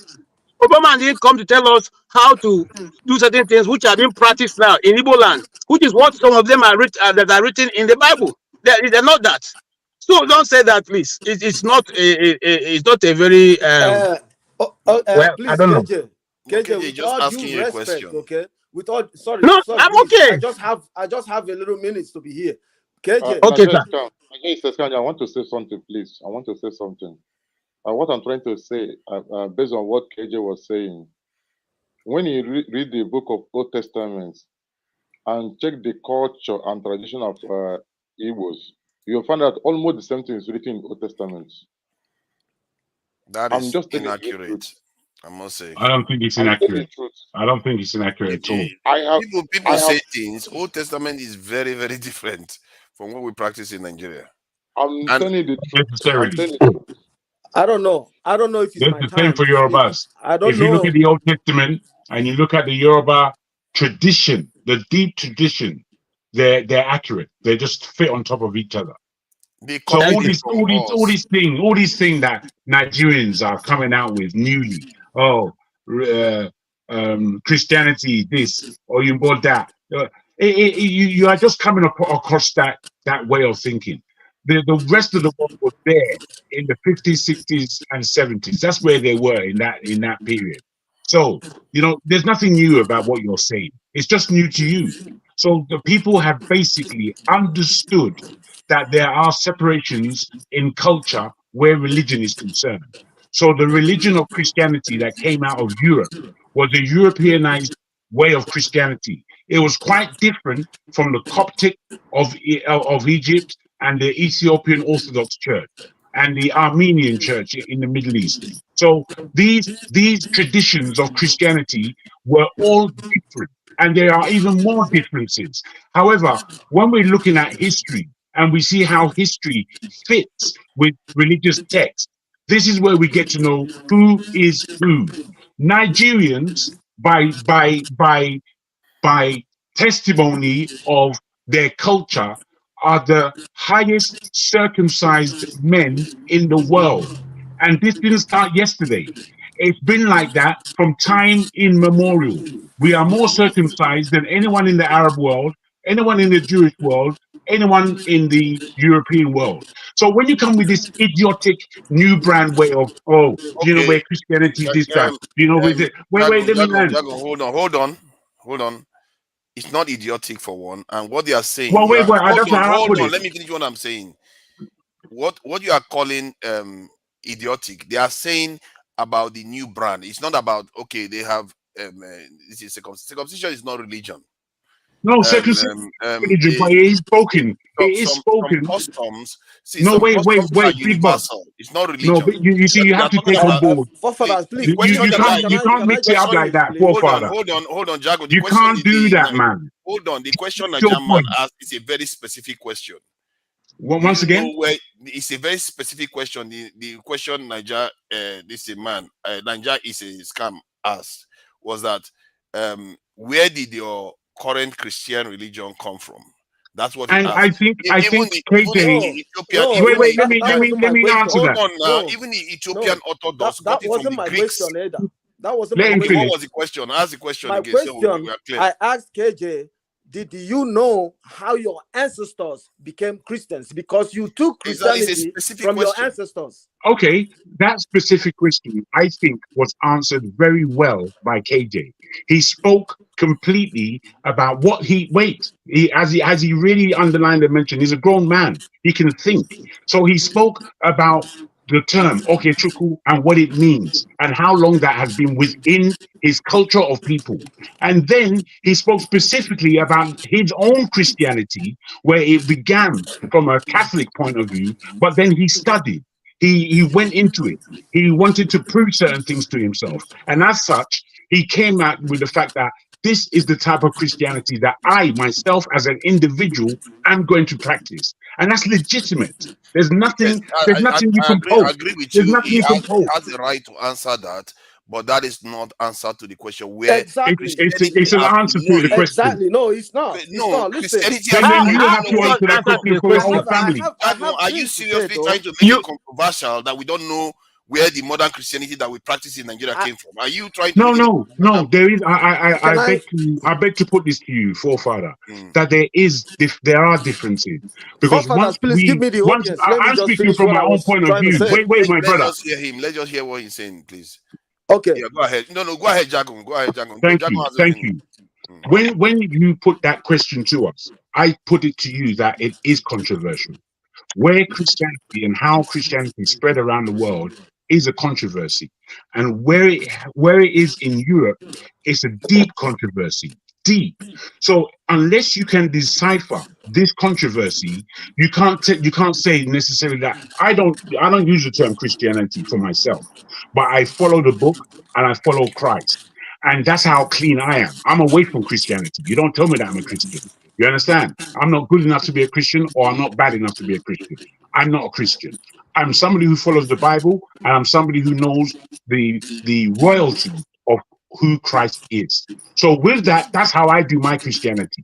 Nobody taught me that. No one on the planet. I came to that with myself from my own understanding and how I grapple with the news that comes out to me from a faith point of view. So the way the book, the oldest Bible in this planet is an Ethiopian Bible, and it depicts everything that they call the Apocrypha inside that Bible. So what was separated at the time of Constantine for European Christianity, where they took out Jubilees, they took out the Book of Enoch, they took out all these books. They took them out and separated it. And in that separation, then they created their Christianity. This is quite different from the Coptic Church of Greece. It's quite different from the Coptic Church of Egypt, which was 500 years before Constantine, and it's quite different from the Orthodox Ethiopian. So if you as an individual, just because, get it from? You know. Sorry, once again. Where did the Ethiopians get their Christianity from? Well, the Ethiopians have a very long history in terms of where they are situated in the Horn of Africa and where Israel is. From a Greek. Wait, no, and that part of the world. So they have been following Judaism. If you understand the Aksum Empire, then you know that they've been following Judaism for a long time. And the Aksum was the first Christian city in the world, if you want to put it in that way. I know this history. Okay, let me you people that are just coming across these things, and that's why you're finding it very confusing. Just to share information, let me just read. It says Christianity first came to the Aksum Empire in the 4th century AD, which is before Constantinople, when the Greek-speaking missionary named Frumentius converted King Ezana. So this is what we are talking about. That's a similar question. Nigeria is a scam. He says he's trying to understand. He asks you, where did this stuff come from? Just like the Greek person was able to convert one king, and the king converted the entire nation. Where did ours come from? That's what he's trying to ascertain from this in KJ. And I'm sure KJ, come on, man, you're just dodging the question. You know what the answer is. It's obvious. So we could just you see my challenge with you. This is what I said earlier. You are hogging the mic. You are the one who is the moderator, and you jump in. We are not allowed to jump in that way because you shut us down. You jumped in. So no, I don't want to jump in because I think I want to keep myself some level of respect. So now what I have answered is my own answer. If it does not align what you're thinking is, it's okay. But don't tell me what I'm telling you is wrong. You have the right to say what you have said. You don't. What I've said. You don't believe it. You don't. But don't tell me it's wrong. Yeah, you are right. You are right. It's your answer. So I can decide that maybe I don't agree with it. It's okay. Point of view. Yeah. Father, can I come in now? I think your number wanted to say something. Let me just say then. You can say then. Yeah, I'll be very brief. Anyway. I'll be very brief as usual. I think the question the guy was asking was that what was KJ religion, or what is their forefather religion? It's not a difficult thing. We all know in Africa we have other religion before the Christianity and Islam. Islam comes from the north, and Christianity comes from mostly the west. And the answer to what Jaguan was saying is that even though those things were not our original religion, is rooted. When you read it, we can find what we practice, like in the Bible, that those things are there. And KJ is that, okay, I'm grown up enough. When I look at all this religion, I was a Catholic, and now I'm a Christian, which is amazing because the Bible was written by the Catholic anyway. So I don't, the Bible we are using come from Catholic. So and that is what brought the Luther and all of the. If you look at the Bible history, because the Bible was subject to only priests to interpret it, and forgiveness of sin is done by the priest, and Luther fought it and become public for everybody to access the Bible. So the whole thing is that I think it's because of where we are today. We never leave history for our next generation.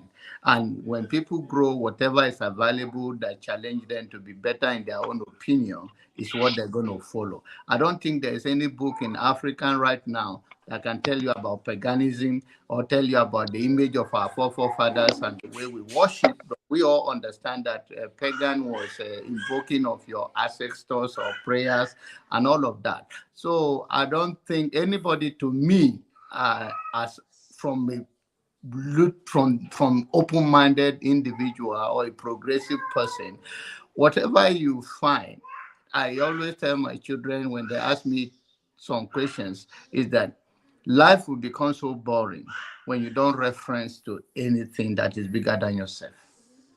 That's all I can say. Oh, please go ahead. Yeah, I think Nigerian scam is taking us to somewhere that is so deep and everything. We don't want to go to this history, and because when you dig deep with history, you just find similarity. For example, living here in the US, you see people, the Americans, maybe white, maybe black, African American, they have the flu, they're sick. They also go take pepper soup. Guess what? That pepper soup is different from our own type of pepper soup. They call it pepper soup. They call it spicy. It's not anywhere near spicy from where you and I may be coming from. But guess what? It's just about the same thing. You understand? So it's not in my place to argue with that person that what kind of pepper soup is this one? It's not their place to argue. This is how things work. But if you want to go history memorially, like you went to Greek and everything, when you dig deep again from Greek again, they'll make you understand so many of the things that they take from the archive again, that they do what they do in Greek. They find so many of these things due to education and the like from Egypt and maybe Turkey.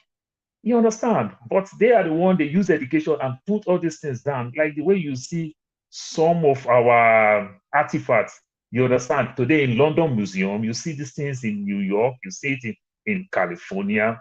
You know, so the man who starts from there probably would think, oh, I saw these things here. But it go beyond that. But when you talk about religion, all I just want to say about religion, I've never agreed with KJ like I will agree with KJ today from his previous comment and this one that he said. I just really agree with KJ because the so-called white people, before they also embraced religion, religion was tough. That's why you see the Irish in America today. You see the Italians in America today. The people who refused religion back in the days, these are the people who fled to America because they punished them, they killed many of them for it. And it's even embedded in American Constitution. That's why they say you have the right to practice any religion and you have the right to practice no religion. It is because of the Irish and the Italians. So why am I saying all these things? So when you juxtapose all these things together, so before that religion came, that places like in the Roman Empire, the first people, when this Catholic thing comes, before that time, the white people also have their own tradition. They have God of the Sun, the Jesus, they have different gods. Today, those things are museum. We travel to Europe, watch those things. You understand? So I want to blame my Christian folks more than I even blame my Muslim people. The Muslims also do it, but the Christians do it more. The way we condemn this traditional, laugh. There are powers there. There are our cultures there. They put all these things together. You know, it kind of makes me laugh. We shouldn't condemn them. We now have options. So if I have options to be a Christian or option to be a Muslim or option to be a free thinker or to serve those things that is there, I don't see anything wrong. We can fight this race. That is what the guest also said. He made mention about Martin Luther King and he made mention about the other, my my brain is a little bit freeze now. The other Muslim guy, I forgot his name now. You know, it's a just cause. Let's fight it from different way and achieve a common answer that will be positive for us.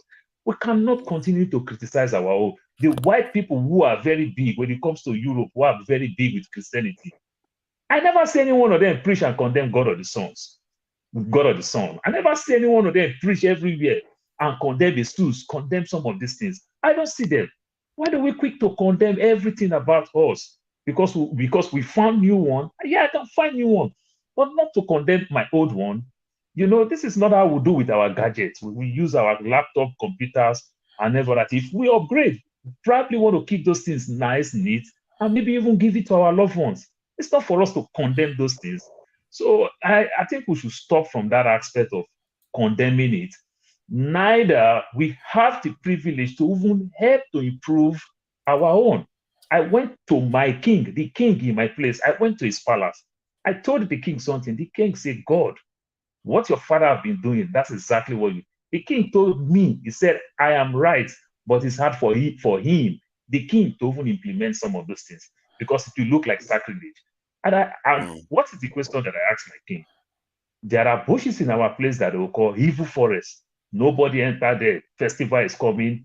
Few people who enter there, they'll kill all type of animal. They do some ritual before these people enter. But guess what? One white man will just come from Canada, enter this place and come back, nothing happened. And my great-great-grandfather, to my father, to myself, we can't enter there. And I asked, what is so special? Why did this person enter and come back, nothing happened? So don't you just think that it's just fear that you put in us and everything? Why not sell some of these things? And it was funny. So it's time for us to refine our own certain place that they say, oh, you can't enter here, you can't enter here. Make us see reasons in some of those things. That's all I'm just saying. We don't need to condemn our culture. The Blackstone, I'm sorry. Wait first hold on. I'll just let you speak now. One tribe that I respect so much, I respect my Edo people. The way they stand tall with their culture and their tradition. Today in Edo, they are very big with Christianity. They are very big with Muslim, but they still stand tall with their culture and their tradition. And I do embrace them for it. That's my take for now. Very important. Well, I was trying to tell you that that evil forest, the gods are afraid of the white people. That's why they want to go and come back. I was trying to tell you that that evil forest, the gods are afraid of the white people. That's why they want to go and come back. I was trying to tell you that that evil forest, what's that? There's noise. But Naija, what? You didn't let me finish anyway. You didn't let me finish. You know, you just cut me off. You know. Yeah, please go ahead. Okay, thank you. You know, KJ did not answer my question, you know, because you answer Okechukwu. My name is Kelechi. You know, other Igbo people have same name, which represents God in our names, right? Before Christianity came to Africa, we've been answering these names, you know, all these names, right? But what I'm saying is, if you say or you claim you are a Christian, what happened before these men came with Christianity? Right? So if we answer Okechukwu, Kelechi, Okechukwu or whatever, right? It means our ancestors, we have been worshiping God before Christianity came in. How come are you telling me that you are a Christian? What is Christianity? Christianity came after the death of Christ, right? Let us just be sincere and tell ourselves the truth. Let us forget about sentiment, because most of us here now, we have brothers, cousins who are pastors, who are reverend fathers, right? That is why we don't want to agree that Christianity is a foreign religion that came to Africa. That's my point.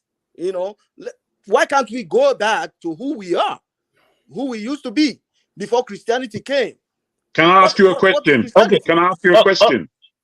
Let me ask him a question, please. Wait, how is this going? Yeah, let's just take time. Let's just take our time. I spoke first. Can we have an order, please? No, you hold on, please. I spoke first. Let me just deal with him. My brother, let me ask you about accuracy and about life and death and the fact that we all know that we're going to die. Just you explain to me what was in your tradition that you have now done away with Christianity in your head? What is the accuracy that tells you how you where it is you go when you pass on to the next life? Because largely that's what spiritualism is all about. It's about the fact that we are more than just a physical plane that we are existing in. We are a spirit. So you tell me the accuracy between this world and the next and how one gets there. Talk to me, bro. Oh, okay, Jagun, thank you so much. I respect you, because I see you as an intellectual, right? Okay, what I'm trying to say is, why do you bother about where you go when you die? Why? No, it's a simple question. Why are you bothered? It is very simple. Why are you bothered about I where really you do go like when the you die? questions that Because he's you don't putting even know forth. what happens after you are dead. Yeah, I think that's a very interesting. Nigeria is a scam. It's crazy that you came with that. I love that question because you are putting some.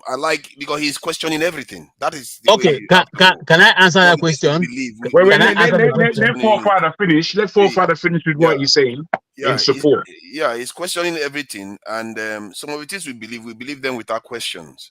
And I think these type of discussions and questions is very important. So we start fleshing it out.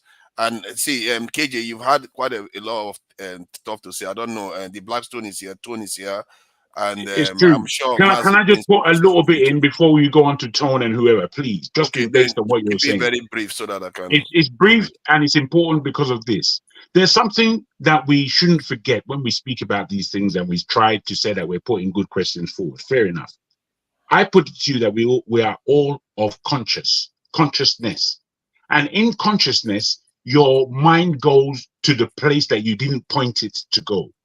But where it points you, you begin to wonder. And wonder is magnificent. And we do wonder past our own physical and physiology. Our experience in life as human beings has brought us to areas that are secret, even to us, that we don't even share with the next person. Because of this consciousness, that is how we apply the question as where it is that we go when we die. So don't miss out your consciousness when you're asking these simple questions. Thank you. Thank you. The Blackstone, please go ahead.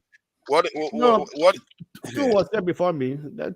Okay, yeah, Tone. Sorry, Tone. Yeah, Tone. Tone, sorry. Tone, do you want to answer the questions? Do you want to answer the questions that he asked, or do you want to go ahead and make another comment? Because he was calling my name, and I don't know why Forefather is refusing for me to address it. No, it's because Tone is also I here. didn't want to get into this topic because when it comes to spirituality is something that a lot of people that claim they understand spirituality, they don't know jack about spirituality. And if you haven't experienced what science we call NDE before, you think life it's all ends here, or you dream, you think it's because it's because of the eba you've eaten yesterday. That is why you're seeing your village all the time when you're dreaming, or I mean, all these things are the real life. The spiritual realm is more real than what we see, whether you believe or not. Nigeria is a scam. I'm sure you are in a journey. I don't want to sound disrespectful to you, sir. I'm sure you're now in a journey that you don't even understand what life is about. Because if you understand what life is about, those two questions you post, you will not put those questions through, especially when you said, why would anybody care about what happens to them when they die? Now, man, let me just be very brief. We're made of three elements: the soul, the body, and the spirit. Your spirit is the real man. You're talking to someone that has been experienced to see the other side a little bit, and it took the grace of God. Maybe God doesn't want me gone and all that. I came back today, so that is why I just don't I don't argue with people when it comes to spirituality. It's a personal thing. You talk about the traditional religion and all that. People smirk at you and make a very snide comment. I don't just talk. I know that it's your life, it's your this thing. But you see, ignorance in the realm of the spirit is not an excuse. When you step out of a 10-story building and you say, "Listen, I don't care. Nobody has told me," and all that, when you fall, you're gonna smash into various pieces and you die.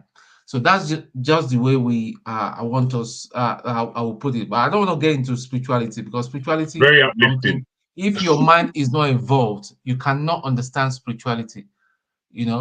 Paul was talking about Edo people being very, very traditional. Yes, they are traditional, but yet there are still some Edo people that are. I mean, you've forgotten.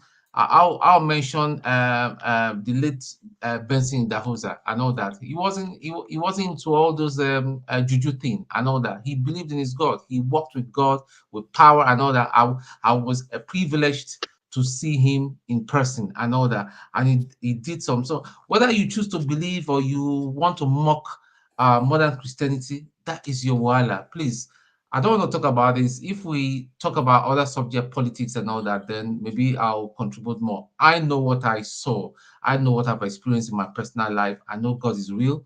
I know hell is real. I know heaven is real.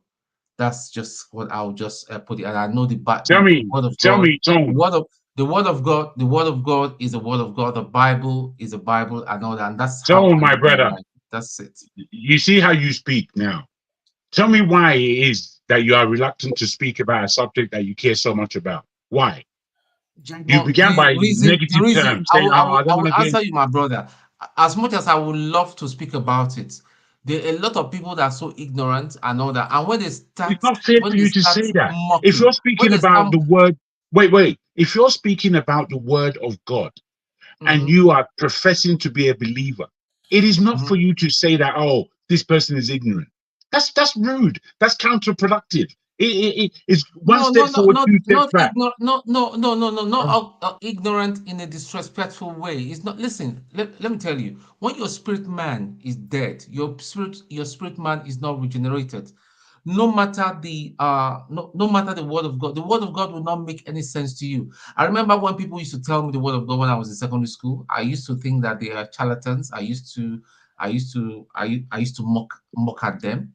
But over the years, it's that's another story for that day. It took But Tone, series have of you ever events happening served in my our life. local faith, like the way we fondly say traditional belief? Have you ever done it, or you've been raised this way as a Christian? It is our local faith, whether you like it or not. Our local faith is buried in the monism. My great grandfather, Okay. my great So I grandfather can was a see king. your intellectual No. See, skills, listen. My great knowledge when it grandfather. comes to Listen. Hold on. Christianity. That's how Listen. you're also Hold on. ignorant when it My comes to great our local grandfather faith. was a king that So it's shunned. just so. See, My great That's how you're grandfather also was a king ignorant in when all it the comes to church our that local faith. shunned But I will tell you, Francis traditional Bacon worship. said something. let's take it one Bacon at a said something. time He now. said, One at a time. "Blessed is the man that hope not, for they shall not be disappointed." You see how different he is for you as a Christian, for you that hope for something. But I like your tone because you said it clearly. You said people who don't believe in your faith, they are ignorant. And that's perfectly true because they might be ignorant. You understand? So you yourself that didn't serve the other side too, you're also ignorant. So what I'm saying is that how can we meet an happy end? That's why I said the so-called European, when they found Christianity, they didn't condemn their own. You understand? They even create room for people to go there. You Actually, understand? That's all I'm please, saying. I guys, didn't if you look at the condemn. comment I section, didn't condemn. But Roland when Gabriel. you call the No, other wait, one demonic, wait. and I'm You saying guys this are leaning into Christianity, I other don't see people's anything that will even time. convince Folk Somebody are me. said take something now, charge. which I Folk was are happy to take hear. charge, He please. said to you, because these days we I think Tone, use this term interchangeably, religion and spirituality. There's a difference between religion and there's a difference between Okay, I borrow your spirituality. word spirituality. Okay, let's take religion off. I borrow your They're word not the same spirituality. thing. Excuse me? It's not the same Hold thing, on, but hold you've on. not done the Enough other of this side. now. Come on, Mike Paul, stop it now. Come on. It's not nice now. You have to respect other people's time now and again. I think the extreme position, the tone you are holding is not helping discussion. Sometimes you are dismissing people. You know, there's this statement made by Dostoevsky that your greatest sin is that you've destroyed and betrayed yourself for nothing because you think you know, but you don't necessarily know. Please, Absolutely. let's see. Let's. Can I now make my comment? Okay, go ahead. Please go ahead. Try to keep it brief so that he can summarize. You are muted. Nigeria is a scam. You are muted. Okay. No, Nigeria is a scam. Hold on. Let KJ say what he wants to say. Try to keep it brief so that I can. Yeah. Nigeria can finish. Then the Blackstone can. What Tone has said is very correct. You see, I have done interviews of people who have died and come back. I've done interview of someone who have died for 3 days. You're lying. It's not true. It's not true. You're lying. No, you can't do that. You can't call him a liar. Come on, don't do that now. You can't call him a liar now. Okay. He's lying. Well, you see, right now, I am on my phone and I'm in the car. But later on, before this today runs out, I will post a picture on this platform of both the woman and the gravesite. And it's in Benin Republic when I was still shooting and working with the Christian Broadcasting Network.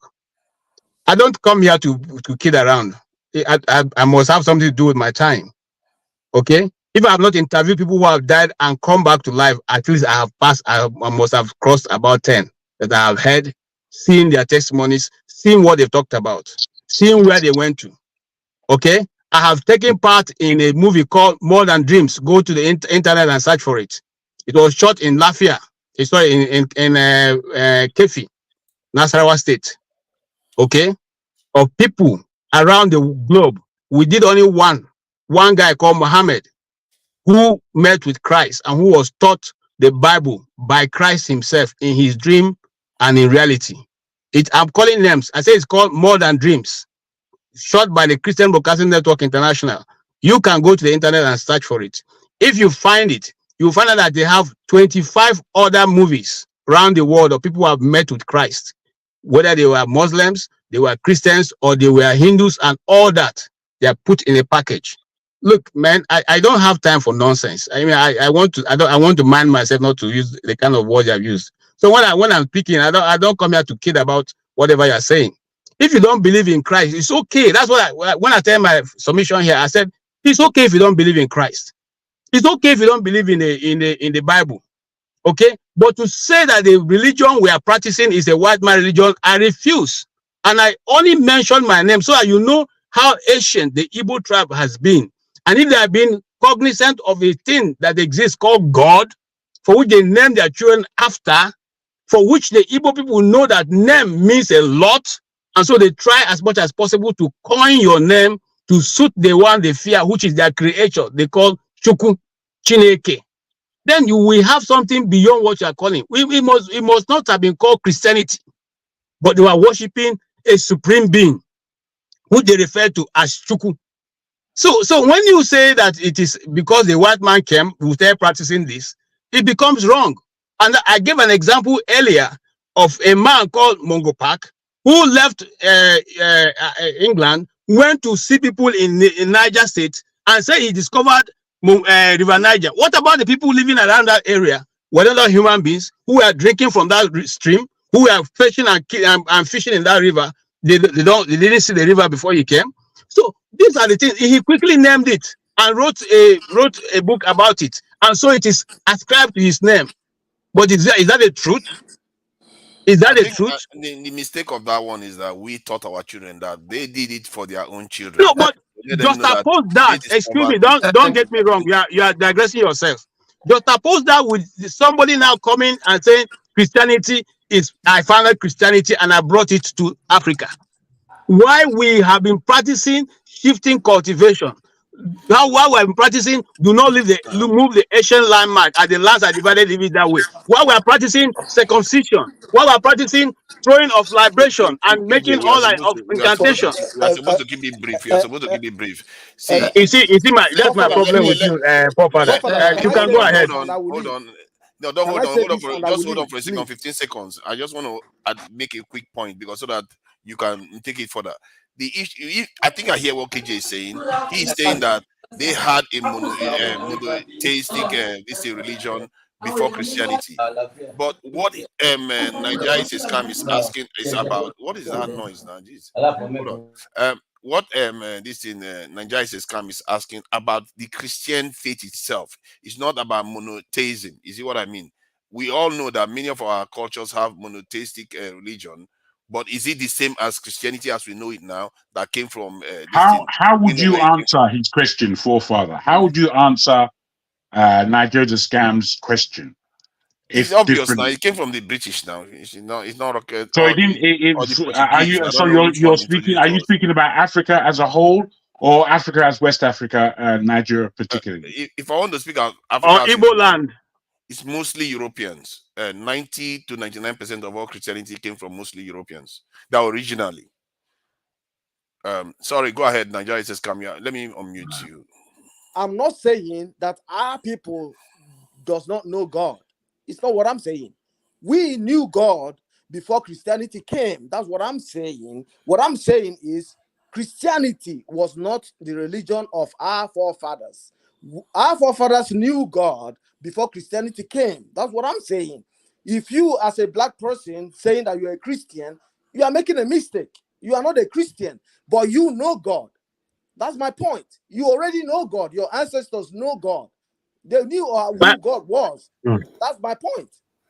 My brother, the word Christianity came from Antioch. That it was in Antioch the disciples were called Christians. In other words, hold on, sir. Hold on. Was your ancestors in existence? Hold on now. Hold on. No, KJ, no. I'm not holding on. Was your ancestors in existence before Antioch? It's my turn. I think that's the point he's making too. That's but my point. We are conflating it between that monotheistic religion versus Christianity. There's a slight difference. It's not our forefathers were not calling it Christianity. It wasn't the same. They were not doing Rosemary and all that stuff. Thank you, my brother. Thank you. We're not doing it. Forefather, it's my turn. Let me talk. Yes, it's your turn. Go ahead. Nigeria says come. What is your problem? By somebody that can be being a Christian. Is that a problem to you? No, it's a simple question. Is that a problem to you? Anybody has the right to choose his religion. So I cannot question you why you choose your religion. So it is a personal issue. It has nothing to do with what you believe. It is my belief. And Christianity is a personal relationship with Christ. There's no third party. So if our forefathers believe that one, this is me now. I wasn't in that time. This is my belief. I believe it because I read it and I have an experience of it, and I'm convinced this is the right religion. So that's why I'm following it. So there's no room for that question. You understand me? Because you can't live in the past and expect to have a future. So that is it. So this question do not stand any ground. You can't question anybody. Why is this taking that religion? Or why does he believe in that religion? Or why is it a Christian? It's a personal relationship. He's an Igbo man. KJ is an Igbo man. And he married from another state. That you are right. Why? It's a choice, man. I wonder. I better go on that topic. Maybe if forefather is willing now to move, he may decide to move. But if not, we are still ready for you. You're waiting for me. Under the black stone, have you finished? Has he finished? Forefathers, can I ask you a question? Forefathers, please. Please, I want to say something. Please, I want to say something for this. Jesus Christ. Who is this person that wants to say something? Okay, is the white eagle air? Okay, yeah, go ahead. The black Janaba, we're going to come to you, then we'll go back to Blackstone. Please go ahead. It goes air. Please, what I want to say concerning this Christianity we are talking of, and Nigeria is a scam. That as a question to KJ. I want you to understand something that name, Christianity or Christian. KJ tried to bring our knowledge to where the name was originated, called first. That is the book of Acts chapter 11, verse 26 and 27. Now, why did they mention that name? Christianity. Christ-like. Christ-like. That's where the meaning of that name. Christian, Christ-like. Then why did they say Christ-like? That these people, Apostle Paul and all of them, they were doing the same thing that Jesus did. They say, this is a Christ-like. They're living the same life with him. That's where Christianity comes. And Christianity is a life to live, not a religion. It's a life to live. Isn't that the purpose of religion? Christianity what is the difference? It's a way of life. True, in the way of life, you believe in the Bible. You follow the footsteps of Christ as it's written. That's Christianity. So what I'm trying to not believe in the Bible, believe in the life and time of Christ, not believe in the Bible. Spread the religion. Jesus Christ commanded that people preach his message, and it's a clear religion. He didn't just say, "Oh, just go and do hippie this thing, follow my lifestyle." It's a religion. Let me summarize. Please, I don't know why people do that. What is the difference? Are you ashamed that it's a religion? I don't understand. Listen, forefathers, because I'm hope that we are here to learn from each other and make use of it properly. The place where you mentioned now, you talk about the book of Matthew chapter 28, verse 19. That's where you mentioned now. But I want you to say something. See, I have said something before when we have a special guest here. That what is that thing that I say? I say that God created us and gave us choice. That's Lord, I gave us choice to make your own choice where you want to belong, where you want to go, where you want to accept, what you don't want to accept in life. You have your own choice. I have my own choice. Your own choice cannot be my own choice.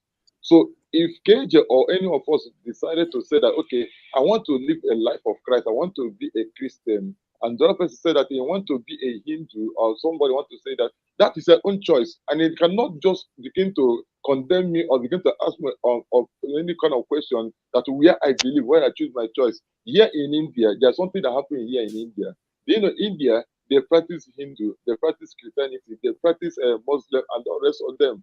But none of them, you see them condemning each other. None of them see them fighting each other. But the problem that this question comes, we are trying to understand, this is why this question is coming from. Because we, Nigeria, we overstretch Christianity. We overstretch it. Because we overstretch it, that's why some questions began to arise.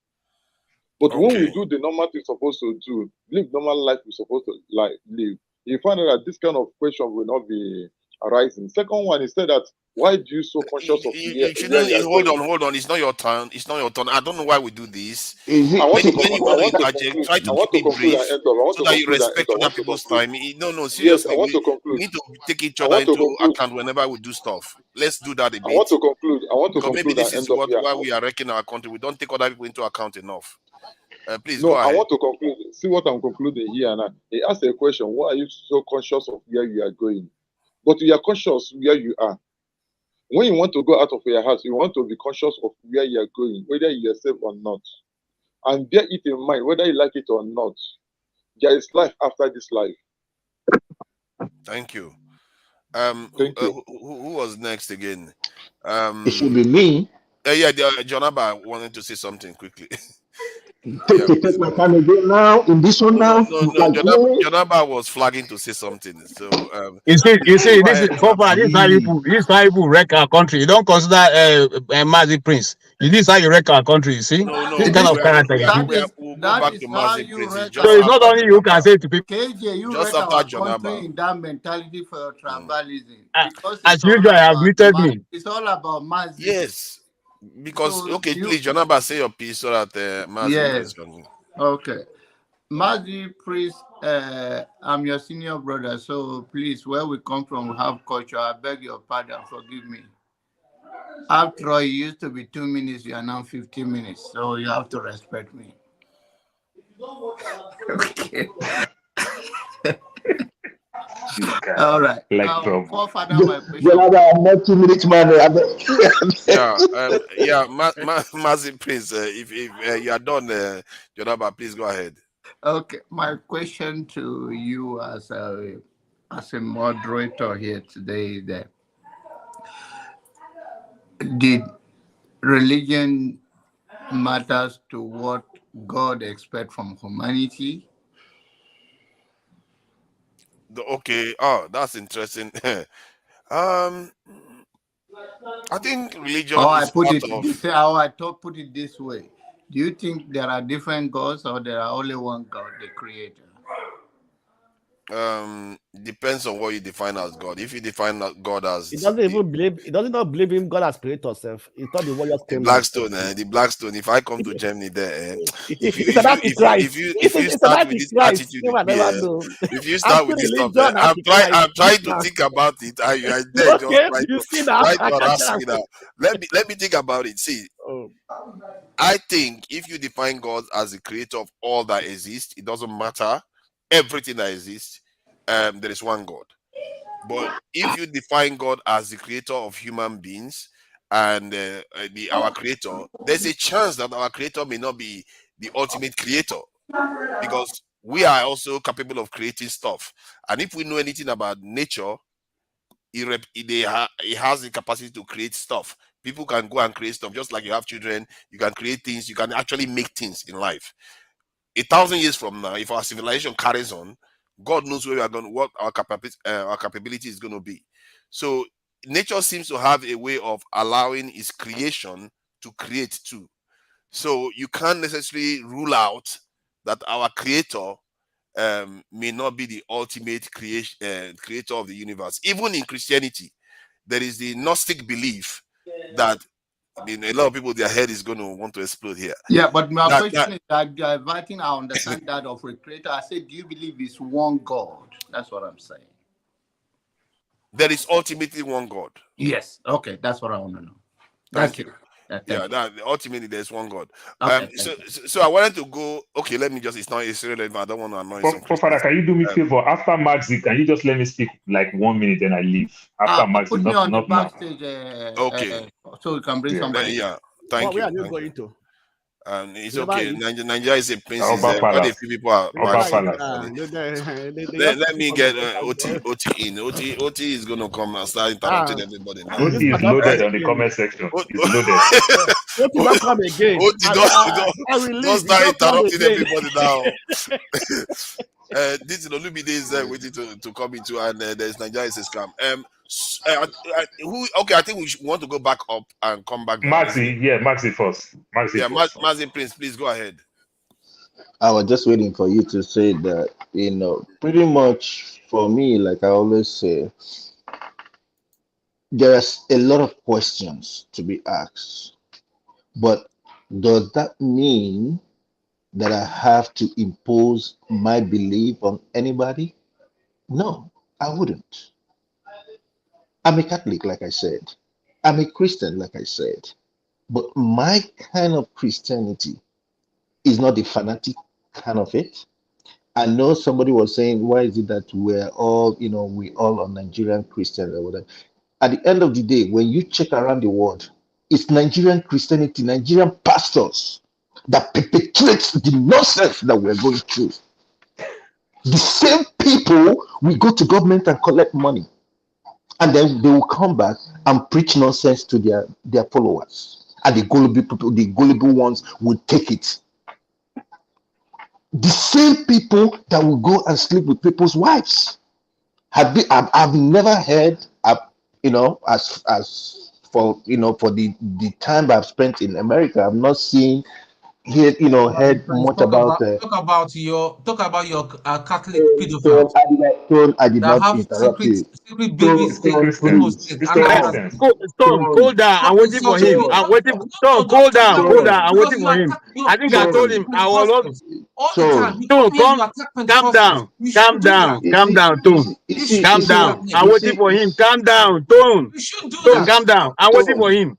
Make you finish. You know calm what down, makes me mad? You know what makes me mad? When you were talking over here, I had something to say, but I didn't say nothing. I didn't say nothing to you. So please, I'm begging you in the name of God, when I'm speaking, allow me to speak.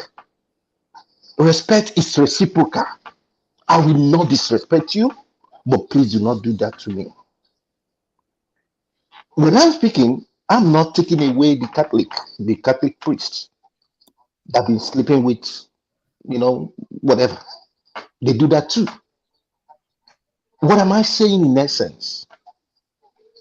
Christianity, Islam, and all these things, they all religious. They just want us to believe in them, and then they use that against, they impose that on us to use it against ourselves.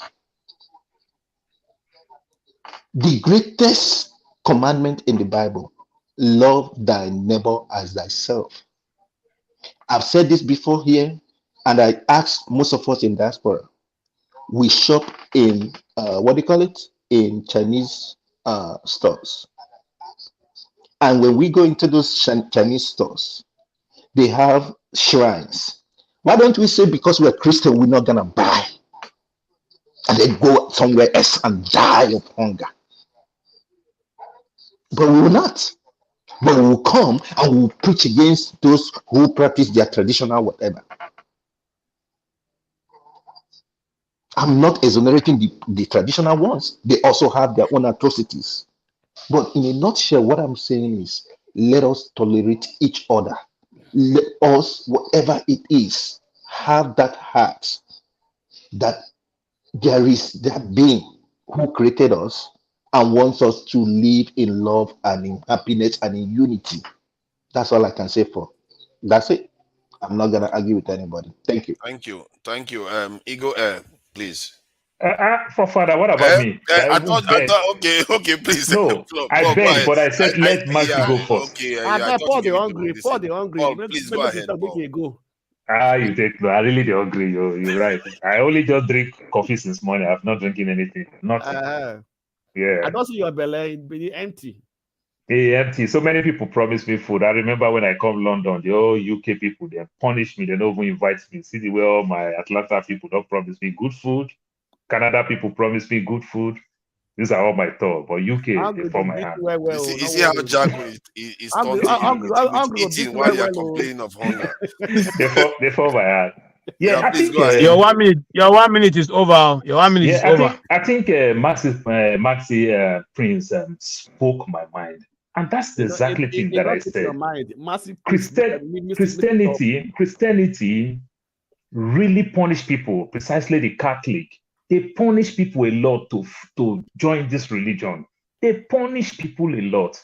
You understand? But today, after everything is over, that they pride themselves more with their so-called Christianity today. They don't condemn their other gods. They regret their past, the things that they do. This is all I'm just telling you, that we should respect. Using all this heavy name you call your traditional thing, you call them demon, you call them all type of name. I don't think it's too good. And for something that you don't have knowledge, it's not something that you've been there, you've done that, and you left. Different thing. It's a story where, if I want to use it in a market terms, a marketer as a Christian is preaching to you, you understand, in the congregation and telling you about other things that you don't know anything about, and him himself is not part of those things. What do you expect? That person will market himself, make you understand that his own is the good one. That's all I'm saying. You live and let's live. We don't need all this condemnation, and it will bring us together. Because you take it or you leave it, religion played a very strong part when it comes to good governance. You understand? And if we keep condemning like that, it brings a lot of segregation. You understand? The North, what we suffer in the North when it comes to Nigeria today, it is because of they almost lost their culture and embraced religion, the Islam religion.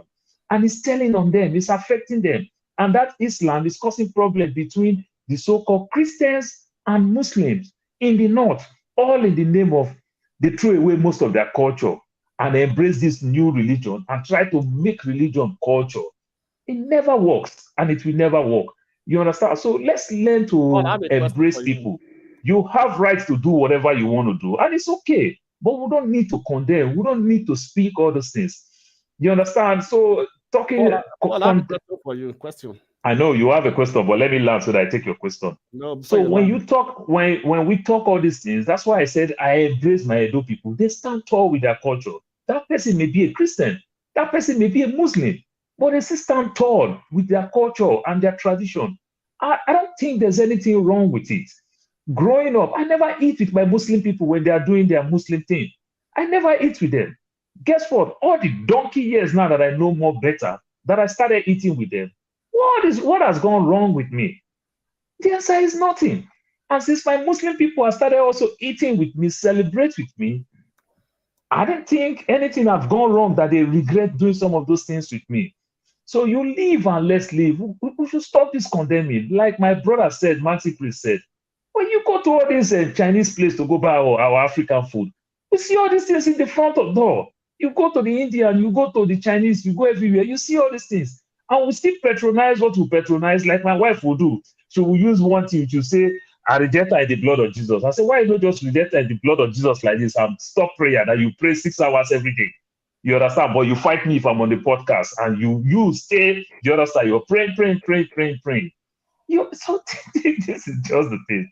So my brother, let's find a common ground. Like both the rest of us can find a common ground in this platform. We can talk, we can do. Our ideology may be a little bit different, but let's not demonize it like you are 100% wrong. Go ahead with your small question. Let me so that Olumide will come. Did you read the Bible? I don't read the Bible for donkey years. But you look at my name now. Let me finish. Look at my name now. That's my real name. You're in a fake one. Not be real Paul. No, it's a real name. It's a real name. That tell you that. Number two question. Wait, number two question. You understand me? I don't know. Is there any other religion or traditional religion that use humans for sacrifice, as we do in Nigeria, African religion? That you just take a baby, they kill the baby. For that is the solar partner in Africa. You use human hairs to bury a king. Okay, it's a good question. So I don't want to take it to myself because Olumide is waiting. It's a good question. I don't want to take it to myself. So I will leave. Demonic. But let me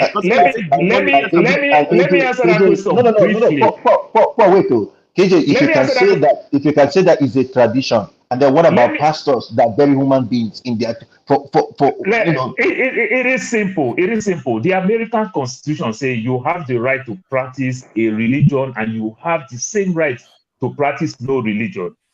America puts these things in their constitution because of the Italians I'm not saying, in America. I'm not saying that. I said if you don't practice Catholic in Rome, they kill you.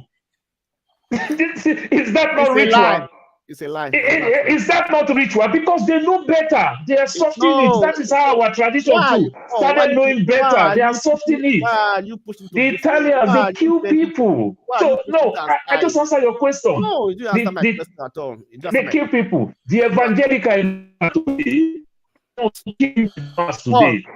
You understand? The Christians in America today are the one killing people in a mass. What are you talking about? You be politician.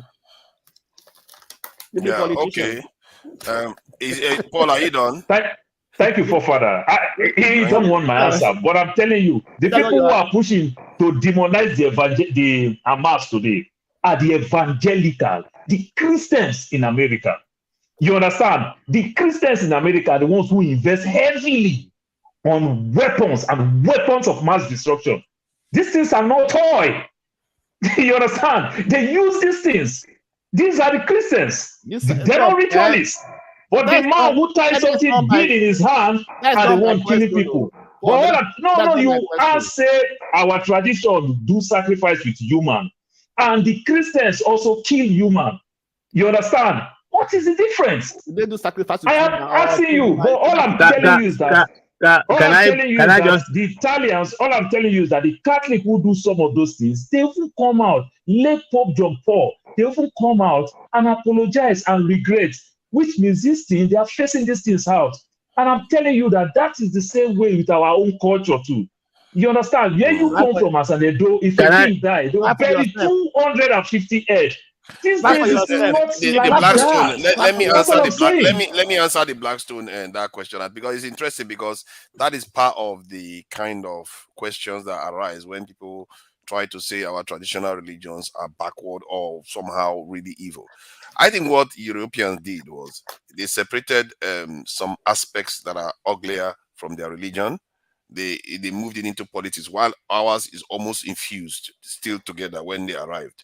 So you will see a Christian, two Christians, one Protestant and one Catholic, and the Protestant will catch the Catholic and burn them at the stake.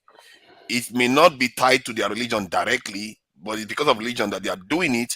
But it's because they separated religion from politics, is associated with that. For you, to them, they are sacrificing those people for their God. That's what they are doing. But it's now moved into the area of politics. They are vicious. The viciousness with which they go after each other, you can't even imagine. They are burning people day in, day out, like burning human beings, fellow human beings. They are Christian. All of them are all Christians. They just because they belong to different part of the same Christianity, they were burning each other. So what our people did then too was Crusaders. The Crusaders. Yeah, the Crusader, this in Inquisition period. There's a lot of bloody, even in the UK, bloody periods. The hatred that they had for each other in the past is just to make our forefathers look like they are benign. The kind of hatred that they had for each other. So to say that they too didn't have that, they had it, but they moved away from it when just as they are changing us, they too themselves are changing. We forget that. Forefather, they are not. You see that's where I want to make. Hold on, Blackstone, hold on. That's where I want to make my comment from. You see, in the practice of the religion, or rather the Christianity and the traditional religion, there's a good part and there's a bad part. There are traditionalists who go to who use the Bible to conjure their incantations. There are other people who are also purely doing the work of Christ. And you see, let us put a caveat. It's not every Christian group that is called Christian. There are apostolically driven Christians. There are prophetically driven Christians. There are people who follow Christ. They don't even call themselves Christian. They say, we follow Jesus. We are followers of Jesus. There are people who say we follow the book. So let's not bring all this together and begin to mix Egusi and the rest together. No, you see. So right from the beginning of the African traditional religion, there are people who practice the good ones and there are people who practice the bad ones. If you go to the community today, you can go to some people and those ones who use the herbs to help cure people. When you go to them and you give them some complaint, they say, no, our own this thing is not for this, it's for this. So if you are looking for those who keep people, don't come to me. There are plenty of them. So what we are saying is, let's promote those people who are healing people, who are helping people to live life. And those ones who are being the evil ones, let us condemn, because God does not approve of that. The herbs are given for our healing. That's what the Bible says in Genesis chapter 1. In Genesis. So if the herbs are given for healing, and there are people in our community who can help our community survive, and who know the herbs, they mix it and cure malaria and all kinds of sicknesses. Those ones do not take human blood. They do not sacrifice people. And if you go to them, I repeat myself, they will tell you that they are not interested in what you are saying, because that is not their own. And in their lineage, they do not put their hands on evil. I'll give you an example. Okay, hold on. I think I hear what you are saying, and I think you are actually correct. But I want to ask questions now. So Father, before you can I ask him just one thing? Okay, KJ, I love the fact that you are saying these things that you're saying, and also in the same Bible, when the king is sick, what heals the king? Virgins, all right? When the king is sick, what would they bring to the king? Which king? Which king? The king in the Bible. Old Testament. The king. No, which king? Hold on. Let him come. Which king? Is he David? Listen now. Jesus said he did not come to condemn the Old Testament. No, that's what I'm saying. Which king? Hold on. I'm not condemning it. I'm asking which king? The kings in the Old Testament, those kings, the kings of Israel. No. You see, and all those things. how people turn the Bible upside down. No, that's not correct. Blackstone, that's not correct. Blackstone, no, Blackstone. I just asked the question. The only In the person Bible, when a king, what a young girl for was King David. Not that he Simple. was sick. good. Simple. Okay. Okay. Whether it's King David or not, was there a king? Bless you, let me talk now. Let me talk. You just shout. You just shout. A king in the Bible was sick, and they brought virgins to the king. And he never knew her till he died. He never knew her. That is why he never knew her. It was to keep him warm. He never knew her. So don't cut the Bible. Don't cut it. Don't cut it. Put it the way it is. See, and I have said, I'm still going to repeat myself. Okay, they are traditional beliefs and practice that we accept. You and I know they are true. They are the ones where you go to, and they say if you want to do this, if you want to make money, if you want to do this, do this and do that. We know that is bad. KJ, sorry, everything is traditional. Everything is traditional. Everything is traditional. What have I said now? I said there are traditional. There are two kinds. That's what I said. No, I said there are two kinds. All is traditional. All. There are those. Listen, there are those people who do not know how to use herbs. There are herbs who use herbs to cure people. They are novice. There are those who are juju people. You know these ones are juju people. They tell you they are juju people. So they are in two realms. So okay. So what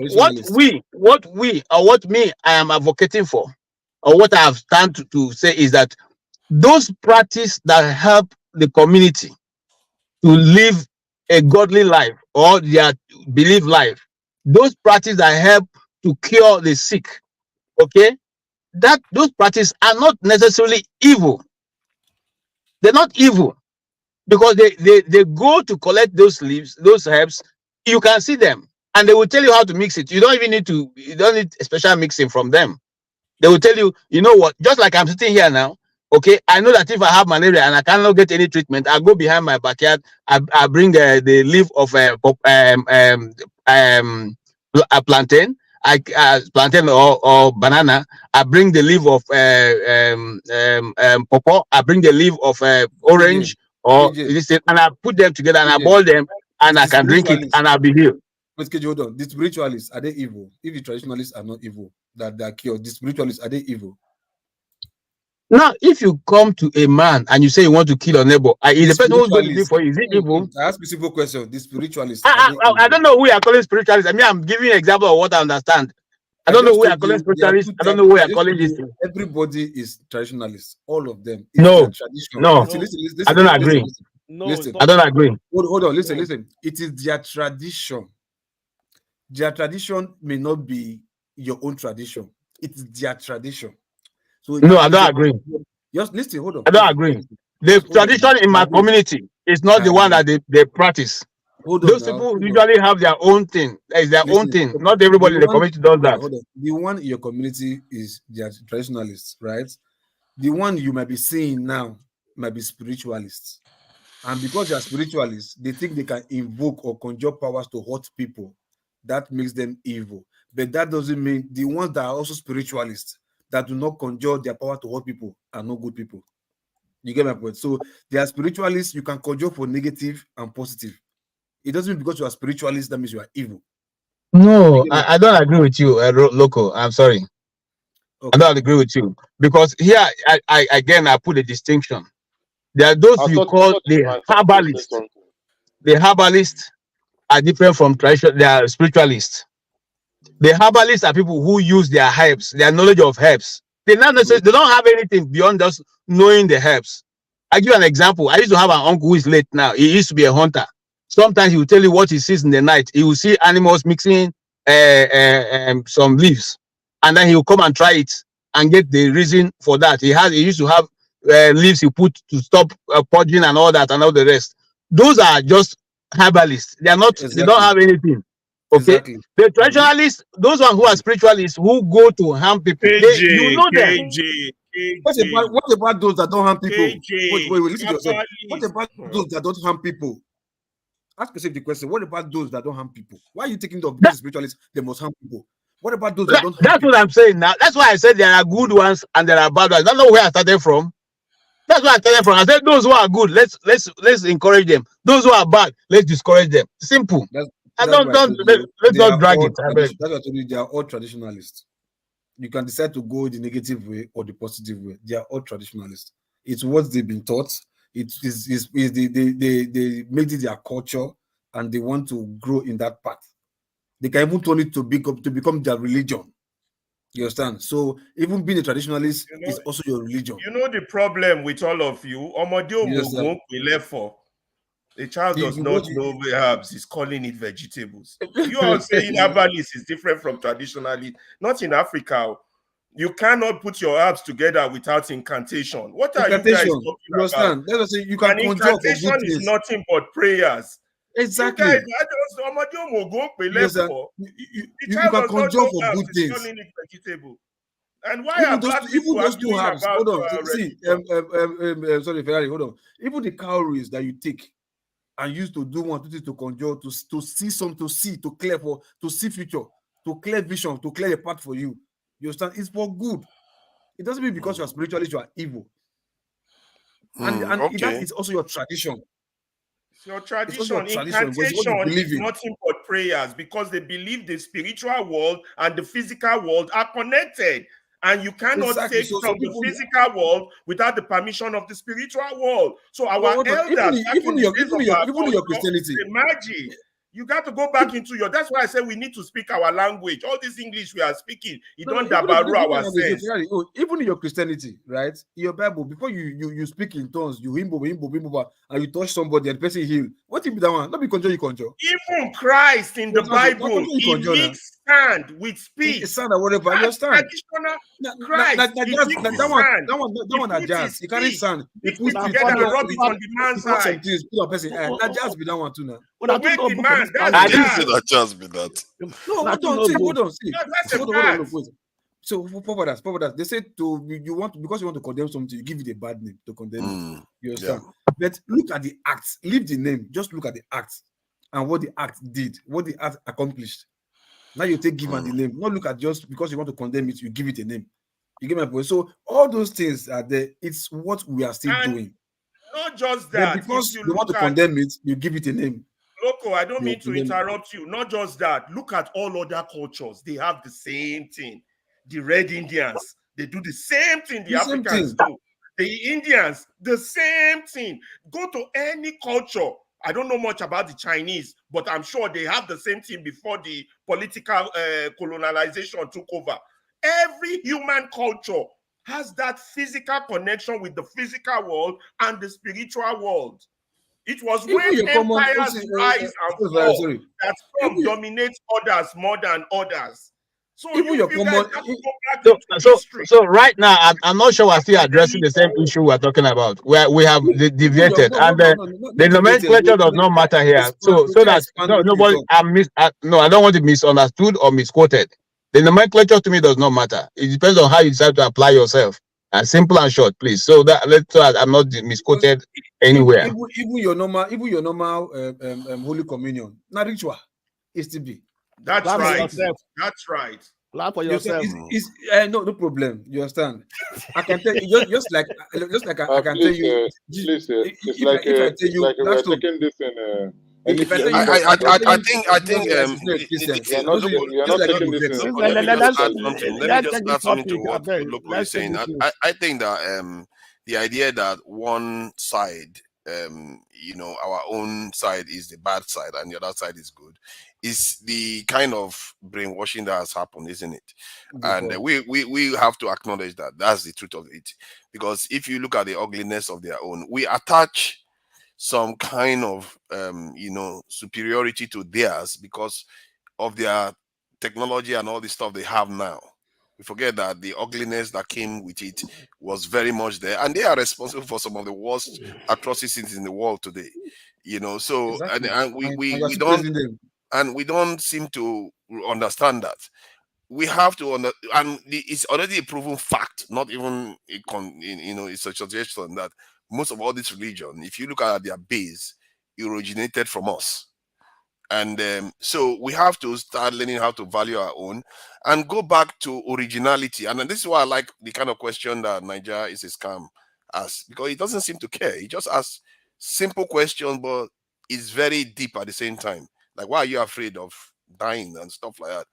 Those are questions. It sounds simple, but it goes to the very core of our existence and what people don't often spend a lot of time examining. Because if you examine these things, it's quite empowering because your awareness and scope of the world expands.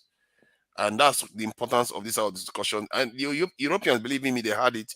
They even gave it a name, the period of enlightenment, when they had a lot of deep discussions about this.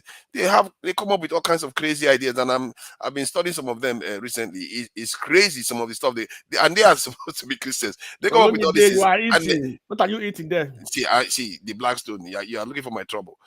So you are the prayer, may God change, may God touch your heart, make it change. You're a Christian now. You're a Christian. See, the thing is, I'm trying to still understand at the core of religion how it started, and I believe that it started from our forefathers trying to understand their surrounding. If you are born today, you don't have any guide. How do you survive in this world? The way you survive is try to understand what can kill you, what cannot kill you, and how to pass it to your children. You have to have ways of passing information, and religion will grow from there, superstition will grow from there, all kinds of stuff get mixed up together. If you, even in your own life, if you have your own life now, you're doing something, you'll be surprised. You can do something today, some other person will go and tell your story, and they will embellish it. They will add more information to it. They'll say, if let's say you were able to lift a car, they'll say this person was able to lift a mountain. And before you know it, is that not what they call it, Chinese whisper or something? The information will pass on and it get corrupted. You don't necessarily, what you got from the beginning is not what we got now. So the idea that we think what the Igbo people have now is the best and what we have now is the best, it's not true. Maybe our forefathers, their own religion got corrupted too, just like the European one got corrupted, but they changed. You see, that's the beauty of it all. They changed. What they are practicing now is not what the US used to do 500, 600 years ago. They've changed a lot. Mr. Moderator, can I contribute? Yeah, of course. But let me just summarize what I'm saying. Let me just summarize. I think you've said Olumide hasn't said anything all day. I mean, you've been talking all day now. Olumide hasn't said anything all day. Olumide hasn't said anything all day, so it's only like fair that we allow him to say something. So to summarize, we have to go back to fundamentals. We have to ask serious questions about these things, and hence why it's always welcome when people ask this. Shake the what they call it, shake the table, throw it upside down if you need to, because where we are right now, it's not a good place. Olumide, please go ahead. Okay. Thank you, forefathers. Good day to all the panelists. Somebody should mute the You are TV. echoing badly. You are echoing badly. No, mute the TV. Mute the TV. Can you reduce the volume, Tosin? See Olumide, Tosin, reduce the volume. You go before you come. Okay. So yeah, thank you everybody. I just want to pick up from the angle that Paul left off. I want to relate it to the country, because religion without any reflection on the country itself, on how we reflect in the country, on the country itself, to me, I think it's just meaningless. Regardless of whatever religion or faith you subscribe to, Christianity, traditional, Islamic, whatever you subscribe to. I mean, for the spirit and the soul of a country, the most important document is the Constitution that binds each of us together, regardless of our culture, our tradition, and religion. Once we go outside of that, it is going to break every fabric of the society. The reason why today you find some pastors taking advantage of the congregation is because the laws of the land are lax. In a place where the country is properly run and the laws are obeyed, you won't find them doing such a thing. They will pay their taxes. They have to declare their income. If they are found wanting, they will be held responsible according to the laws of the land, not according to the laws of the Bible or Quran. So it's very important that that document. See, I didn't listen all through when the guest was speaking, but he's from an Islamic background. You understand? He's an African American from an Islamic background. So, but in their own country, society where he is, no matter what he does, if his faith contravenes the laws of the American land, he will be held responsible and liable. See, anything outside of that will come to whatever faith you subscribe to. I'm sorry to say, will come. So it's going to be BS at the end of the day. The laws of the land should be held supreme. It doesn't mean that you don't honor God. It doesn't mean that you don't follow God. If your religion doesn't reflect, if you claim to follow a religion, and with that religion you're going to break the laws of the land, defraud the people of their money, of their resources, and you think it's okay, and you go to church to pay tithes with that money or give contributions to church with that money, breaking the laws of the land, that money that should have bought hospital equipment that will save lives, dialysis machine that will save lives. Name so many projects are never ending. Even as America is developed, you will hear the leaders of the country telling you that, oh, we need to build more infrastructure. What else do they want to build with all the advancements they already have? Because they know that it is always continuous. So there's no room to play around with the people's resources, or somebody to feel that you can take advantage. See, anything outside of, if your faith in this modern day and age, see, every religion, every faith has its own negative aspect of it. Christianity, they have parts that they would not be proud of today. Even up until this present time, there'll be actions that they will not be proud of. Islamic faith, there are actions that they will not be proud of. Even the traditional religion, we should. I respect the culture of my people, where they are from. I'm a Christian, but I don't practice any of the traditional religion. But those who practice it, I have those who practice it in my family. That is what they have decided for their life, and I'm not going to hold it against them. But if that person in my family is going to use his religion or his faith, if his faith is going to teach him to harm another fellow human being, another fellow person because of another faith, I'm not going to be a supporter of that. So that is why we have that document to bind us, all of us together, direct our conduct in the society, how we deal with one another, how we conduct our businesses, and all the rest of your faith. Is your own personal belief, your own, how you deal with your own creator, how it motivates you in your everyday life. Some will claim that Islam healed them of any illness, healed them of addiction or dependence on something. Christianity, they encountered a miracle. Some will say they went to this Buddhist temple and they got their healing. China today is Nigeria. We claim to be religious and we're going to China. Only God knows how much trillions of naira or millions or billions of dollars we borrow from China. That is supposed to be a godless society according to us. We have countries in Asia that are much more advanced than that. Our own part of the world that is religion, that we think we are the first, we are the progenitors of the human race, of the first human beings created by God.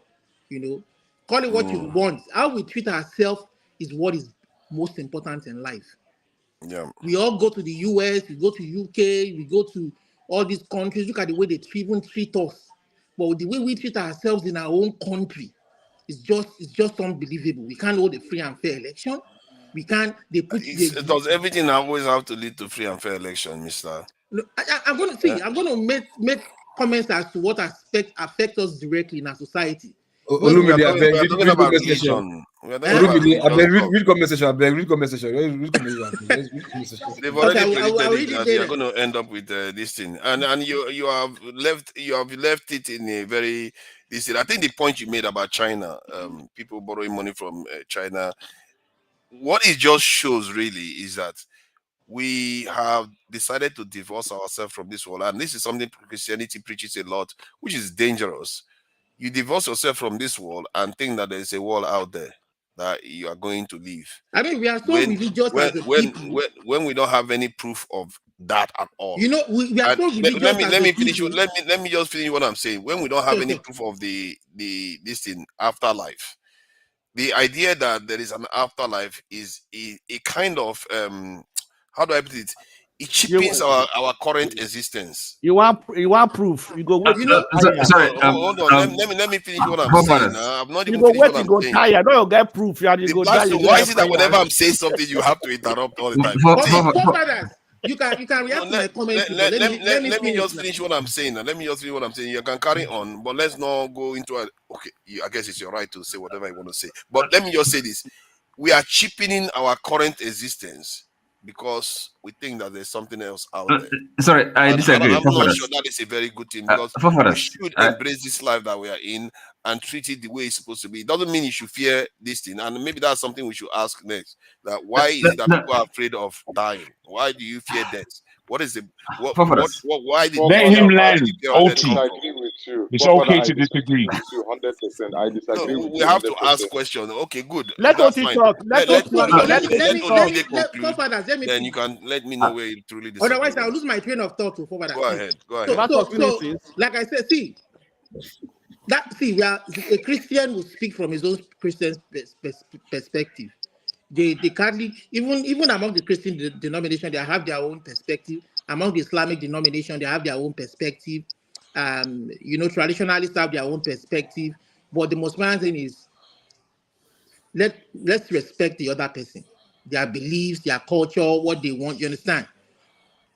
People will claim what religion has done for them in their life, the kind of miracles that religion has brought into their lives. I'm not going to disapprove of that. I'm not going to challenge that, but we want that religion to reflect in the way that when we have a document in a country that says do this, do that, let us do that. That is how we show we love ourselves, not just by word of mouth, not by going to church every Sunday and clapping, not by going to mosque every Friday, because that has lost its essence.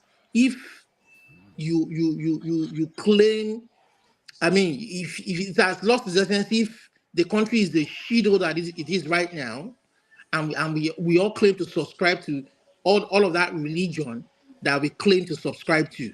You understand? When we were doing our regional system in the 60s, I don't think we heard so much of all this religion nonsense that we're hearing today now. But we've drifted towards. There's nothing wrong in finding succor in religion, but the way that we've interpreted it, it is so bizarre, it's so amazing that the ordinary things that we can do in our everyday lives, we want in Jamaica to come and do them for us. So it's just. We need to be honest with ourselves, especially the black race, as the guest said. This religion is supposed to affect our lives in a positive way. If we go back to our traditional cultures, they have, like I said, our traditional cultures are this negative. We as much as we will criticize the Christian missionaries, thank God for Mary Slessor. She's the heroine in our history books and folklore today. If not for the fact that they came, some part of the Calabar culture will still be killing twins, maybe up until today.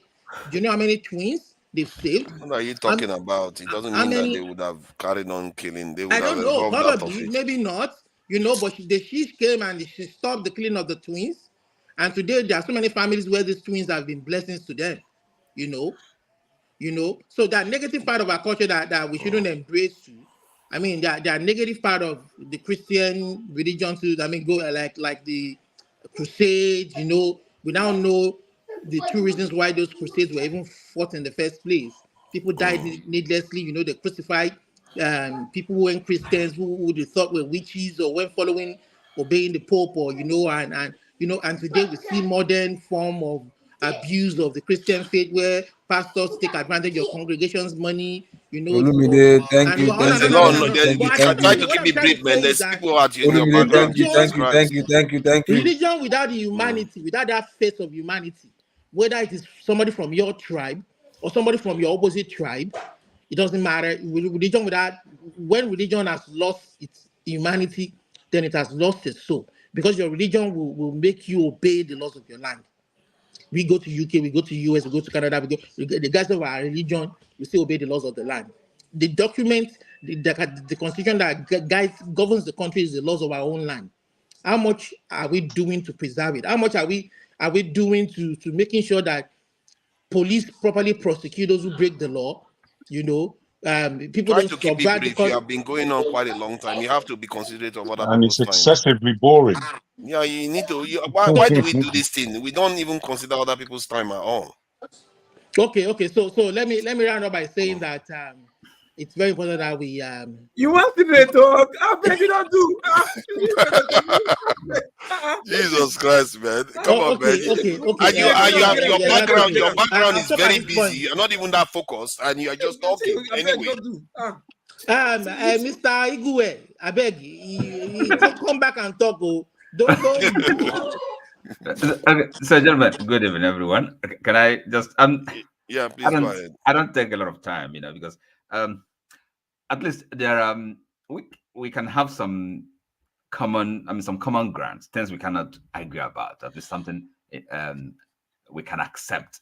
Now, for example, as human beings, we're not just material made of matter. Okay, yes, our bodies, flesh, okay, carbon, but we have another dimension, spiritual.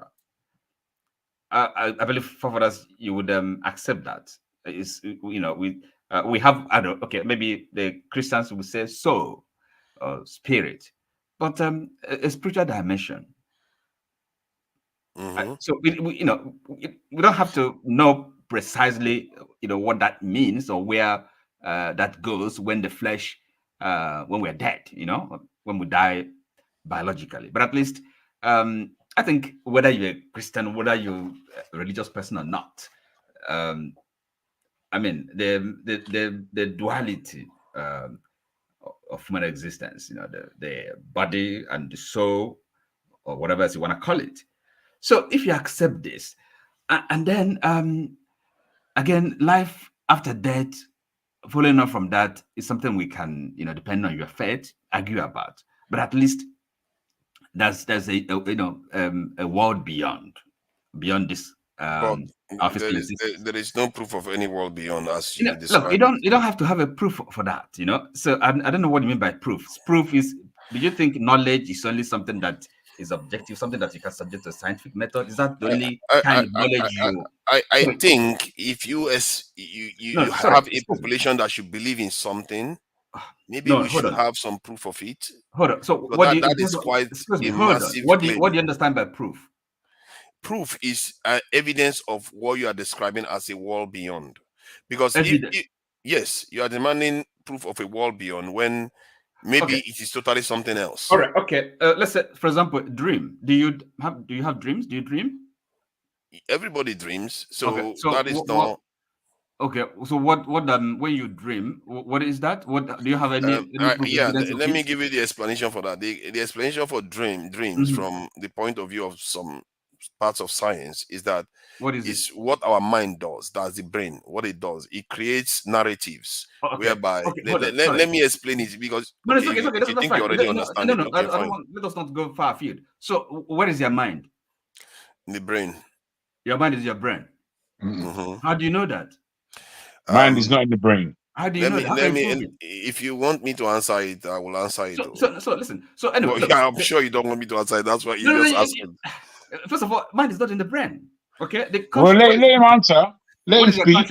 Consciousness, that you are conscious. There's only 6 of us here. We're listening to this conversation. Yeah. It's going in the direction I am enjoying. Do you want me to answer it? Yes. Tell me where your consciousness is. Okay. Where is the mind? Okay. See, if you have a machine that you designed to run machine learning program, that application has capacity to make decisions and do stuff, but it is in that computer.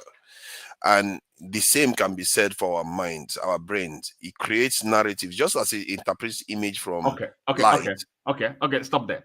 Right. So you can't just interrupt me like that, because the people I'm explaining to is not only you. And just like you get images of light and your brain interprets it and rotates it around so that you can be able to understand it. And when you hear something, your mind does a lot of calculation, and scientists have proven that the mind can easily be deceived based on the biases it has already.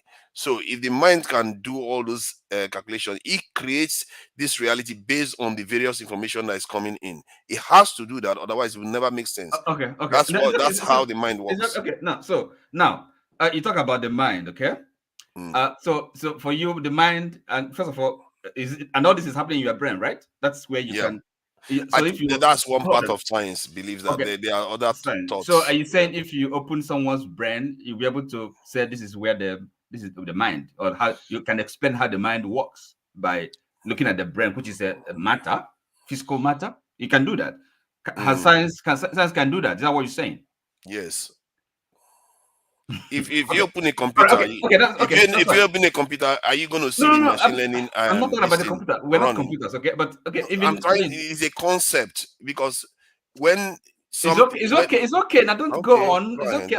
I'm talking. I'm just asking questions for clarification, okay? So now, right. Question of consciousness is something different. Now, but even if, as you say, we are like computers, okay? Is that correct? We are computers, medical, like kind computers. of, yeah. So therefore, we didn't make ourselves, because no computer makes itself. Is that correct? Yeah. So an intelligent being, would have, created us. Yes. And fitted us with, the capacity, Yes. Okay. So that intelligence being, do you think he or she or it has any interest in us for creating us? It has interest in us because he created us. Okay. And therefore, do you think we are supposed to, or the sort of interest he, she, or it might have in us, does it include having a relationship or having a connection with the creator? The connection is already there. What is it? By it creating us and we existing. And therefore, is it not reasonable to assume that when our mortal body dies, because our capacity to function is not only limited to our physical body. Is that correct? We have the mind. Bro. I've got to come in, Oti, because as much as you're trying to get to a point, you're just repeating more questions. Let me assist if I can. Forefather was saying that the mind, it belongs to the brain, and there's no proof that there is life after death. That such a claim is a massive claim. That's where Forefather is coming from. Forefather, can I ask, is that your belief, or is that you playing devil's advocate? I think my belief is that there are other ways to describe what people generally associate with life after death, but not the way people are thinking about it. And can you give me that quick difference, please? That difference is that, like, when a scientist will come out and come with a different concept and say there is no beginning and end of time, that everything has already happened. That is our perception of it that seems to make us think that it is running in one direction. So in other words, you've already existed, you will never die. What you are right now has always existed and it will never go. So, but the way we picture it is that when we die now, we're going to go somewhere, there's going to be a garden, a golden castle. So it's not necessarily that way. It's not necessarily going to be that way. So it depends on our perception of reality. And I think we don't have enough of it for us to just say there's life after death, the way we are describing it. But okay, for something so ethereal as life after death, which it could be that it is within our culture that this reasoning is given. However, within our consciousness, I don't know how that consciousness is fed necessarily, but my consciousness would tell me that my memory within my consciousness that goes back to my beginnings tells me that I didn't come from here in the first place. So where is it that I'm going is a conscious question because these questions, as much as you want to speculate with Western theology, Western Christianity, Western science, as much as we would like that arena to back. Your audio seems to have gone. I hope it's not mine. So, us, whether or not we, you did refer to something permanent. Forefathers, can I speak, please? Something permanent, okay? Forefathers, you did I'm still around. Your audio is going in and out, Jargon. Is everybody hearing me? It's not steady. You may have to go in and come back in again. Okay. I think it's not steady. So, forefathers, you did refer to something permanent, okay? Forefathers. In other words, something something that is. I think immortal. Let me. Okay. Ferrari, enable your mic and this in camera if you want to come in. Let me go ahead. So something that was everybody hearing me? I just wanted. No, we were not. Sorry, I was having a bad line. Sorry, I just wanted to get the aspect of our consciousness, private consciousness, that is our only witness to those things that we cannot see. You understand? That's our only real witness. So I'm not necessarily as OT was trying to get to. Whilst we look for scientific answers in this area, that truly is not the only way that we give ourselves answers to such a question. Okay. Sorry, by the way, he talked about even referring to science, okay? Something permanent, okay? In other words, a recognition that even when, our flesh dies, which is, flesh dies and it's bad, it's rotten, okay? Something permanent, something durable, eternal. So, and what is that thing that is eternal, okay? Whether it doesn't matter. That's not the question we are trying to answer, the form of that existence, okay? But that there is something. In other words, our entire being is not limited to this matter, okay? If you accept that, okay, therefore, it becomes of interest. What religion? Because it's a religion, really, that investigates this question in life after death.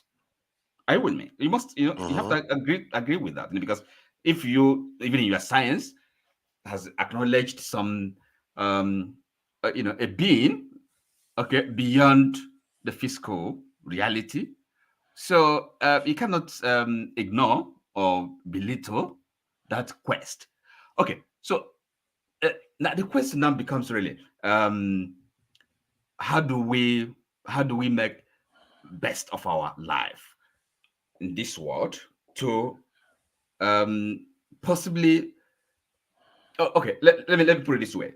Now, because you were trying to give the impression that people focusing or being interested in life after death would have the negative effect of them ignoring in our present existence. It doesn't follow. And as a matter of fact, if one is seriously contemplating life after death, existence, life after death, that even makes it much more necessary for that individual to live here a life that is useful, productive, that has regard for other human beings, that with whom we share this this earth. Does it think so? If one really has a serious, a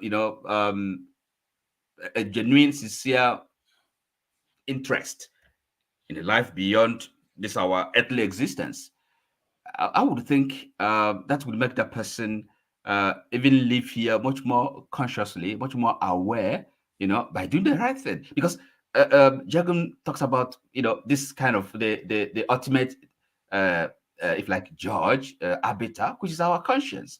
You don't have to know any law. You don't have to be religious to understand, to know good and bad. Everybody knows that. Even in the scripture, Paul talks about, there's a way he refers to, the law of conscience. So you don't really have to know the law or receive commandment from God. Every culture, every society, every civilization is aware of this. So our conscience. I think what you Yeah. are saying, that because of religious belief, that our behavior in this world will be improved because of the potential of reward after death. You have to also see from the other point of view. Because of the belief of that religion, people do a lot of grievous, very evil things on the face of the earth too. Let me finish now. I'll let you finish your own. Okay. They do a lot of grievous things on the earth because they anticipate a life that is greater after death. They literally sometimes even see the world as just a carcass that they need to treat anyhow. And my own take is that I think you don't have any proof of the afterlife. For you to treat the only miracle you have, which is your existence, like that, I'm not sure it's not cheapening this existence that we have. Okay, for us, let me come from an Igbo cosmology. Okay, this is not Christian religion now. Now, because so in Igbo, again, cosmology, our worldview, our religion, and in our culture, right? So people live life, okay, and it's not like we have commandments, but when you live in any community, society, you know the do's and don'ts, you know what is wrong and what is right, what is right.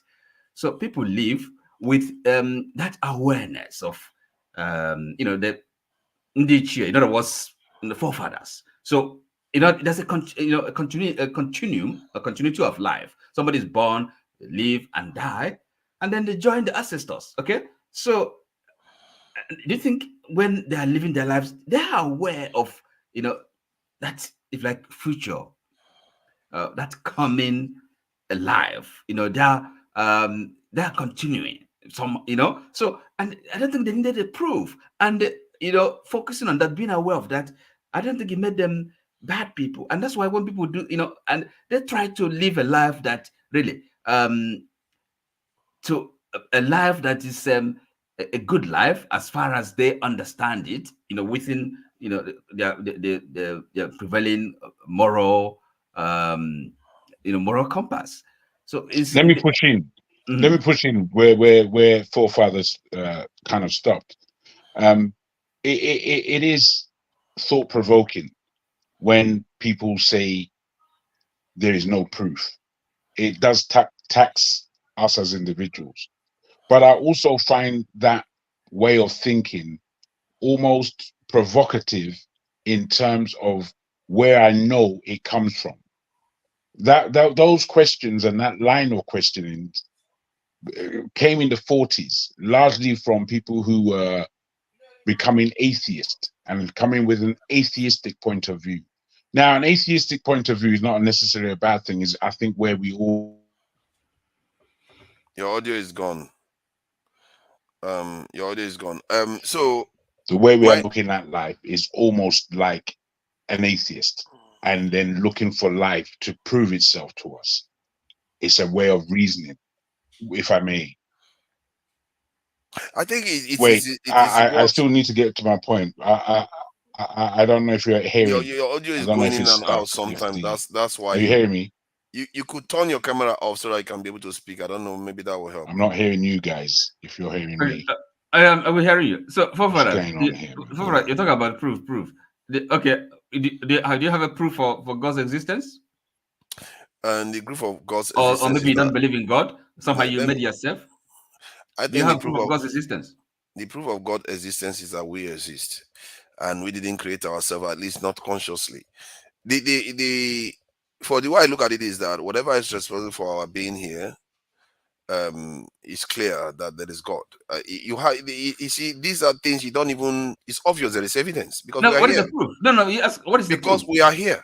No, it's not a proof. You're here. No, I mean, the creator, but you're here, it's the not a proof. creator.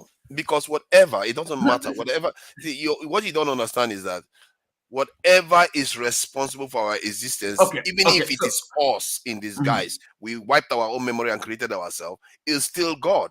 Okay, it's still the creator. So why can't you follow that argument? The fact that we are not only made of matter, okay, right? That when we die, something in us, something of us, continues to exist, and therefore that is life after death. I think it's we not never the same. truly. It's The truth applying is the that same we logic. never truly die. So what is the proof? The proof is that because we are made of matter, we are spiritual, and spirit does not die. Spirit does not die; lives forever. Okay. Yes, but and therefore there is a life after death. See, let me explain this. If there is no time, how do you experience life then? Is there anything? Because in some balance, if there's no time, there is no it's eternity. Then until you go back into time where time exists, then you start experiencing time, and it appears as if there is a beginning and an end.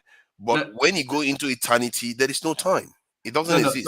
Sorry. Look, you see, I don't know, and you don't know what that form, that life, because none of us has died, and has, at least I'm not consciously aware that I've died and then lived before. Okay. Okay. Now just stop there for a second. You see, why do you think you are not aware of it? Because you could be in eternity then, because there's no time. It doesn't exist. Okay. You are not aware of it. Then the moment you come into life, somehow you become aware of it. This is what some of the scientists believe, that the beginning and the end has already happened. It's just because we exist within it, we perceive it. But if you're outside it, it doesn't exist. What do you mean the beginning and the end? The beginning, that's time, is already happened. As we see it, look, we're talking about life after. Even in the Bible, they even put it that he's aware of the beginning and the end. Excuse me, we're talking about life after death. Okay, so at least we have to. We're talking about, okay, look, my life now. I'm conscious. I'm aware of my life now. Okay, right. So and just as you are within a time stream where time exists. Okay, yes, but I'm aware. I'm conscious, right? I can feel pain, right? I feel pain. At least what I like it. Any other thing, any other doubt, any other you feel pain. Okay, so if I die, the question is, okay, is there something of me that continues? I don't care. I don't know how, what form that continuity, what shape, it takes.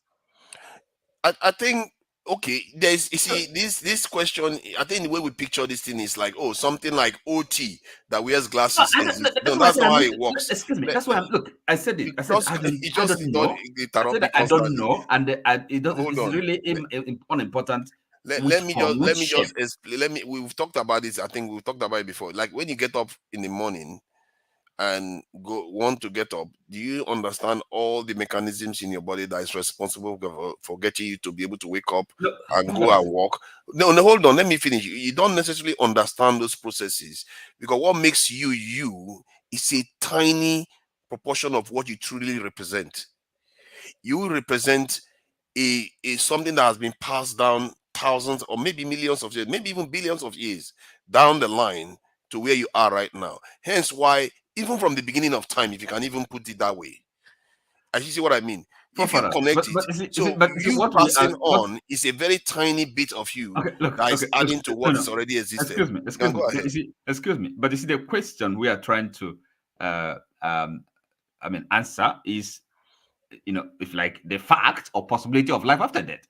Okay, so at least is either we come to an agreement that there is life after death is quite different from determining or agreeing on the form, the shape of that Okay, then there is life after death. So then at least but not the way people think, and that is the danger. I don't want to come here and tell people that you start thinking that there is a paradise and you're going to go and start.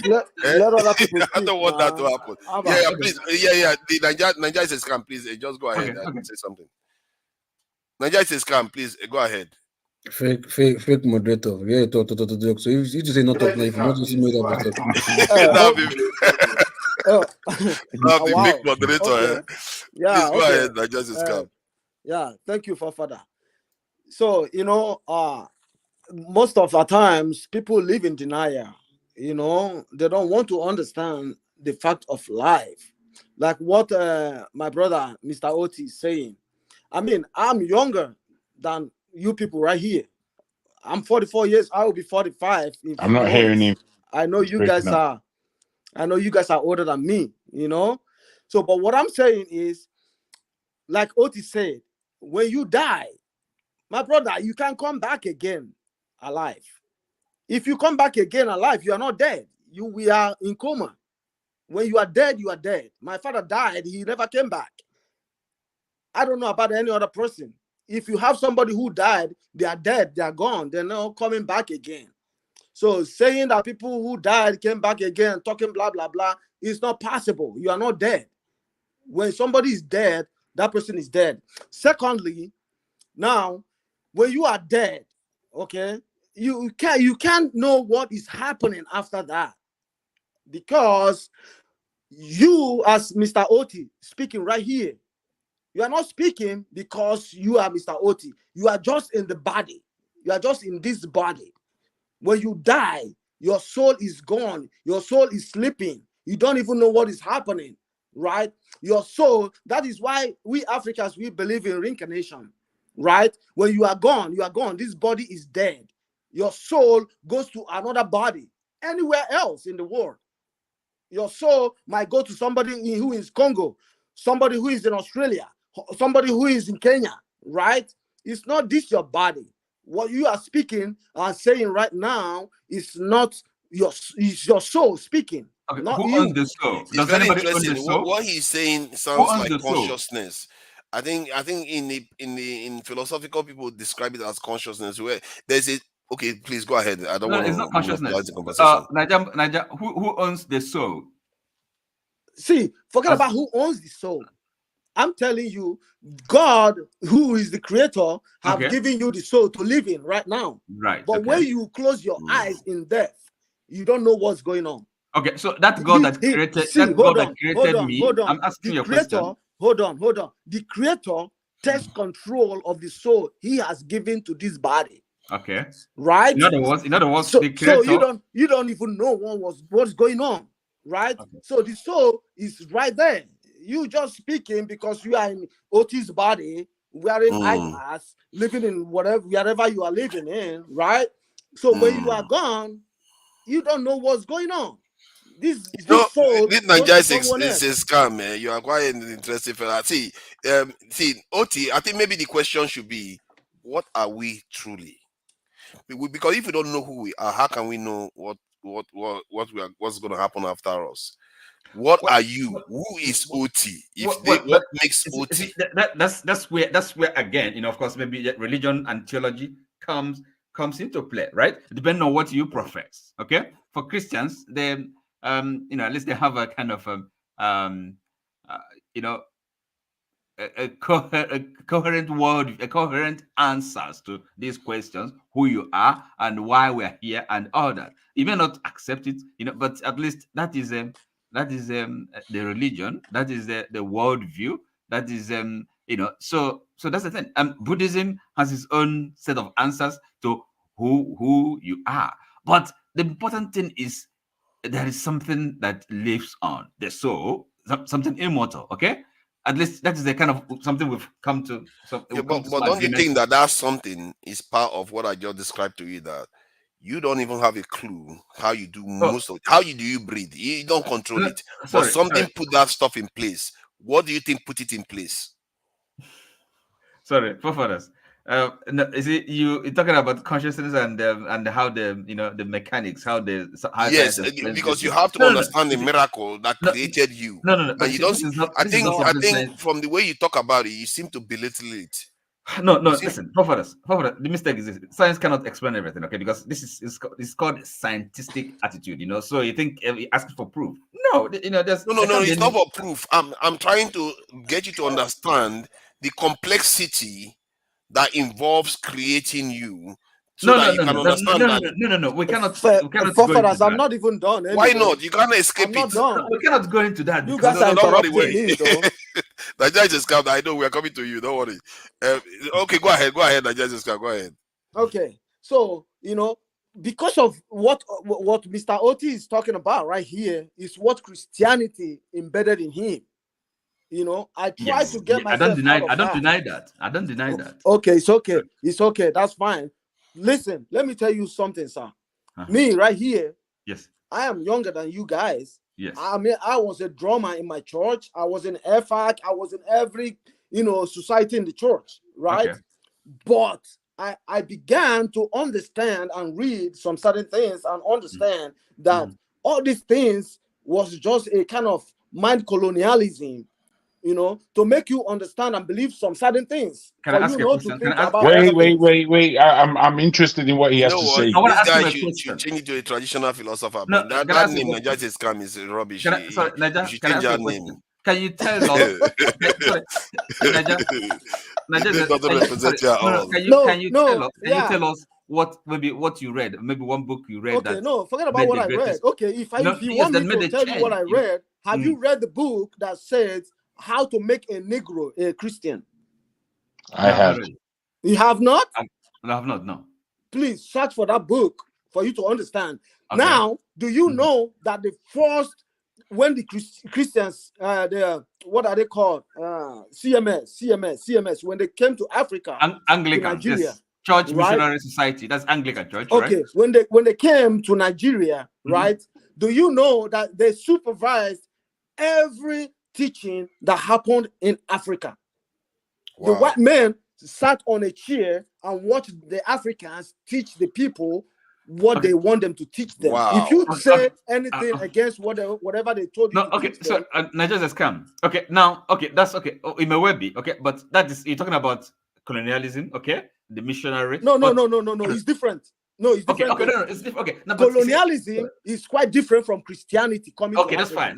No, but they came together, hand in hand. No, right? they did not. No, they did not. No, okay, it doesn't matter. Okay, no. Why, Oti? Why are you so defensive? You're being very defensive. Just let the guy speak. He's coming from his point of view. You don't have to feel as though you're being. I'm not being defensive. I'm trying to ask you a question. It sounds like you don't want him to land. I'm interested in this discussion. Okay. Go ahead. Yeah, Saoti. Please understand me, okay? Colonialism did not come with Christianity same time in Africa. No, they never came the same time, right? Slavery and colonialism came before Christianity, right? Now, do you know that the first, that's why I asked, what's his name? KJ, the question before. I asked him, do you know how your ancestors became Christians? He never answers that question. He was telling me about himself, because I already know how my ancestors became Christians, right? These people forced our ancestors to be Christians. Our some of us did convert willingly. They become Christians by force. See, Nigeria is scam. Some of us converted willingly. Like nobody. Ancestors. It's some of our ancestors did convert. None of them converted willingly. No. For the sake of argument, you can leave that. Let him carry on. None of them converted willingly. I remember one of the rulers of Congo that was writing to the Portuguese this thing about they send their children mission to go and learn and come back while he was still king and doing all those things. It's like this, right? No, forefathers. I read. This is 1500s we're talking about. I read an not article. all of them were forced, right? But convincing. They will convince them. Let this guy land now. Bros, take us to where you're going. I read an article, right, that says that during that time, right, when Christians, European Christians came to Africa, what they did was bringing gifts to the congregation, where they built a house called church, with thatched house, which our ancestors built too. They brought gifts right there. If you want to get these, you have to come to church on Sunday. If you want to get that, you have to come to church on Sunday. Exactly. This is to lure people to come there, right? So when people came there, they received gifts, which they never saw before, right? So people started evangelizing, telling people, hey, we went there and we got these. If you come next Sunday, you're going to get these. People started coming there. It wasn't all about choice. It was by force. I think the way okay, go ahead, Loco. Not force. No, it's coercion. Look, you see, it doesn't really matter. Coercion. Maybe all of them are true. I'm not a physicist. I'm not a physicist student, listen, right? Niger, have you finished? You see, let me tell you something before I carry on. For me, it doesn't really matter. I mean, okay, even if it is it matters. It matters. No, it doesn't really matter. It matters.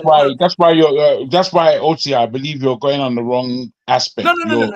Wait. When I say wrong aspect, not that you're wrong, but because I want to understand more as to where this Niger is a scam is actually coming. Wait. Because I want to understand more where this Niger is a scam is actually coming from. Because all the points you've made so far, there's nothing new in what you're saying. There's nothing even controversial in what you're saying. There's nothing really to argue about. You speaking about the aspect of Christianity not being traditionally West African. So what? You see, so what? I mean, what is your crux? Where are you taking us with this understanding? Are you interested in truth? In other words, that's the question. Putting it pointedly, it's truth. And it's about being pointed. That's why I want to understand from him now. So yes, that is really. Are you interested in knowing the truth, knowledge, or do you think knowledge is something that is a monopoly of any people? No. Oti, please, I want to ask you one more question. Mm-hmm. One more question I want to ask you is this. Okay. Jesus Christ in the Bible resurrected Lazarus. Did the Bible tell you when Lazarus died again? Oh, God. So, listen. Why are you shocked? Just answer me. I'm not shocked. Just answer me. No, the question. So, look. No. So, Najaman, hold on. It might not say it. It might not. The Bible might not say it again. Why? Doesn't mean why? No, why? Okay, let me answer. The Bible might not say it again. Doesn't mean that Lazarus did not die again. No, I said why. The Bible is not like it's no, because they're just telling a story now, so they don't have to necessarily tell that he just rose up. But is there anything? Is there a point to the question? Okay, thank you. Now the point. Thank you for that. If they didn't tell you how Lazarus was given birth to, no, hold on. And they didn't tell you how he died later. If you don't understand this, or who his siblings are, if you don't understand this about Bible, you're never gonna understand anything. Why would the Bible tell you that Jesus resurrected Lazarus, but it wouldn't tell you when Lazarus died again? Hold on. You tell us why. Hold on. Does that take anything away from the resurrection? I don't know. Does it take anything away from the resurrection? You tell us, because I can't see the mystery that you're seeing. Tell us. Be open. You're saying that you're making all these claims, and then you're saying, wait. This is how you're coming across to me. You're making claims, and you're not backing them. You're suggesting, and you're just leaving in the air. You're asking questions, and you're not answering them.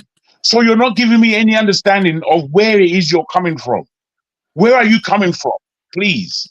Okay, but Jago, nobody ever asked me any question apart from no. You're the one asking. You're the one asking questions that we aren't answering. I'm not asking the question, where did Lazarus go, or what was the end of Lazarus? I'm not asking that question. You're answering it. You're asking it. So in you asking it, I want to know why. I want to understand How does it become deceit? Because we don't know Exactly. when Lazarus Thank died. you so much. Hurry up, Thank man. you. Thank you. That's why I said I've been asking questions. Nobody ever asked me any question. But you asked the question right now, and I'm gonna answer you, okay? Everything, not everything anyway. Some things in the Bible are not real. These are African stories that was transformed and sold to us as Africans. Most people know that. Right? Okay. Lazarus, nobody ever woke nobody up from death. If you are dead, you are dead. You're gone. It's just a myth. Yeah, but to say that if you are dead, you are gone. Is that the only? Is that the only? Bruh, honestly, you've not said anything. You've not said anything I just to said me. something right now. No, bro. So I'm telling you what you said and what it amounts to in my mind. In my mind, you've not said anything that gives me any energy to walk away from the Bible's teachings. Nothing. You're just making announcements. You're not making sense. And I have to put that to you.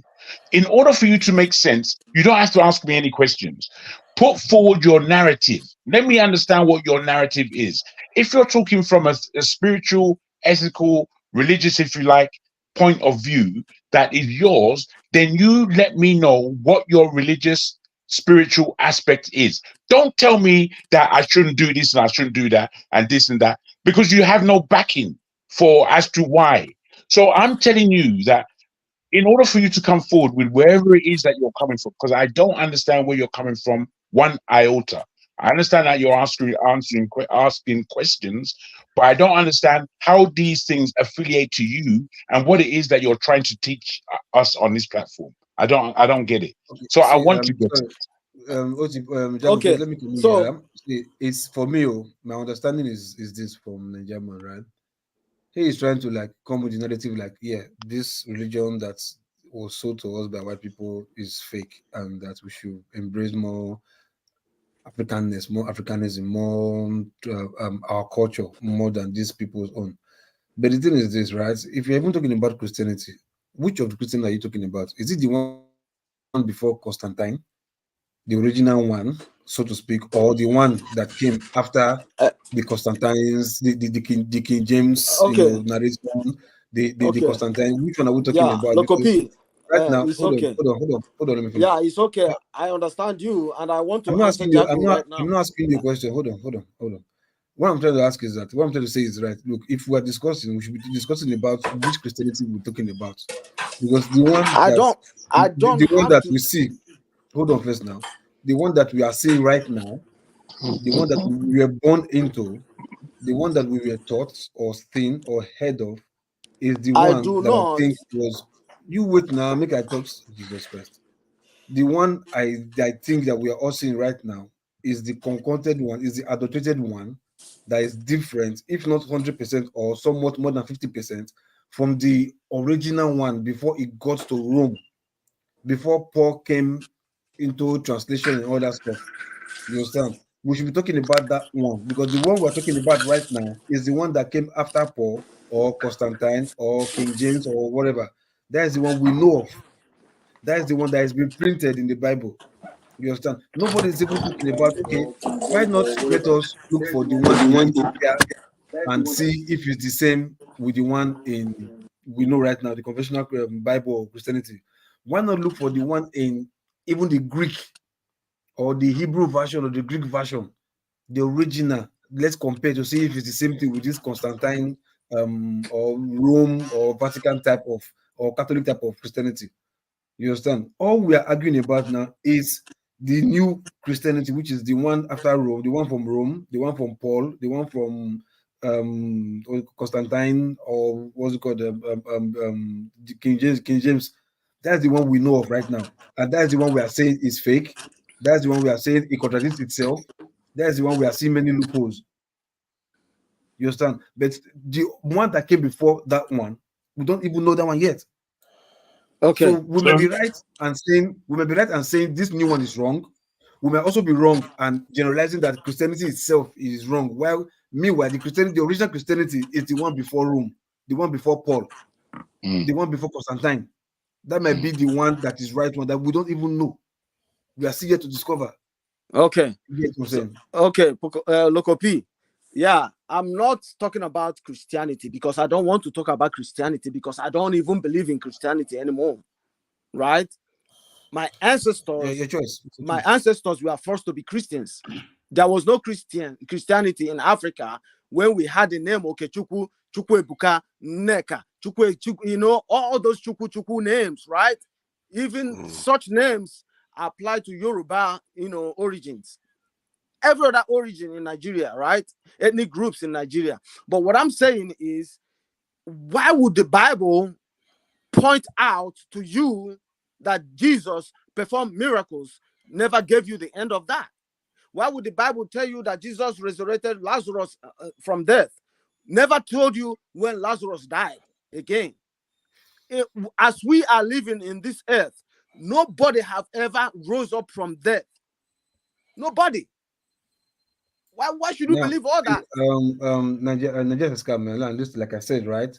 The questions you are asking right now, these are questions, not only the question you're asking, there are too many questions that people are also asking. He's not asking any question. No. I've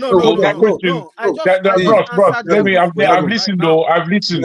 You know, wait. You say, why is it that allow the conversation, Loco, allow the conversation. He said something. I'm just counting what he said now. So we are still conversating. Like the question is asking up whether he says he doesn't believe Christianity, that is his choice. Now he's asking why they told you about Lazarus' miracle and they did not tell you about the death or whatever. Like I said, there are too many controversial questions in this recent type of Christianity that we're seeing, which is the Bible. You know, the thing is, my brother. You understand? The question you are right to say Christianity as a whole, where we don't know the origin. The question is invalid. That's where it comes from. The question is invalid if you begin by saying, I didn't come to talk about Christianity. I don't believe in Christianity anyway. And then you're asking questions. Then you're asking questions about what's within the book. You've invalidated yourself. If you don't want to talk about Christianity, don't talk about it. What you should talk about is where you are coming from. Because Christianity, there's the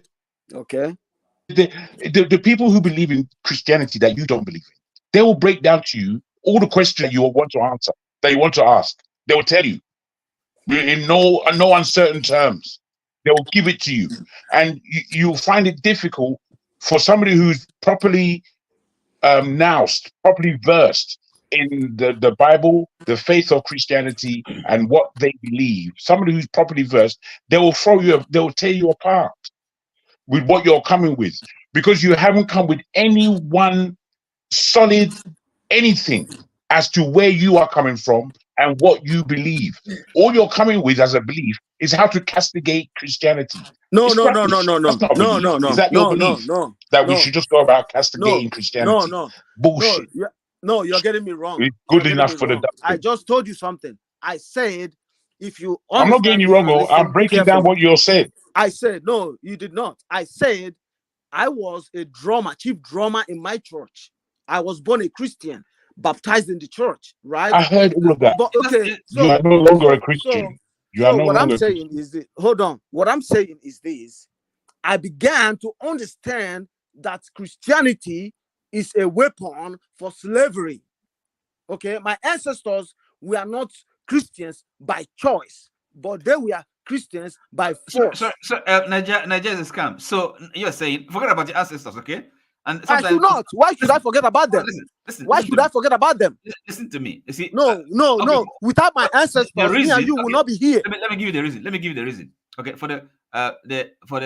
if you believe in this principle, but you know, by their fruits you shall know them, right? I'm quoting the Bible anyway. So in other words, it's not where something is coming from that really counts, but you know, the effects, the fruit. Okay. So, and again, there's knowledge and truth. If you're interested in these things, that where is the fruit gonna come from? No, I'm trying to make the point that does fruit come by itself? No, sorry. Look, as I quoted a saying, bro. You see, Oti. Yes. The way you're arguing this, you're just going to allow him to attack you. There's no point I'm in not him attacking attacking nobody. you. Wait, my friend. There's no point in any attack. It's just to understand where a man is coming from. Why you're trying to break down what you're defending? What do you have to defend? You don't have anything to defend. I think some of the questions he's asking is like when he asks where did the fruit come from? Oti sometimes when he talks, he makes statement about like an example like the fruits when because he's making a statement a kind of about objective when somebody is describing a process. You see, you can't just jump to objective, then you miss the process. That is what he's coming from. That's why I say, where does the fruit come from? Say that, yeah, because he said I should forget about my ancestors. I can't forget about my ancestors. Listen, Without my ancestors, I Nigeria will not be is here. I've been listening all day. The point Let me address you. Let me address you. Can I just... First of all, please, Oti, please. I've been listening and I need to come in. First of all, let me take on forefathers. Forefathers, earlier you sounded like an atheist questioning the existence of the afterlife. You sounded exactly like what's his name? Go and read Mere Christianity by C.S. Lewis. Mere Christianity by C.S. Lewis. He was exactly at your state of questioning in 1941 or 1940 something. That's what I'm saying. C.S. Lewis. Mere Christian. He wrote some other very interesting group. He's a great writer. So for forefather, I'll show you. Now back to Nigeria's camp. First of all, you keep saying that your authority to castigate Christianity is based on the fact that you've been a church member. First of all, there are multiple facets of Christianity. Which one were you? Pentecostal, CMS? Which one were you? So I know how to start this conversation. Which church were you with?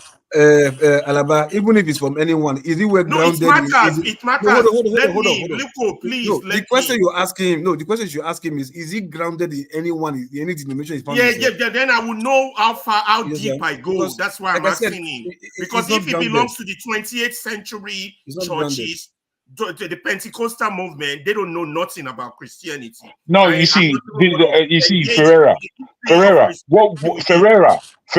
my friend, what we need to be careful of when people are coming with their assertions is not to defend Christianity. Because there's nothing. Wait. Not even when I say defend, I don't even mean start giving it all these portions and playing the game. Don't. The way I see this thing is if you are coming with something to say, then you should come out and say it. If you are saying it, If you are saying it just for reasons of castigation, then it's useless. Because I'm trying to get him out of the castigation. I want to get. He's arguing that he's not here to castigate Christianity. That's why. Well, that's what he's done. That's all he's done. Out of the castigation position. No. It's not to try and get him out. It's not to try and get him out. Wait, Jago, you're judging him. Don't do that yet. No, wait. I'm not judging him. I will eventually. Wait. That yet. I'm not judging him. What I'm doing is trying to get to the point where he tells me where he is coming from. That's not a judgment. He hasn't been able to tell you that. You've been questioning. And that's what I'm saying. That's where I am. I'm not judging him. You're right, Jagu. He has failed on that. He has failed on that. Hold on. We can't just shut him down. I think he actually said his own point is that these religions were given to us, and we are trying to dismiss our own ancestral this thing. I have, but that doesn't make it. His argument was that somebody died. His argument is this. Listen, his argument is that some events in the Bible. No. That wasn't my argument. No, that was lately. That wasn't my argument. Okay, what's your argument? What's your argument? Alaba, listen. Listen. Argument that Christianity is not real, or thank you. And that's what argument is all about. You won't be the first to make that argument. Several authors, several historians. He's making it now. Alaba, can I ask you the question? Let me counter him. Let me counter him a little bit. Alaba, hold on. I've heard your point. Hold on. No, you can't. You're saying that Christianity was made up. That's your argument, right? It's not real. Now. No, you are not. You don't understand me. Take your time. Take your time. It's a deep conversation we're having. Let's take our time. Use 1 minute to explain so that he can summarize your this thing, please. So the truth, I'm not castigating Christianity. When you say you are castigating something, it means you are against something. No, I said, was our ancestors Christians before Christianity came to Africa? You're not saying anything new. Jago already told you Answer the question. It's not fair. You just do what you do. I asked you a question. I said, was our ancestors Christians before Christianity came to Africa? Of course not. Everybody knows the answer to that. So why can't you, who are defending Christianity right now, go back to what your ancestors were? We just want to correct errors out there. We're not in for or against, but he asked a question. I don't know why we don't listen to each other. He's asking a specific question. Ask the question again, please. I said, was your ancestors Christians before Christianity came to Africa? No, he has a second question. Second question. Let me put it to you. Hold on, Jago, hold on. Ask your second question, please. That's the second question you asked. Yeah, the second question I asked was that when Lazarus died, and Bible recorded that wasn't the second question you asked. You asked a question about why you went from our ancestors to the time of Jesus, right? Is it because maybe I forgot. Please refresh my memory. I think it has something to do with why didn't you not go back to what your ancestors were worshiping? Thank you. Exactly. So that's a matter of choice. It's a matter of choice. Exactly. Where you going with that? Let him ask the question in his own words. Okay, ask the question again, please. Okay, now I understand what Father was saying. So, if anybody has a choice to worship whatever they want to worship, don't condemn anybody. Nobody's condemning anybody. No one condemned anybody. Maybe he's speaking from the context that Christians in the South attack traditional religions. Which Christian? Which one? Don't go to that one. They call them pagans, and they see them as backward. And exactly. In the South they do that. In the Southern Which South? They attack traditional religions. No, Christians do that too. Christians do that too. Yeah, where do they do that? I'm hearing that for the first time. Nigeria. Look, can I come in very quickly? Just to put this on a balance. So the back and forth. Wait, local P, please. What we need to do here is understand ourselves very well if we can. In that, what forefathers said has relativity. In the tradition of Christian faith globally says this is the one and only religion. You can only get to the other side through Christ. That is the determination of, in a snapshot, true Christianity. Now, in this, we have been taught by Europeans who brought Christianity to our shores that our practices were dirty and filthy and full of bedevilment. Now, sorry.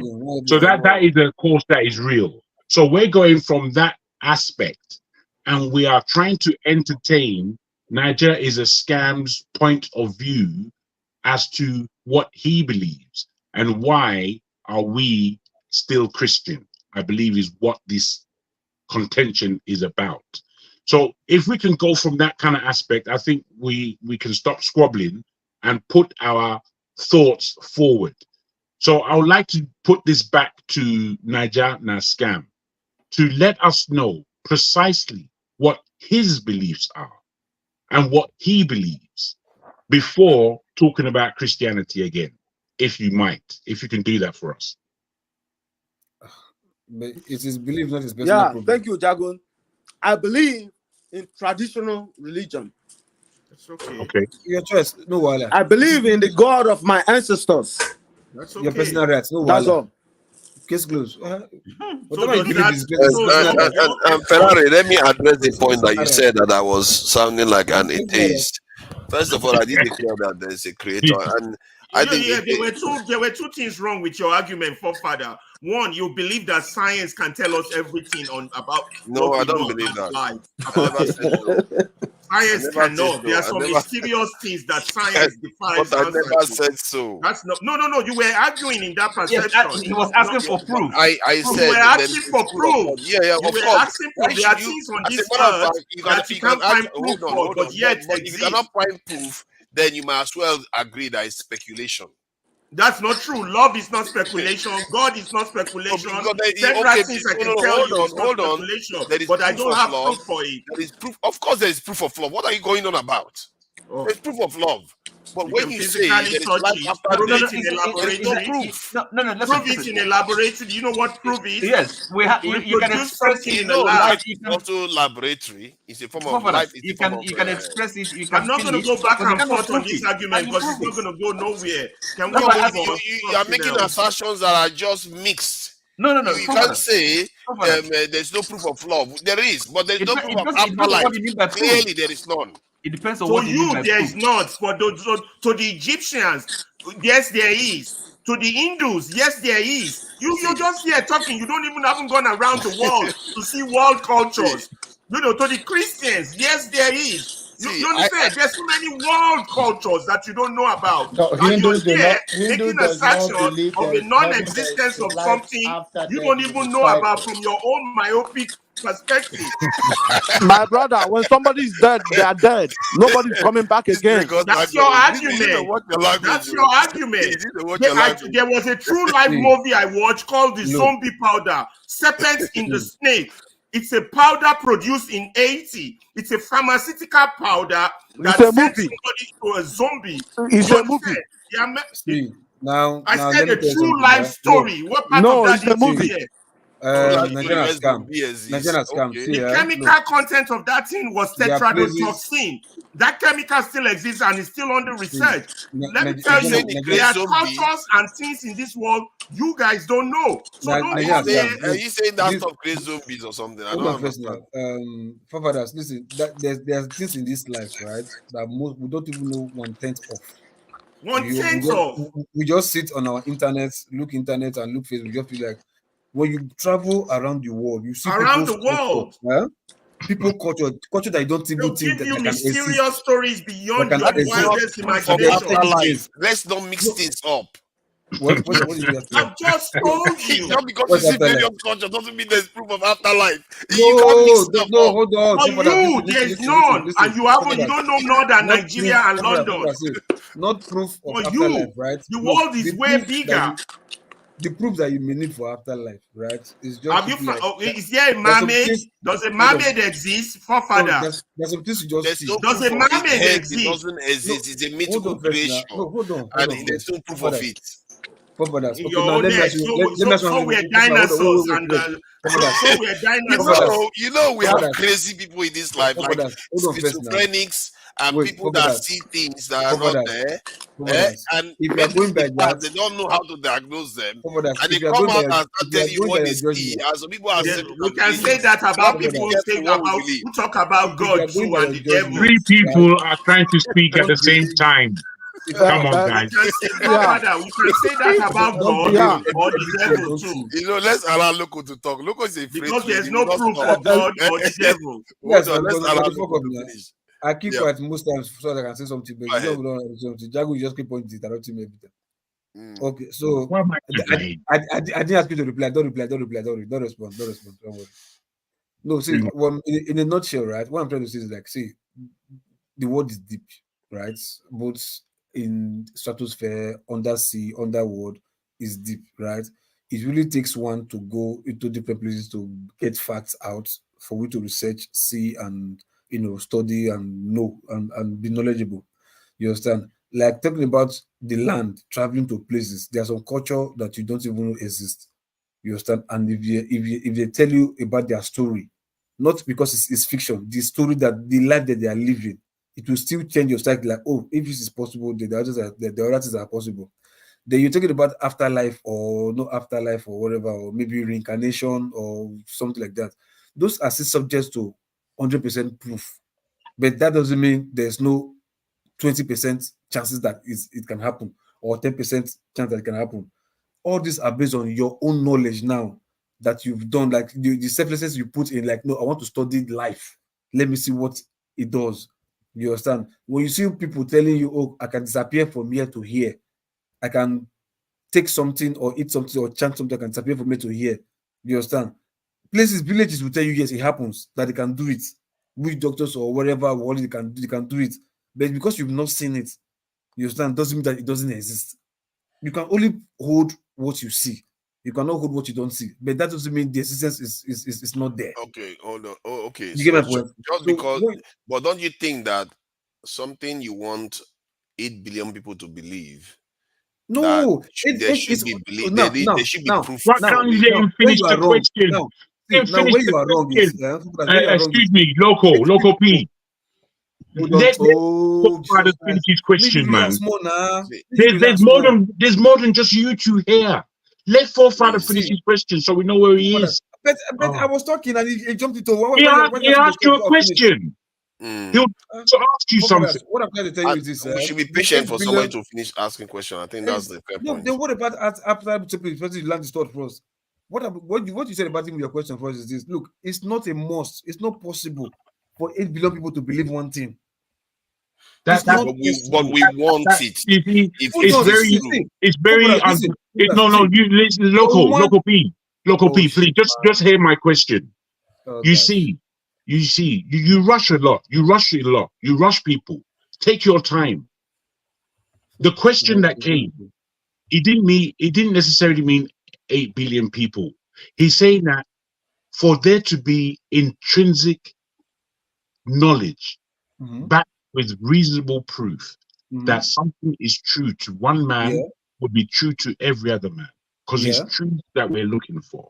So in order for any hocus pocus to become real, then there should be a way of explaining these things that is transaction, that is believable, that can be taken on board. Otherwise, it's just suspicion, and the whole world is full of suspicion. That is what I believe Forefather was trying to put to you. Now, I will say this to you. Take your time with this subject. Okay, now I will say this to you. Response in jargon is this: look, it is somehow impossible because the world is too big for everybody to believe one thing, except that thing is common, which is death. That death is everybody believes. Some don't even believe in death. Some tell you they transit. It's transition, not even death, and just there. Some tell you they don't believe in death, that they believe in transition. So even as common as as common as constant, death is constant. Everybody doesn't even believe in death. They will tell you no, they are transiting somewhere else. Some will tell you no, they die and they don't come back, and that's the end of you. Some will tell you no, it's not the end of you. Some will tell you there's afterlife. So as but you know that there are some things that everybody don't even believe it. But is there? But you are sounding as if that there is something that most of the world don't agree to be true. Like when we're talking about most, we're talking about 99% of people believe it is true. You know that there are some things people believe is true that exist. Some people believe that water exists. Are you trying to tell me that 99% of people don't believe that? No. Hold on. Look, see, when you say water exists, you are talking about some physical things. Everything you see is what you see. You understand? So things that are based on speculation. In other words, science don't prove everything. UFO, does UFO exist? I ask you again. Does mermaid exist? That is based on speculation because it's not repeatable. But water, everybody knows water exists. That is different.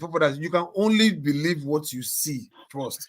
Bros, that doesn't mean that things you mermaid doesn't exist, but this you've not seen talk about it in different cultures. Yes, if it's not believable, but you have to understand, you cannot put heavy weight on it when there is no evidence for it. Yeah, so some things you're like, okay, like I said, now you say man-made, right? So you're saying the only thing believable and the thing science can prove, is that your position about life? Something that there is evidence for. Is it everything that exists on Earth that there is evidence for? You could be crazy to believe that something there is no evidence for, you just believe it for the sake of it. It's a form of this thing, believing in something that you yourself be crazy to an extent. You can't just believe stuff. There has to be reasonableness of this thing, evidence for it. The reason exactly. So let me put this to you. Let me put this to the table so that we have an understanding. Yeah, Ferreira, I must put this to you particularly, especially when it comes to the word belief. You see, reasonableness is of the highest importance. And when we go into the matters of mystery, that's where things become difficult. And where these things become difficult, there should Nigerian scam. If you want to drive, you leave the system, please, in case you don't know. Yeah. You know, he will go back. I'll put him backstage. Okay. Yeah, that's fine. Where mystery is involved, and where mystery is involved, that's where the spirit goes deeper in order to touch that mystery, to touch that truth, to touch that, to have that experience. Now, there are many experiences that human beings have that they ignore. There are many experiences that they won't share. There are many experiences that they are afraid of. And within this paradigm, it is only when two people share the mystery they've been going through that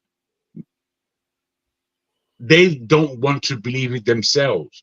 But now when they have shared this experience that they have both had, which is very similar, if not the same, they are able to learn from this experience, and sometimes they are able to defeat this experience. It's something that happens in life. Now, I put that forward to say this. As an adolescent, between the ages of 16 and 19, let's say, I used to have this experience, a spiritual experience. And I said, what the hell's this? Until I exposed it, it was only then that I knew how to tackle this experience. Now, the experience was of me sleeping and noticing a spirit covering me and holding me down. I could not move, even though my full consciousness was there. Could not move an inch.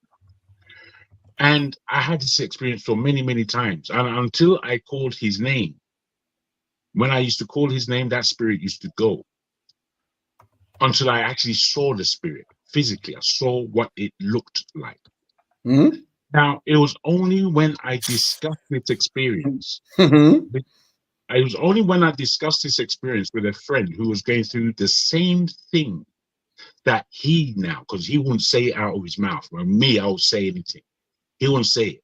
But because I was discussing it, he said, oh my God, that happened to me. That's been happening to me for 5 years. And I'm so frightened. I don't know what to do until I told him. And when I told him what to do, the thing ceased from happening to him. Now, this is all happening in the world of invisibility. So in sharing what I'm saying, it's not everybody that might have gone through that. So they may look at me as some kind of sparkle. Exactly. But that person, can it be proved in an experimental lab? No. No, it can't. It doesn't exist. Let me land. Can be proven. Ferrari. No, see, what Jago say happens to me too. I have a skill of doing that. If he holds me, I just move my toe. Or just move my toe and it's gone. I don't even say anything. I just move my toe. Just move my toe. All I'm saying is that experience, to those who haven't had it, how do they now believe your story or what you're talking about? Yeah, but it doesn't correlate with what he's saying. He's saying if you can't prove it, it doesn't exist. That's why I'm asking you. Did it happen to you? Yes. There's different types of proof. It's not just scientific. Two people's that's word. The only one he believes in, and that's two people's word. No, let's not throw stones. Two people's word is seen as proof in a court of law. Exactly. So these are different forms. Which is why I agree that there exists God. Why? Because I have not seen him physically. I can hold him, but men of authority that I believe, men who I trust, you understand, have told me he does. So that's shared experience. That's what forefather is against. Oh, if the white man don't put it in a scientific journal, it doesn't exist. Then he doesn't know much about life. I think some of the stuff that was described, I think there is an experience that people have. I think it's called a form of sleep paralysis. Yeah, that's right. That's what they call it now. That is what doctors will call it, sleep paralysis. Yeah, Sam. But the only thing where my own is different is I'm always asleep. But this one that Jagu says is awake, and even Black Beauty say their eye open. My eye not open. I sleep at the sleep. Where they happen. So when I eye open, and I witchcraft the press for that. I think people let's allow Jonaba if you want. Jonaba, you know you can join at any time if you want to say something. Yeah, please go ahead. Oh boy. You know I think what we argue sometimes is based on not tangible thing, and faith. The world we live in is a world of faith. It is through faith science also exists. Is looking to what you can use your intellectual to bring to reality. It is faith. So the Bible put it in this way, say faith is a substance of things hoped for, evidence of things not yet seen, that you can actually make it seeable is still science, which means like that you imagine something and how to make it a reality is still a force. So if faith also can be defined as a living force that you use to capture the image of what you want to see in reality. So when we and like the guy Nigeria's camp, I completely believe completely respect his view, and I have no problem with him whatsoever.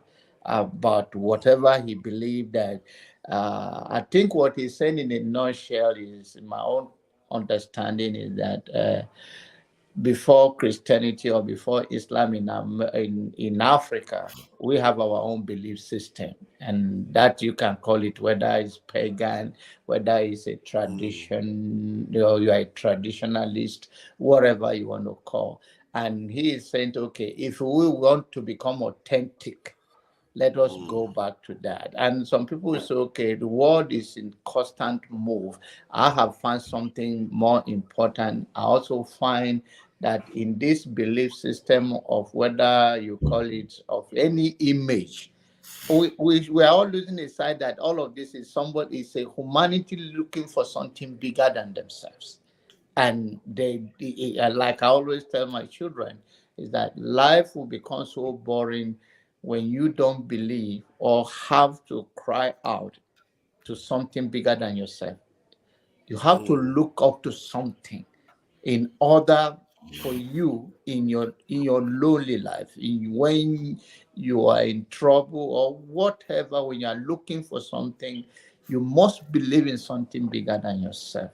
So whatever that can be in your life, whether you call him God, whether you call him in your language, whatever it is, it will help to relieve you. It's just like me coming to one of you to share my issue with you. It's not necessary that you are bigger than me or another human being is bigger than each other, but at least it gives me the opportunity to vent, to at least express myself or share my experience with you. And you may have the same experience, and you can tell me, okay, I've experienced this before. This is the way out. This is the way out. What you are telling me, I'm also struggling with it. In short sharing, we all build ourselves. What was a problem in Africa till today? We don't know how to have our history preserved. We don't have that unanimous of voice to believe in something that we can call our own thing, apart from the Ethiopia early Orthodox. So in the other side of it today, heard you guys talking about Christian in the other part of Nigerians going to home of the pagan, burning down their gods.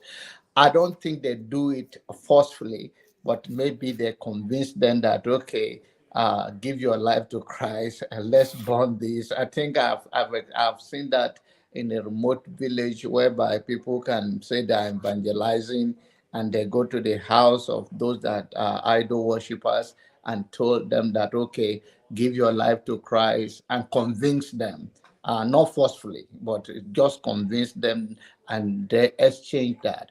And the world is changing. One thing we all should wrap our head around is that there are other languages that were stronger and more popular than English language before.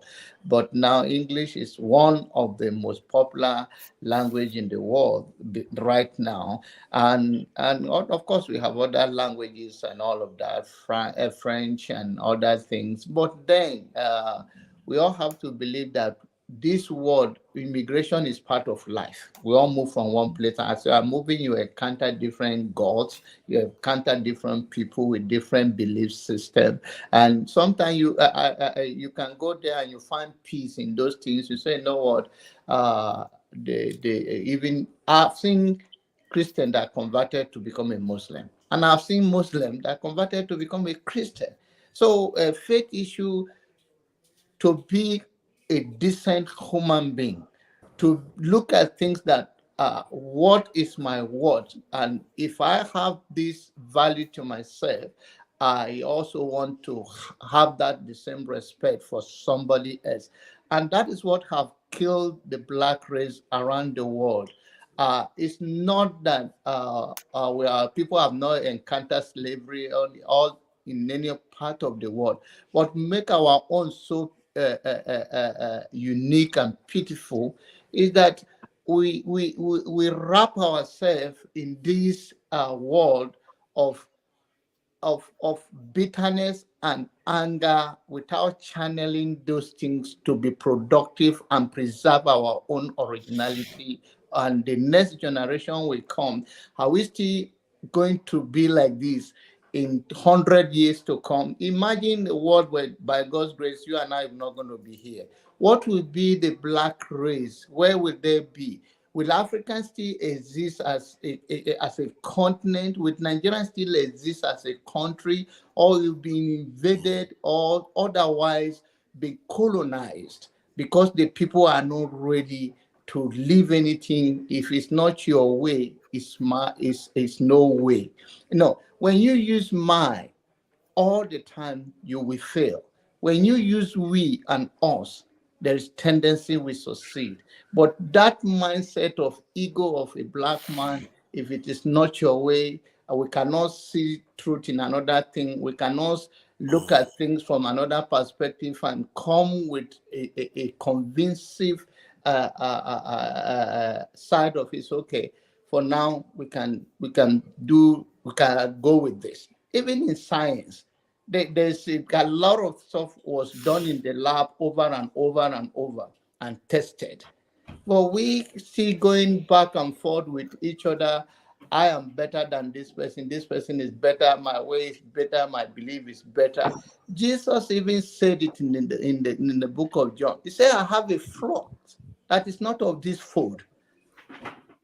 You see, so he was telling the Gentiles, even now that you believe what I am telling you, there are still people who does not believe what I'm saying, but they are still the same my people. If you want to go in that this thing, so it's weird that we think that somebody in a Christian will come and tell you, so Jesus said, I'm the way, the truth, and the life. No one come to the Father except through me. But the same Jesus told you that I have a flock that is not of this fold. So all of those things, we can be a decent human being by creating a pathway for the next generation to have enough electricity, infrastructure, our own way of life that the world can envy, because the reality is that African land is the most richest land on earth, yet we are the most poorest people on the surface of the earth. I think I agree with that. There's this thing that the Japanese call kikubari. Is translated to be considerate of others. I think in society, the whole contract of having a society is taking other people into account and division of labor so that we can be able to progress as a people. And whoever started that invention, it was a great invention because it's led to the success of human beings being able to exist in this world in this capacity where we can determine the fate of the planet even. So that it tells you that when people work together is their greatest, they are existing in their greatest self, in their greatest manifestation of life. And we as a people have moved away from that and become too individualistic, and because of that other people are getting one over us all the time. And until we start returning back to not putting ourselves, our own personal convenience first, then we are still going to not be able to manifest ourselves in our greatest power. That said, though, and go ahead if you want to say something. Yes, thank you. I like where you put it and how you put it. But I'll take it elsewhere and see if there's any other paradigm that you can bring that is similar. The act of doing for others is a real act of humanity. We do for others and it gives them pleasure, and there is pleasure for us in giving. In fact, I would argue that there's more pleasure in giving than there is in receiving, as much as it's great to receive. I would also say that it is within the, for want of a better term, Christian tradition that God initially, or Hebrew tradition, God initially, we spoke one language as the human race. And then through Nimrod, our languages were dispersed right across the different languages because we were trying to attack God. So God was laughing at us and made us separate by giving us different languages. Now, in the fact that he gave us different languages, it's not that he wanted to separate us, apart from separating us from being clever enough to join to attack him. What he now put on the earth is Christ. And as he put Christ on the earth, he asks us as humanity to gather under this oneness, come together under this. Now, I only say this not to speak up for Christianity. That's not what I'm doing. But I'm asking, leading from what Forefather has just said, if we understood what he said, which other faith, tradition, culture, people have suggested righteously that we should come under one banner and enter into the promised land, as it were? I don't know of any other faith or humanity that is telling us that. I'll open it there. Okay, can I just add to what you guys are discussing? It's interesting. Now, yes, because Jagun, you're right. Christianity, and that's the reason why Christ is described as lumen, light of the world. And I mean, with the coming of Christ, of course, we know that's, if like, the beginning of more or less time, because in the ancient world they didn't see. I mean, they had quite a different concept of time. Okay, but then let me refer also to, since we're talking about paradigm. Okay, now you discover that in the Aristotle, Plato, they talked about, this res publica, public interest. Okay, so even Cicero, okay, the idea of res publica, public interest. And when you come to Catholic, the Catholic, if like theology, we have it as the common good.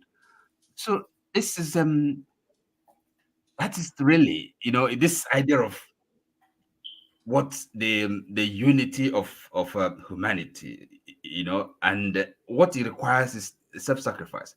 So this we have to realize that this in the philosophy of individualism, that is everybody is one, is war of everyone against everyone. It's really something that is modern, um when you have to think about John Hobbes. Okay, so before then, the classical period, legal philosophy and political philosophy, society or the police, the political community is about the interest, the common interest, the general interest of everyone. People have to kind of look after each other. It's not all about your interest, your selfish interest, individuality, and all that. So and of course, as Jagan rightly pointed out, Christianity is like, with the coming of Christ, this is kind of brought into the modern world. But since history is not something that is straightforward, is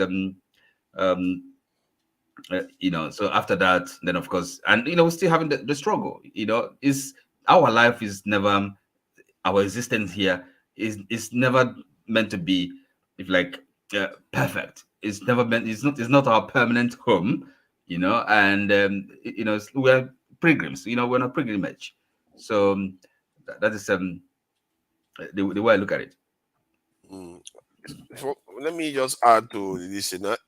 I feel like from the point of view of the way we observe reality is affecting everything else, and maybe that is why the point this in John Abba raised about the way we are individualistic and want to do our own thing, being ourselves.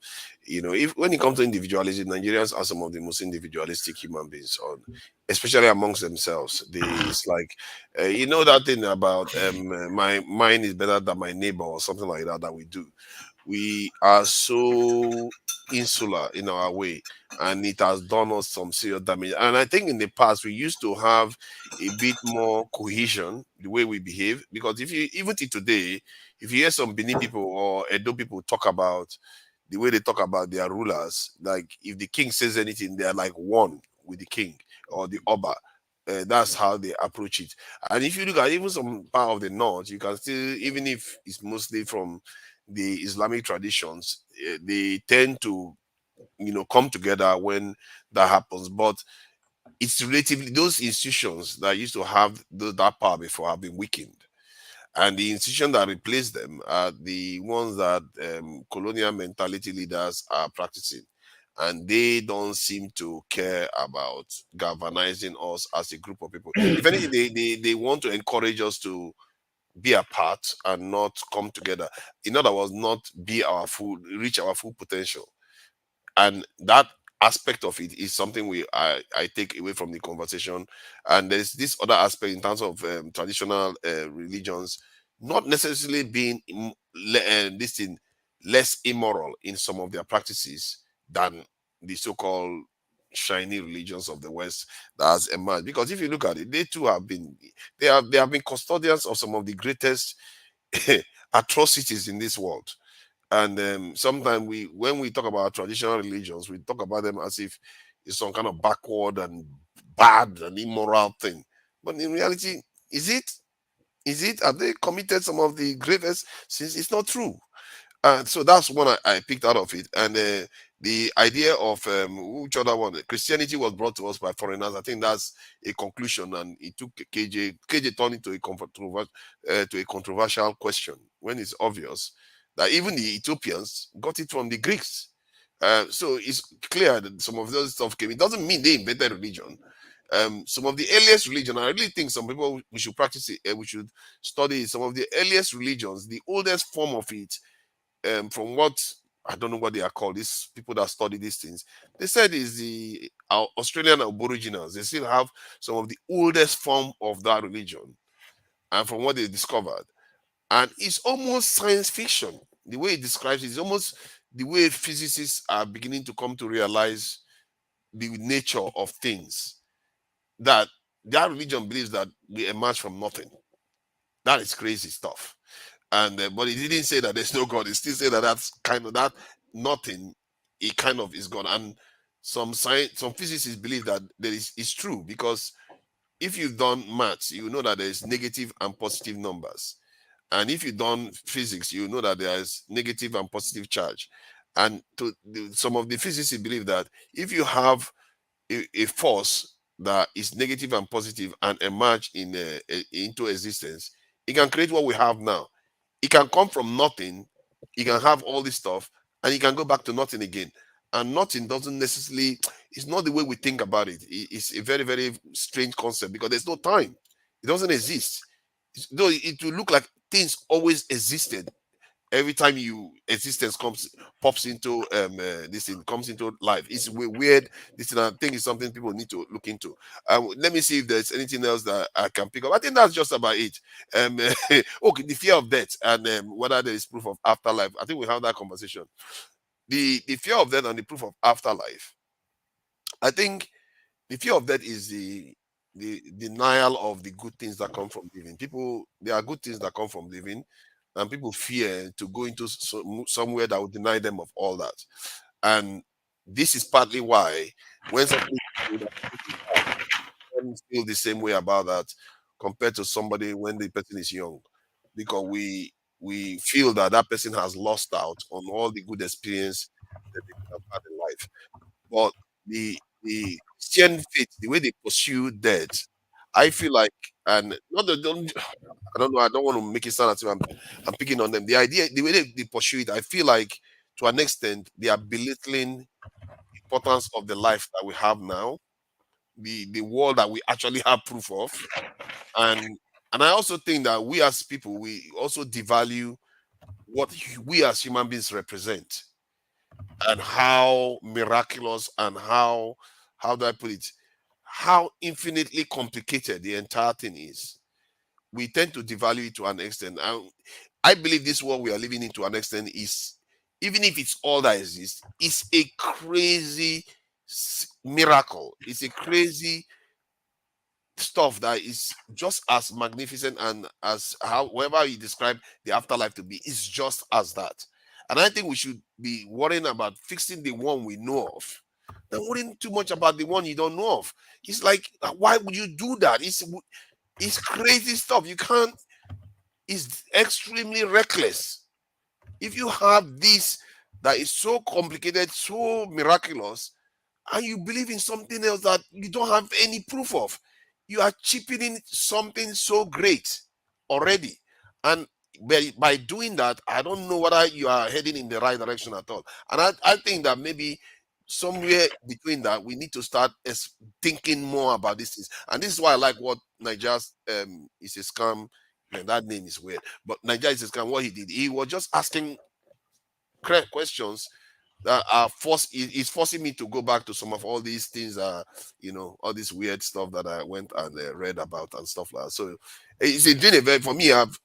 It forced me to start talking about it. And I think we should be doing more of it as a people. And I really regret that we don't have a lot of philosophers in Nigeria. All we have is Wole Soyinka, and comes and makes statements. We don't have philosophers that question all these things. We really need it so that it can go back. It will enrich our tradition, it will enrich our culture, and it will expand our horizon. Because so far the horizon we have be limited. I'm sorry, I think I'm done now with my rambling. I think that's fair. I think that's fair. I said, you know what I would like to see, and I dream of from time to time, and I actually want to actualize it in some way. It will be the most difficult thing in the world. I want the whole of Nigeria to have a discussion on religion, on faith, on spirituality. And I want that the Christian, the Muslim, the Islamic, the traditionalist, the non-believer, that him with a different aspect, experts, people who really know their stuff, to come and have a full conversation, public conversation in Nigeria that They allows. can never have a rational discussion. Wait. I hear you. They would not be rational. Wait, bros. I would like to see it happen where it affects friends, families, everybody, to the point that this kind of discussion would be seen that all the questions are not going to be answered, but they're going to be asked. And we are going to allow the freedom of speech to ask real, serious questions and come to a point where even the Babalawo is given the respect that they deserve. And I think that Of would course. assist in people like Najana Scam, and those who really have a secondary position on the question of belief, to feel part of the family. I think it would do us a great service. And I think for the large religions of Islam and Christianity, Catholicism, maybe this is a way of taking back power into Africa and away from the Christian Islamic point of view where Africa is concerned. And I personally think that would be a great thing if it was ever supposed to be allowed. Thank you. Who is next? Yeah, Janab, I want to say something. Yeah, I think we are not a people that really, not everybody that's really open to try something new or open up to accept a new thing, or even if that thing is old that they tell you about, to say it's okay if I can have a conversation or get to know it better. I think we are afraid so much of everything that we don't try or what we've been told that stick with us. And I understand that change is not that easy. And I also understand that just like we are promised of heaven and glorious in, but nobody want to die even at old age. So I think is and if we find out the percentage of black people who believe in that are much, you see, the most thing you should be afraid of in life is not death. Death is the experience sometimes that people don't want to go through so much of pain, just the experience. But death is inevitable, and you don't attach success to age. That because you live for 100 years, it make you live a fulfilled life than 50 years old person or 40 years old person that died. That is not how it should be. It's a fulfill of life. People like Martin Luther King and so many other people that have died, they will wish to live longer, but they fulfill a purpose in their life, even by giving their life for others. And that is what we lack in our place. Nobody want to go through the pain to bring the general change. And if we continue to live on that edge, between that fence, we will never get to a collective promised land. Because when somebody know that you have determined, even the Bible said that to live is Christ and to die is gain. That is what Paul said. To die is what? To live is Christ, to die is gain. Gain. Gain, like you gain something, like you gain. Yeah, that's interesting. Yes.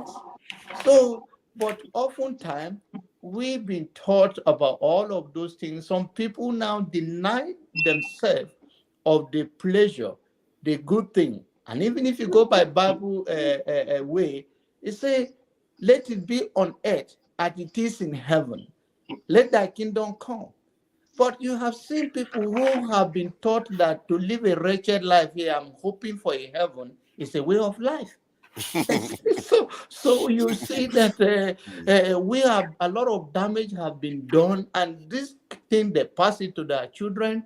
Some of them, if you see their dressing, is a very, very backward dressing just to portray that I'm waiting for heaven. Some of them will say, and And I think it's also the religious leaders and the politicians in Africa and the elite have used it against the people very well, because you are giving them a hopeless hope that you tame them to live to their own God-given potential, promising them of life after death, but they are not fulfilling even scripturally.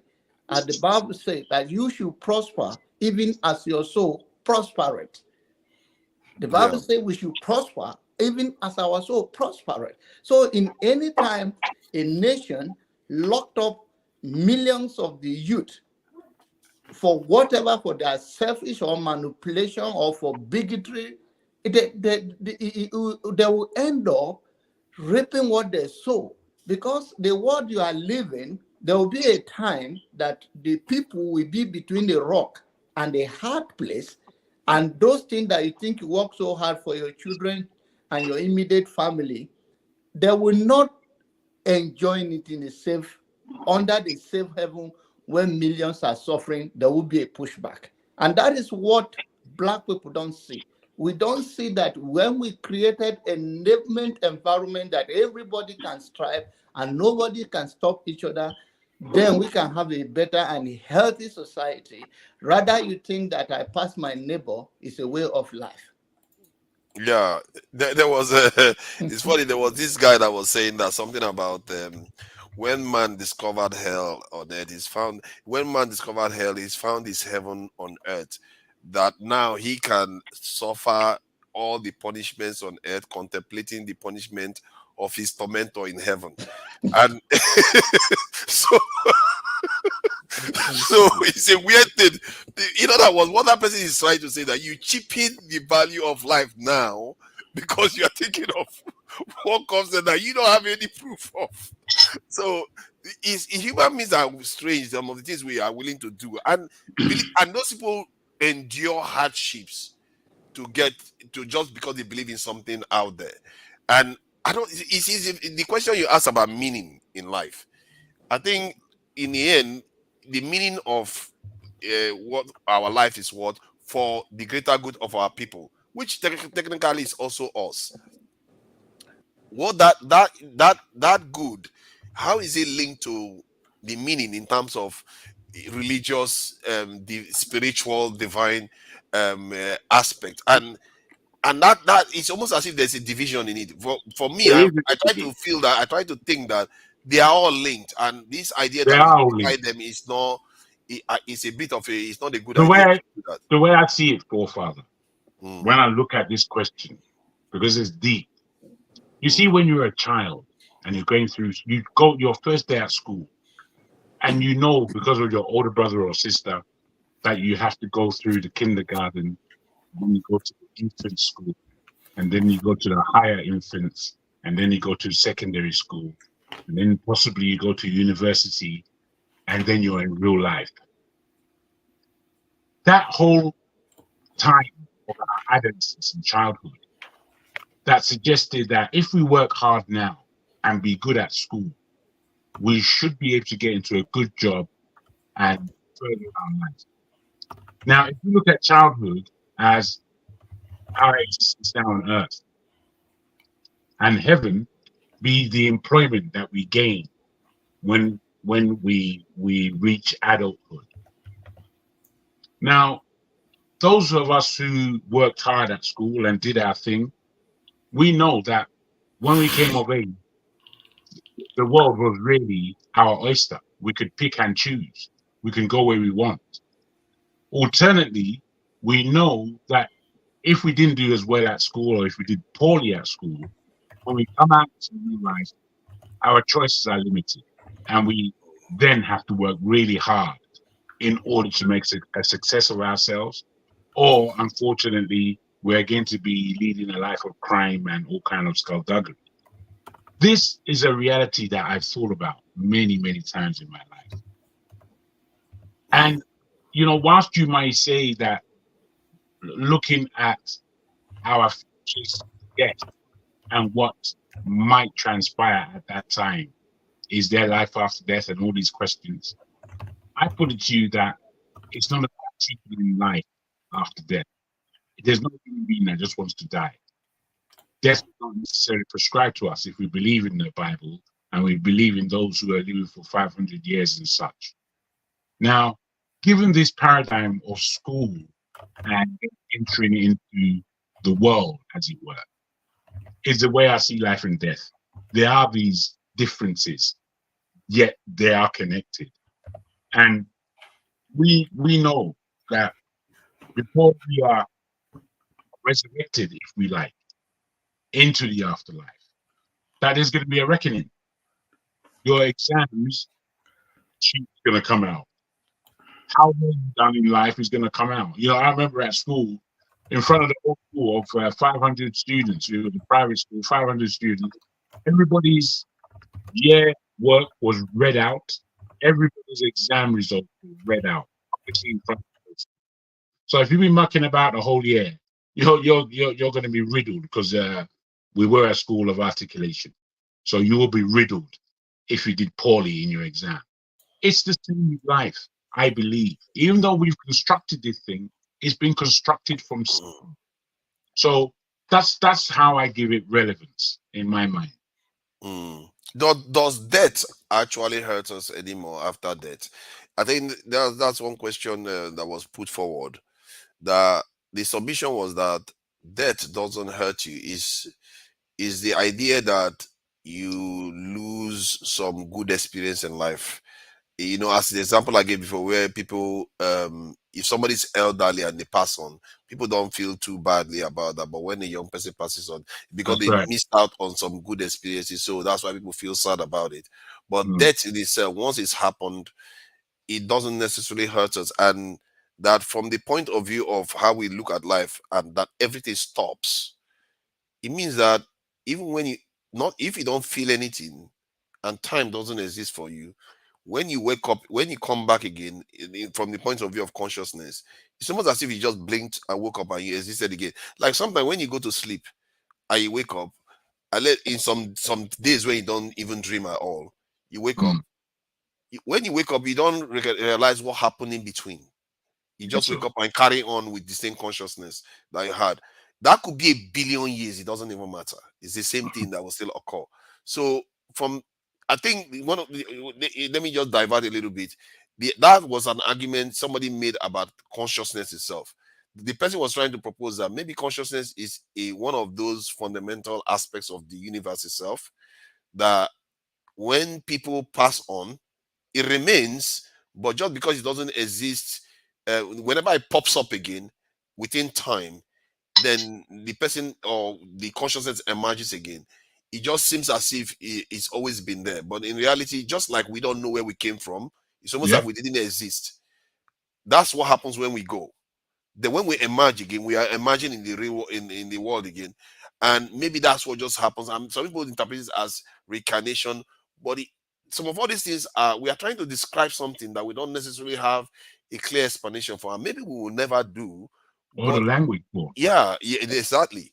But there's a deep truth in there. Like even all this religious stuff that people talk about, I don't dismiss them because there is some truth in it. It's just that the explanation is not necessarily accurate. The way people used to think that air exists, but we don't know what it was until we find out what it was.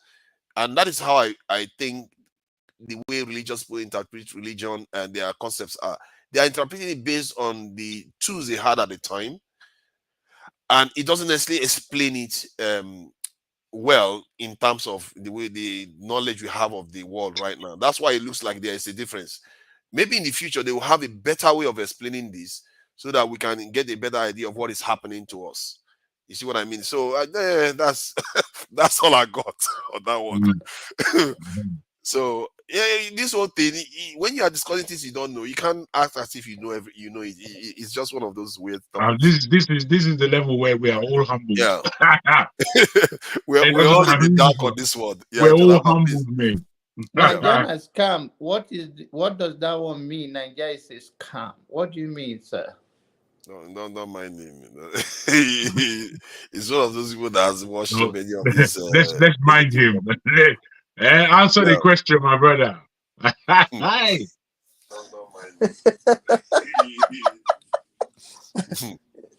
Yeah, Sir John Abba. I mean, why I said that was because everything going on in Nigeria is a scam. You know, when you check it all around, you will understand that everything is just a scam. They are just trying to deceive the citizens, right? But that is by the way, anyway. I put it up there when Tinubu went to UN to make a speech. So I just put it up there, you know. So, but that is by the way, anyway. Is it my time to speak? So is that the summary of your Nigerian scam? In America, is not a scam. Everywhere, everything is a scam. Not just Nigeria. So why don't Why, you say why the didn't word you is just a put it scam? down? Exactly. Okay, That would be a better name. That would be a better name. What is okay, a I will. scam? I will. Yeah, I will. that I will. because I will. if I you will. want to This is be not about honest to Nigeria anyway. yourself, and just like I was amazed by this guy today. He said election here is not election but selection. Our guest today. So that should answer some of those questions that you guys believe that it's a number of people. I always tell you guys, I don't want to go into deep that you think because you vote, you're going to get a lunatic. And then I'm not saying the person there is not a lunatic or is a lunatic, but the people that in power, they don't look at you that way. And you can be, oh, my brother Lamide say any little thing say they sweet the people out there. I said, okay. Now you have somebody that tell you that American election is a selection. And I was amazed. I was amazed by that because I vote even in primary. So I vote in the local thing, and this guy is telling me right now that my vote doesn't count. Yeah. So I think if you want to be honest to Nigeria and to the whole world, then you put the word, it says scam, not only Nigeria. Yeah, sure, for sure. It's not just Nigeria. Thank you. Everything happening around the world is a scam. Thank you. Yeah. Thank you. So because the bourgeoisie is, all they care about is what they're gonna get. It's not about the people. I have co-workers. They are from Laos. I mean, from Myanmar. Former Burma. They are not happy either. Nobody's happy in the world. Yeah. So, but let me just. Is it my time to speak? No food. I guess so. Okay. Go ahead. Okay. So, like forefather said, what you don't know or what you don't know about, you can't argue about that. Because people argue about when they die, they're gonna go here or there. You don't even know. You never been there. We all have people, families who have passed, who have died. They never told you nothing. Somebody said, if you are planning to go to heaven, could you imagine if where we are right now is the heaven and we are making a mess of it, and you are hoping to go somewhere else where is better? No place is better. You got to make where you are better for you, to inhabit. You understand? So I don't have much to say right now, but what I have to say is when you die, you don't know what's happening. You don't know. The body we are living in right now, as in consciousness, is because we are living in this body. When you die, you don't know what your soul is doing. You don't know. You have no idea, right? So that is all I believe in. I just believe that my consciousness is between me and my God. I pray to God whenever I close my eyes in death. Whatever that happens, it's not my business because I can't even have control over it. Like right now, I can decide to go to the bathroom. I can decide to go out, drive out, do whatever I want to do, But when I sleep in death, I can't do all that. I can't decide. You can't even decide. So why are you bothered about what the pastors, the preachers, the prophets say to you? You don't have to, because you don't even know. The pastors telling you all that, they've not died before. They haven't died before. Nobody have ever died before. That's it. But you know what? I do But like the way you you too, talk. I'm not disagreeing with you, but you too It's they've have not not died died before. to prove that is not in there. So it's both ways. You don't believe in those people who believe that there is life after there and there is heaven. Whether you are saying now is pastor or is a prophet or any leader out there, but that they are telling them that, of course, some of them follow a Bible or any book that gives them that idea that there's a life after death. But you two have not died to see that there is nothing like that. Okay, Mr. Jonaba, I want to make you understand that believe, if you look it up in the dictionary, you believe what you don't know. That is belief. But what you know, you don't believe you know. Right? Let me put it to you, my friend. Do you believe, or do you think belief is stronger than knowledge, or knowledge is stronger than belief? What's your take? Yeah, knowledge is better than belief. Why? An idea is better than knowledge. Yeah, please go ahead. No, you're talking about idea. I thought he said. No. I know. I'm just adding to that. I think you are correct with what you said. Go ahead. Yeah, because I believe that I know that my father is my father. I don't believe he's my father. I know he is my father, right? I don't have to believe that he's my father. When I say I believe that my father is my father, it means there is a contradiction, right? So when you believe on something, it's just a belief. But when you know something, it's just like a scientist who went to the lab. It's linked to evidence. Knowing is linked to evidence. Absolutely. Absolutely. No. You've answered my question. I need to direct you as to why I'm asking these questions. Now, for all the argumentative positions that we can take on what I'm about to say, put the arguments down and focus on the question. It is said that Christopher Columbus discovered the Americas, and he also understood that the world was round at a time when everybody thought the world was flat. Now, there's a lot of controversy about that today, but let's take it from that paradigm. Was it knowledge that took Christopher Columbus to the Americas, or was it belief? It's knowledge. No, you're wrong, bro. It was belief.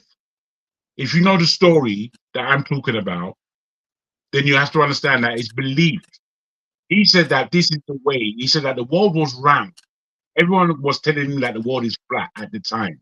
He said that there's a way that we can get to India if we travel westwards, that we would arrive all the way round back in India. What that was, sir, was called belief. And belief is always more powerful in our world than knowledge. When we believe, we create. We create from what's in our mind's eye. Nobody knows what's in your head. But when it now comes in, you've spoken it, everyone thought that you're crazy. But then you built it in reality based on what you believed and what you knew and what you were able to surmise in your mind. And it came out into fruition, into reality. The people that looked upon your creation were spellbound. They didn't believe what you were saying. In fact, they knew that you couldn't create what you were talking about. Belief is always stronger. I think. I disagree with you. Hold on. I'll give you a chance. I think that's an interesting point that you made. I think between what Jagun just said, there's a grain of truth there to an extent.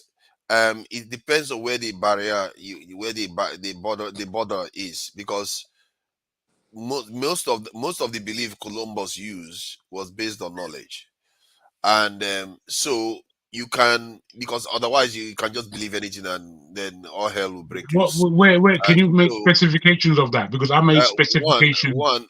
Yes, I can give you an example. They had a map, they had a compass, and they didn't have a map to America.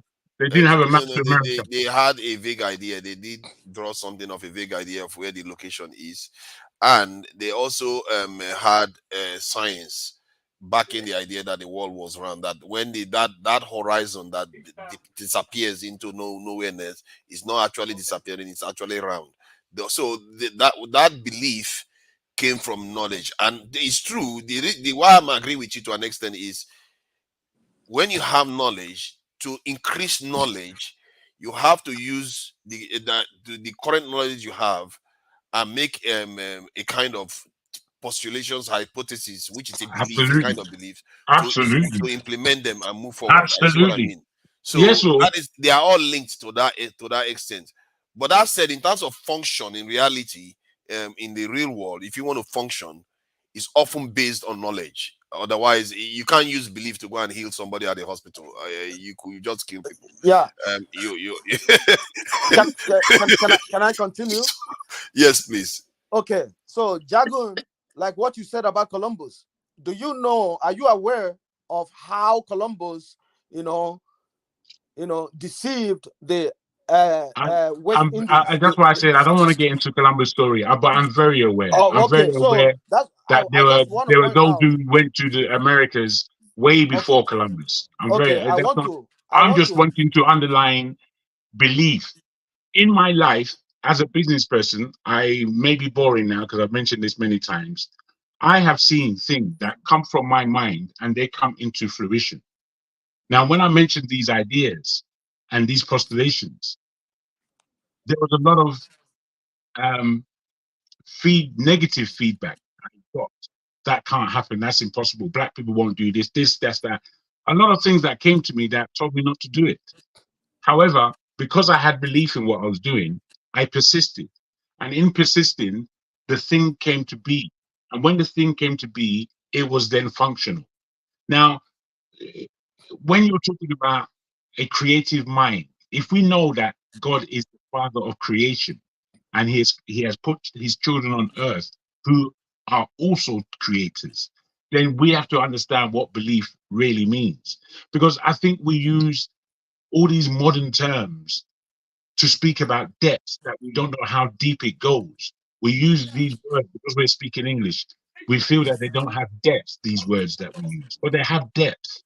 And belief is a word full of depth. And you can dismiss it at your own peril, just to make a silly little point.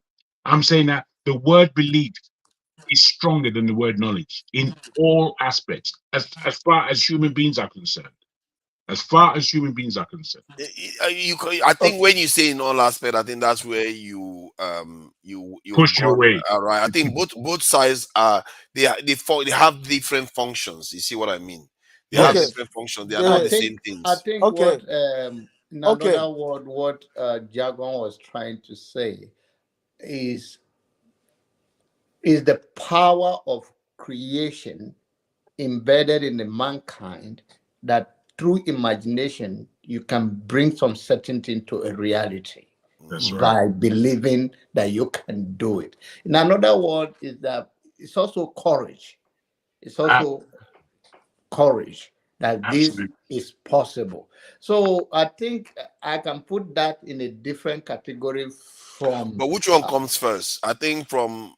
If you look at it, imagination comes first before belief. I think the one that the word is scam. The word is a scam. That I would believe that than Nigeria alone, because the word is a scam. So it's not only Nigeria. So you cannot just have a bad image. No, Abba. When we say the world, I don't like that, because the world is not doing as bad as we are. I think we should. Then you don't. You want to stay by? You want to stay by? Stay by? What do you mean? Yeah, you said that the world is not doing the way. So you think we are the worst people on earth in terms of? I'm not saying we are the worst on earth, but our actions is producing a terrible result. And what do you want to get? You see, we lighten. Listen, Abba. When you want to get a good result, do you dwell in the past or in the negative to produce anything progressive? So you criticize the negative. If you want to get a good result, you criticize the negative. Now, I think you minimize the danger. Listen, from a very narrow perspective and a demeaning of your own entire world, that maybe what you are suffering is somebody imposed it upon you, but you just believe that, okay, this person have a better life than I do, and then for me, you just made a long speech that has no bearing on my objection to your use of, say, comparing Nigeria to the world. You just made a long speech that we've gone elsewhere now. Yeah. Well, I just wanted to say, let me just say this. You know, it's very disheartening that we have this negative image. It's not negative. I wouldn't. Look, okay, okay, let's disagree on to agree. I believe Nigeria is a shithole. US is not a shithole. So when you say it can be in a different, is I can put it in a different perspective. It's not you a can put it shithole in, you can because sugarcoat it all you want. regardless of the evil, they have provided opportunity for people to strive, but doesn't mean in the magnitude of evil, Nigeria is somehow bigger than America. Yes, it is. Okay, let me continue. America just supervised. America just oversaw. Nigeria have not gone to a war. America just Nigeria have not gone to a war and wipe away. Why would I want to compare evil when I'm more concerned about elevating my own status? I'm like, okay, well, that guy killed 4 people. Listen, that guy killed 4 people. I only slap 1 person. I don't know. I'm trying to make me. I don't. Is that not relevant? It's proportional. Is that not relevant? So the proportionality minimizes my action and wouldn't make me correct myself. No, it doesn't minimize. It does not minimize. As long as the whole world does it, and you rise up above the press the same time. No, everybody does it. So why should I fix myself? You can do it, but I'm trying to say Nigeria is not the war. Listen. That guy can I continue? Please. That guy is a rapist, and I just forced myself on a woman. So because the guy is a rapist, that just makes it right for me. You have this way of classifying in your English word that you make it look otherwise. Can I finish?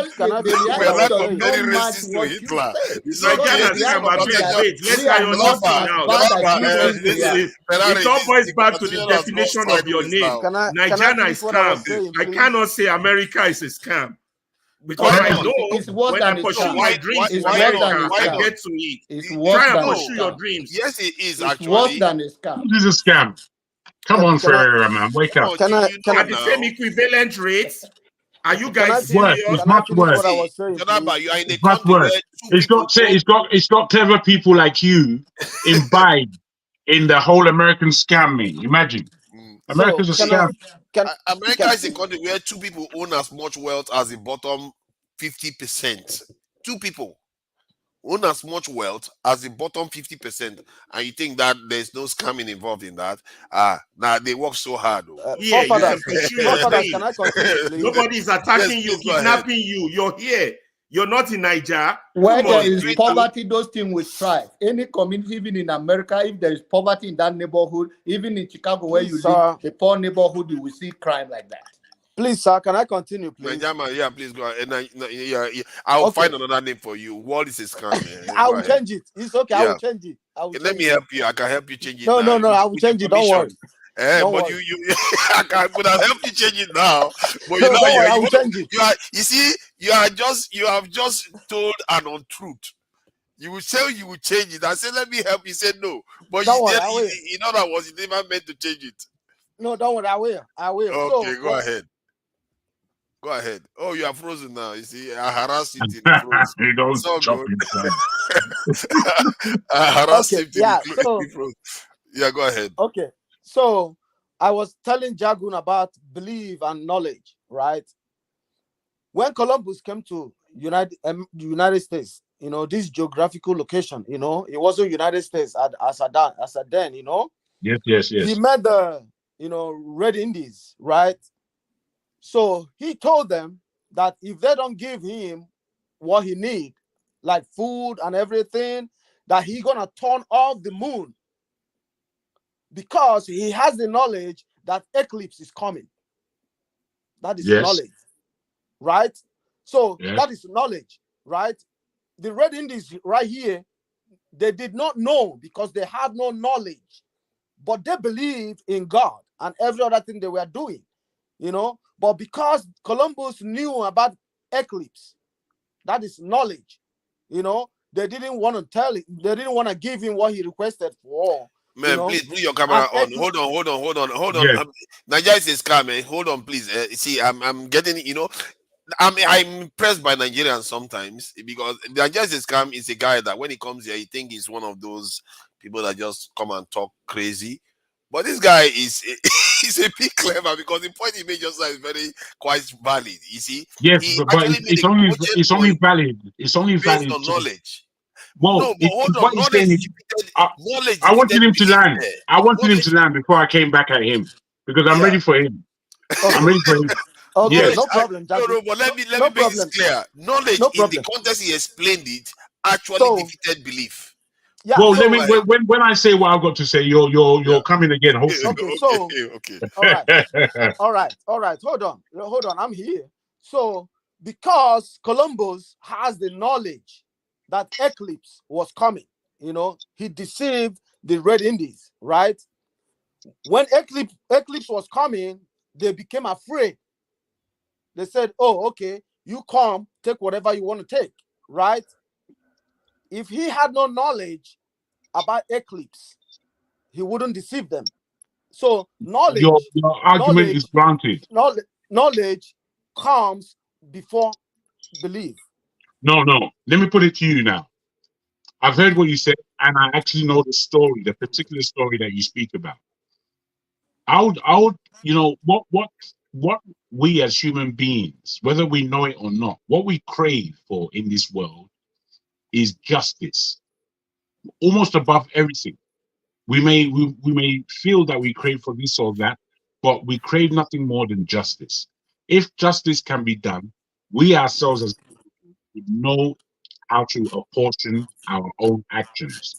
Now, I'll put it to you like this: the knowledge that Christopher Columbus had in entering into what we know as the New World at the time, and using that knowledge in order to manipulate and badger the minds of the innocent people that he came across, was how to use knowledge for bedevilment, for the devil. That's evil, what you spoke about.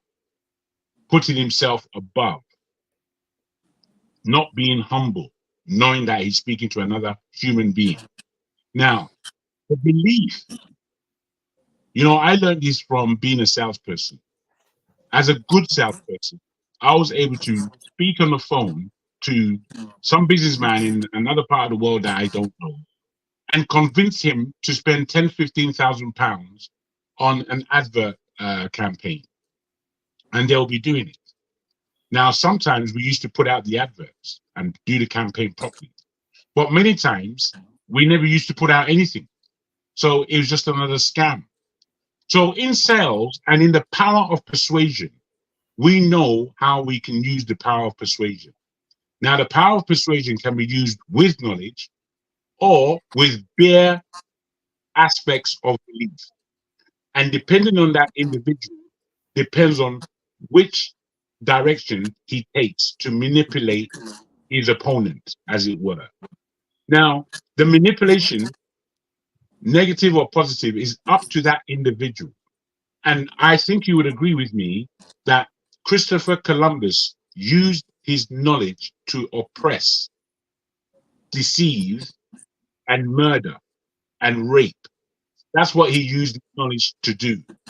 Whereas the Indians, understanding what the tongue is, understanding their belief in another human being, we would see it as being. Just to steer you in the right direction. You are heading No. I'm you're putting it not to you. confronting his argument. No, I am. Listen, I'm putting it to you that his argument was based on not knowledge and faith. It was based on individual uh, persuasion. What was persuading Christopher Columbus But it to was be? based on firm knowledge. You see, It the was based point on fair knowledge, is, and the knowledge is to be shared, not to be used against somebody. No, it's Just not what like I'm talking about. no, but It's the not point even. he's making I is don't that he care. used I don't care knowledge about what to you use it defeat belief. for. So what that tells you is that belief is not necessarily accurate. It's a form of speculation, educated speculation. Why fair, knowledge is more this is firm. concrete and it Yes, You can be understand me? repeated and it I has think I power. understand you, but I'm So still making the point for belief, because there's a way that belief acted. Belief, if you like, was on the side of the Indian, and the Red Indian believed. Why? He didn't believe because he was stupid. He may have been a little bit naive, but he wasn't stupid.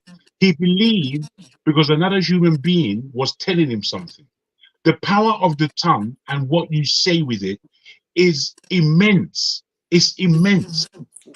Lying is one of the worst things on this planet. And manipulating a man's mind is second to that. And I'm putting to you that his knowledge persuaded him to lie, steal, and cheat. That's what his knowledge did. Whether he was accurate or not. Mr. Jagun, please understand me, okay? And on the side of Columbus, he has the knowledge, right? On the side of the Red Indians, they believed what Columbus told them. That is why I told you that what comes first is knowledge.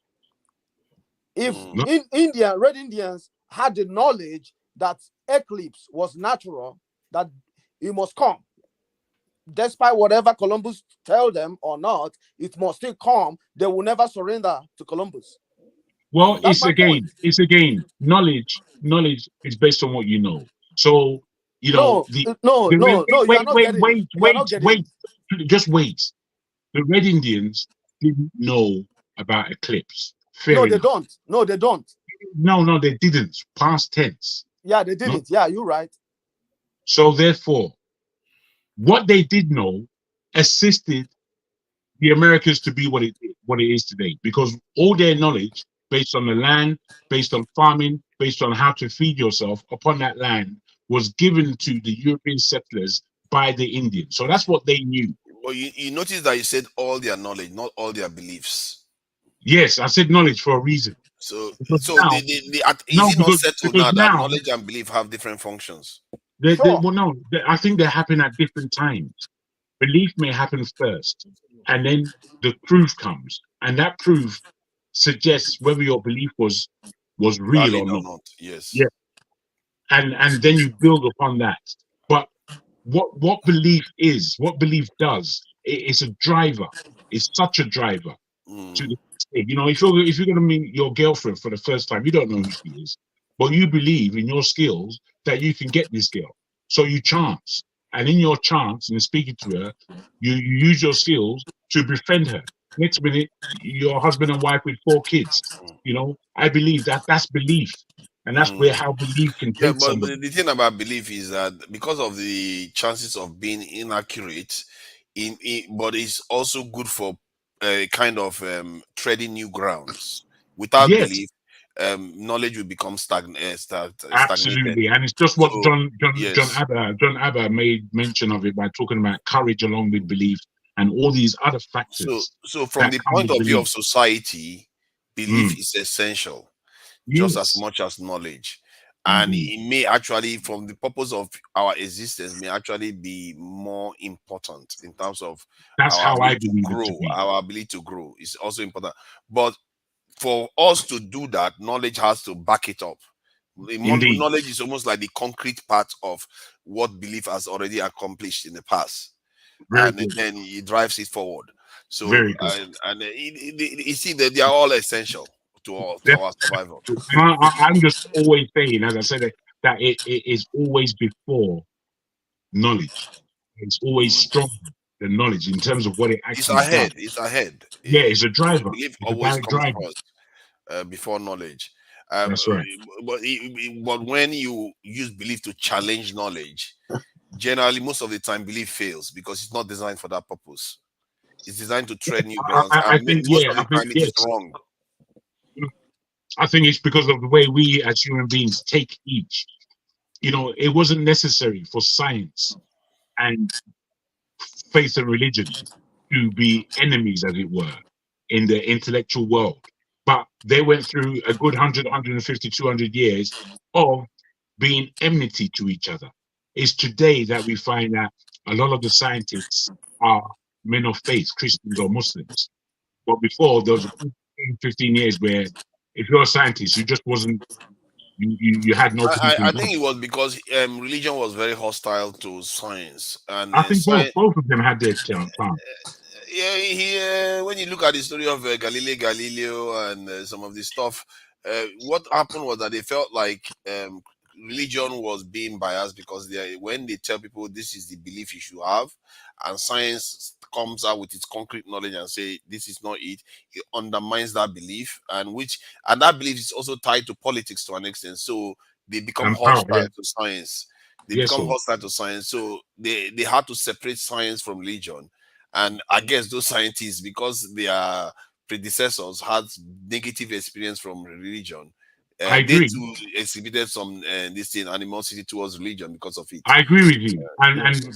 the whole aspect of power being in the principle All that right, I'm gonna that's what I'm should gonna let leave us I'm gonna know. leave the studio That right now. hold on, Thank guys. you so That's much, what should guys. let us know to somewhat stand. Wallace is calm. You're welcome. Thank you so much, forefathers. Thank you, Hope Jagun. you Thank you, Oti. join us next week. Thank you, Yeah, man. everybody. Come again, man. Come again. Yeah, sure. Nice to have heard from and seen you.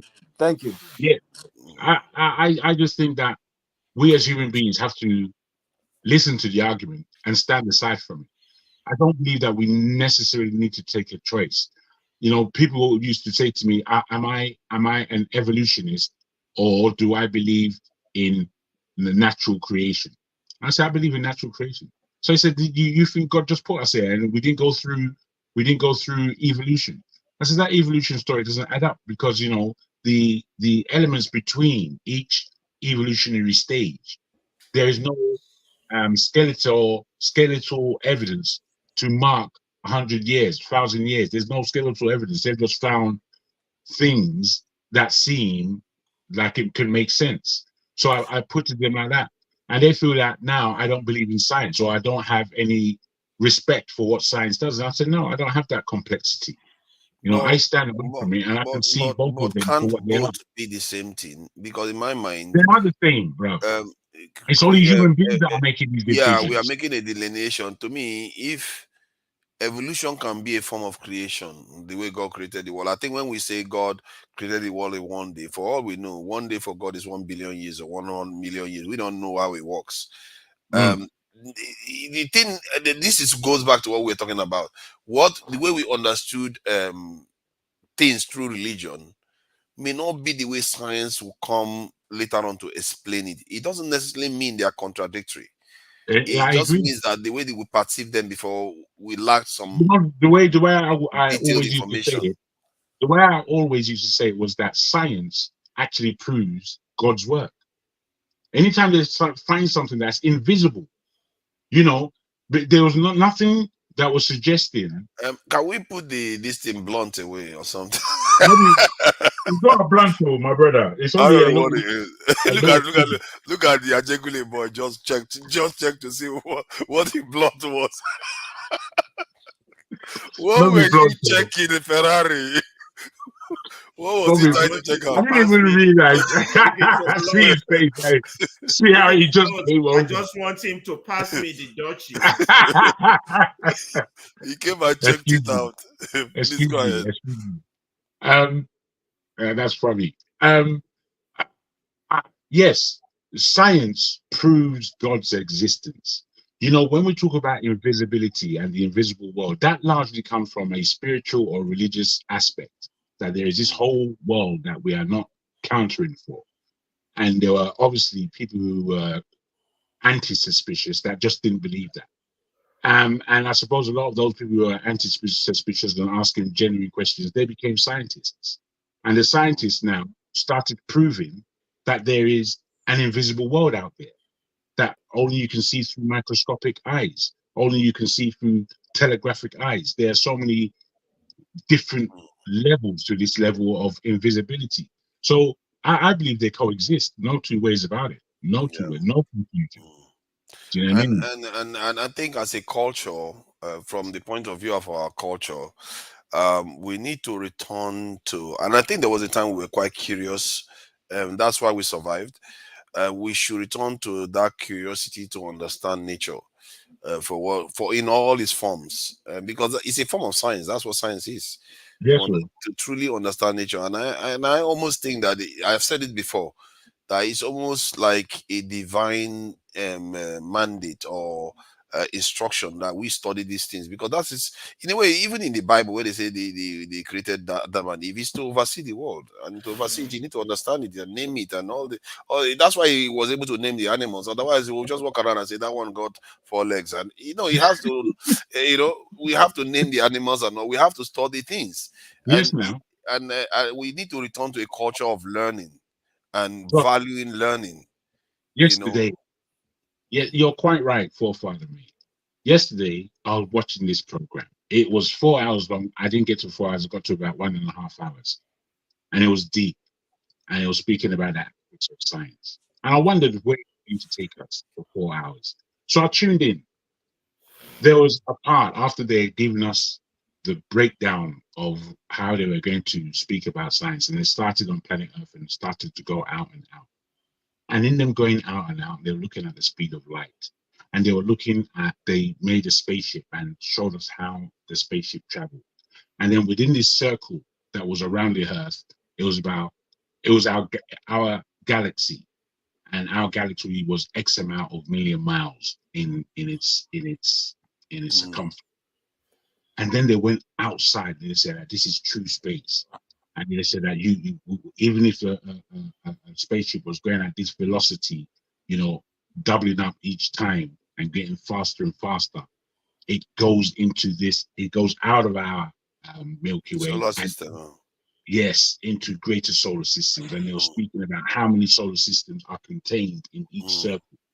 And then they broke out of that next circle, and they were saying how fast they were flying past Saturn, Jupiter, and Uranus, and how fast it was really encouraged, strange.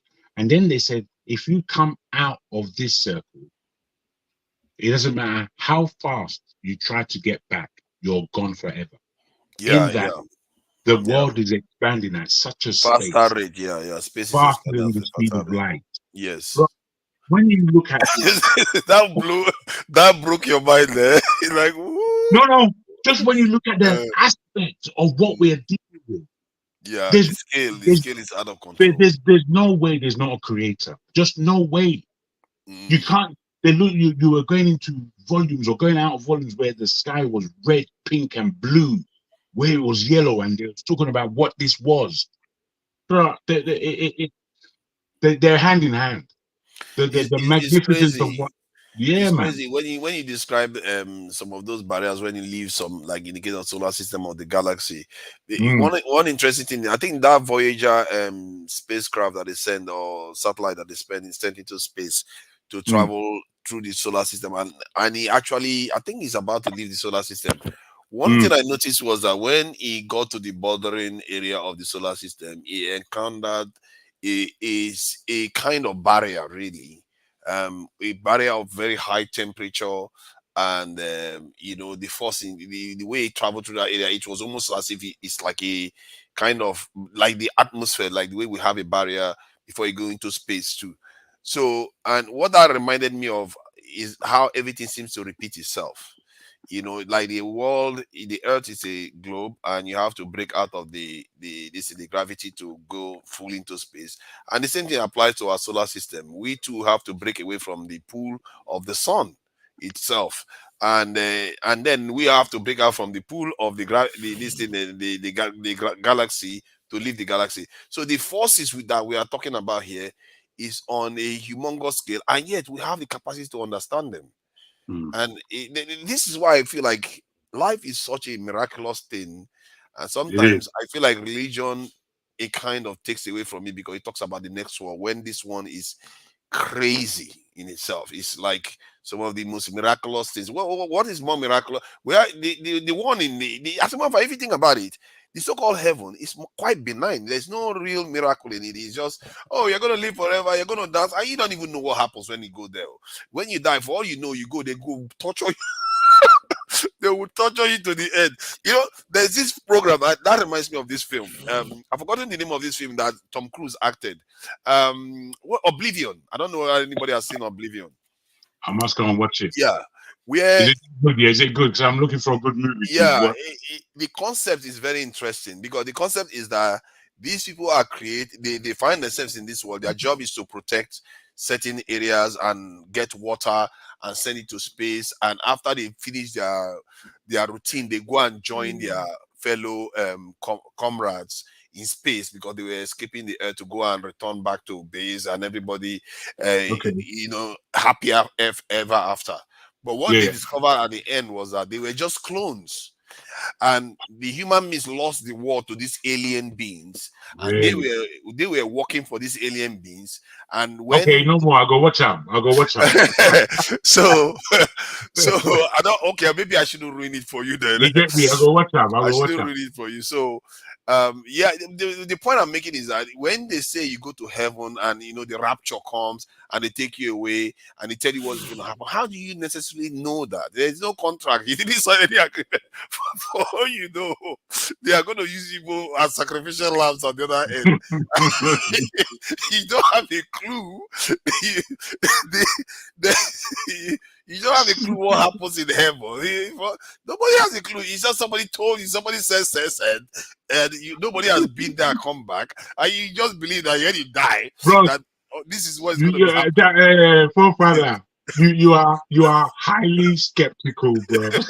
No, because I don't know how you pretend corner when they walk for maybe there's XYZ going around the corner. Bro, I hate you. I hate you. Something here. You go and believe in something that you didn't decide. No. I hate you. See, those things don't necessarily bother me. I mean, I know when we come across the news that it is sometimes very alarming. But I think what's more important is one's general behavior to another human being. And I feel that the greatest thing that we can do on this planet is relate. If we can relate to other human beings, we've done something. It's getting more and more difficult to relate. It's difficult for men to relate to women in these days. It wasn't as difficult as it when I was growing. Yeah, that's true. Within my lifetime, I've seen the problems that the young boys are having with women, with their girls, and it's like, man, this is a madness, and there is something put against it. We're rivaling each other. It's the individualism. They are promoting too much of individualism. It is that. It rates a big part of it, because we believe that we're more important than we are, and with that kind of individualistic attitude, like we are more important than the whole. And instead of us to encourage us to behave as our brothers keepers and taking others into account and all the rest of it, we want to put ourselves above the whole, and hence you have this separation of people and more discord. And I think as a matter of fact, people are less happy because of it. People are less happy. You would think people will be happier because of it, but they're not. Let me tell you this: in the last 5 years, there are 3 people I have known who died in their flat in London alone. 1 girl and 2 men. They died alone. Their bodies weren't found for between 3 days for 1 or 2 of them to a month. They didn't. There was a girl in London some years ago. I'm telling you, that's how that's where it takes us, brother. It's tragic. It's tragic. That's bad. That's bad. To go away like that, nobody knows where you are. No one knows, bro. Yeah, I think there's something to be said for us being our brother's keeper. We need to consider other people. It's always been the best form of societies. When societies start doing that, they tend to manifest their best. And I must say, the Western society, they are very, very funny people, actually. They accomplish so much, and they by and large, they did remain individualistic. And the reason why they got away with it by and large is because the technological gap they had against other people was so wide that they can get away with even being quite divisive amongst themselves and doing some of the things they are able to accomplish. But now they've gotten clever, and they've even gotten more clever. They are forming bigger groups and understanding that, okay, yeah, at the critical times we have to come together. But we as a people on the continent and the country, we haven't learned that at critical times, yeah, we can do our individualism, but at critical times we have to go as a group.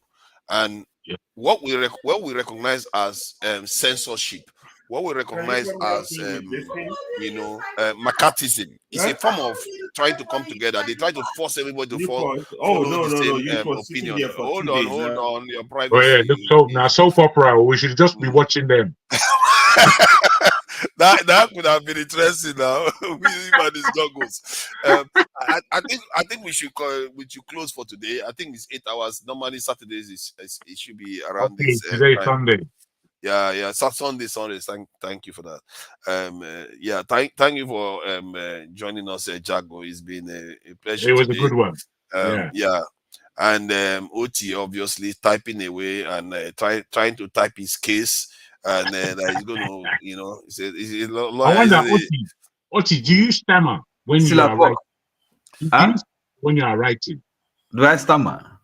When you're writing? That's not nice now. Jesus Christ. What kind of question is that? It's not nice. Sorry, bro. Sorry, it's my terrible English humor. I don't stammer. It's a kind of. I beg your pardon. I really beg your pardon. That's how I've always been speaking. I had it in my mouth for about 6 weeks. I never say but today, and I don't know why we shouldn't charge. No.